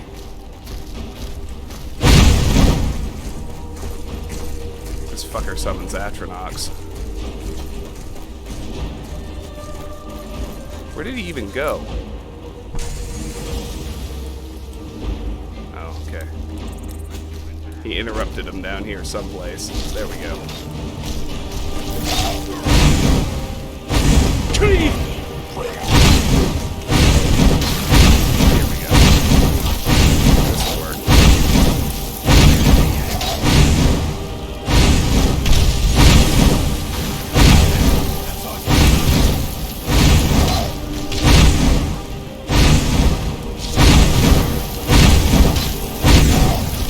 Now, one thing that really is important to remember, I know I'm toting all those poisons, but Draugr are immune to paralysis. It will not work on them.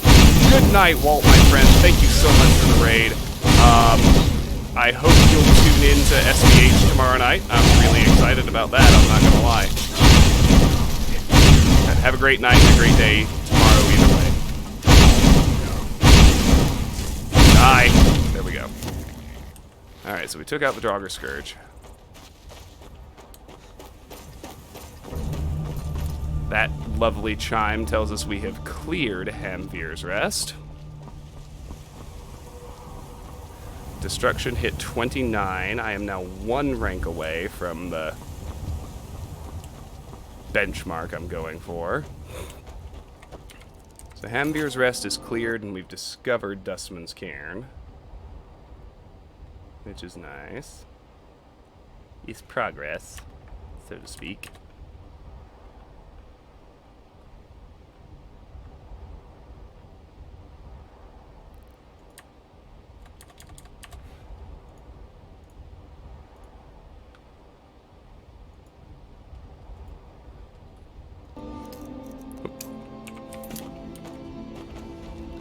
So this will yeah, this has a master lock. That can be a real pain in the ass, but we'll deal with it. I've got 3 lockpicks on me, so I have a little bit of margin for error in terms of finding where the sweet spot is, but only a little. Of course, it's... I like it. Just habitually, I always check the right side first, and there's 50-50 odds there. But,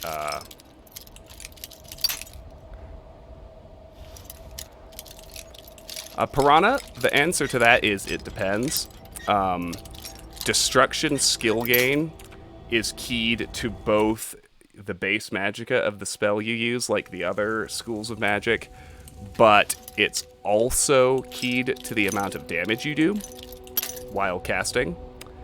And so Draugr and skeletons and vampires, and indeed most undead, have a weakness to fire. And so that damage boost outpaces the slightly higher base magicka cost of sparks in terms of experience gain. If you're fighting something... So you actually... you get an experience bonus for using the element that an enemy is weak to. There, we got it. That wasn't so bad. A lot of goodies in there. So it behooves you to pay attention to weaknesses. So flames for undead, because they're pretty much all weak to fire. Not a lot of things in the game are weak to frost. Like flame atronachs are literally the only things that come to mind off the top of my head. And a few things are weak to sparks, or to electric. Dwemer Centurions come to mind. Oh yeah, and dragons. Flame dragons are weak to frost. Electric, most stuff is neutral, because there is also a lot of stuff that resists fire and frost. Like, you have to, if you're fighting random bandits, you actually need to pay attention to their races, because Dunmer are fire resistant and Nords are frost resistant. So I have all three spells favorited, and I try to make sure I stick with whatever has an elemental weakness. Let's eat the apple pie, because it's heavy. That'll get us back to well-fed. Alright. Let's poke around Dustman's Cairn here. There's a few flowers to pick here on the outside. I've always just power leveled it on a horse. Nice. Yeah, I'm really trying to avoid grinding on this playthrough. Some fights end up taking a while because I have not power leveled most of my skills. Obvious exception, of course, is the crafting skills. You kind of have to grind those or they never get anywhere. There's no real, like, natural progression of the crafting skills. You either go and have a crafting session or you don't. But I've already maxed out alchemy and enchanting, so we should largely be free of that concern for the rest of the playthrough. And I am going to make a fresh hard save here, and that is going to do it for me tonight, because it's getting on 12:30 and I have to put my butt in bed. So those of you who joined me live on Twitch tonight, whether you're old friends, new friends, came in on Walt's raid, or just found me because you're still fans of Skyrim 9 years later like me, thank you so much for being here. If you are new, I hope you'll hit the follow button so you can see when I go live in the future. If you're catching the VOD or you're watching later on YouTube, please subscribe to the YouTube channel. There is no such thing as a perfect stream time where everybody can catch you, I realize that. But all of my content makes its way to the YouTube channel, so as long as you subscribe over on YouTube, you don't need to worry about missing anything. Finally, regardless of the platform you're on, I hope you'll join my Discord. The link to do that is in the Twitch channel description. It's also in the YouTube video description. Discord's the most reliable place to see what my stream schedule's going to be. It's also where we discuss what you want to see me play, and it's just a fun place to hang out with people who love video games. I'm looking at my, as far as what's next, a lot of you might be familiar with the Streamers Become Human podcast. It's hosted by 4 members. I don't know if any of Walt's folks are still here, but, Walt just joined the stream team True Variety, and Streamers Become Human is hosted by 4 wonderful individuals from that stream team. I've raided most of them in the past. They've hung out in the channel in the past. So if you've spent any time here, or really in Walt's channel, you probably know them. They are Talktopus / Rory, Sugar Melly, who you can call Sugar or Melly, either one works for her, Morgan, or Mapsio Morgan, and TL Breezy, also known as Trevor. They comprise a panel of 4 who just, interview guests and chat about games and whatnot. and I am going to be the guest on that podcast tomorrow evening. That is at God, what time is it? I gotta double check. I gotta make sure. It's in my DMs from Rory. Okay, it starts at 9 Eastern or 7 Mountain Time, and it typically runs about 2 hours to 11 Eastern or 9 Mountain. So I'm hopeful you can tune in for that. I'll when I know more details about the exact logistics, I will post those in the Discord. But yeah, I'm going to be on the Streamers Become Human podcast tomorrow evening. And if that does, in fact, wrap up at about 9 my time, we will probably segue into a stream and tackle Dustman's Cairn after that's done. So, have a great night, everybody. I hope to see you tomorrow for the podcast. And, well, I'll see you when I see you. Take care.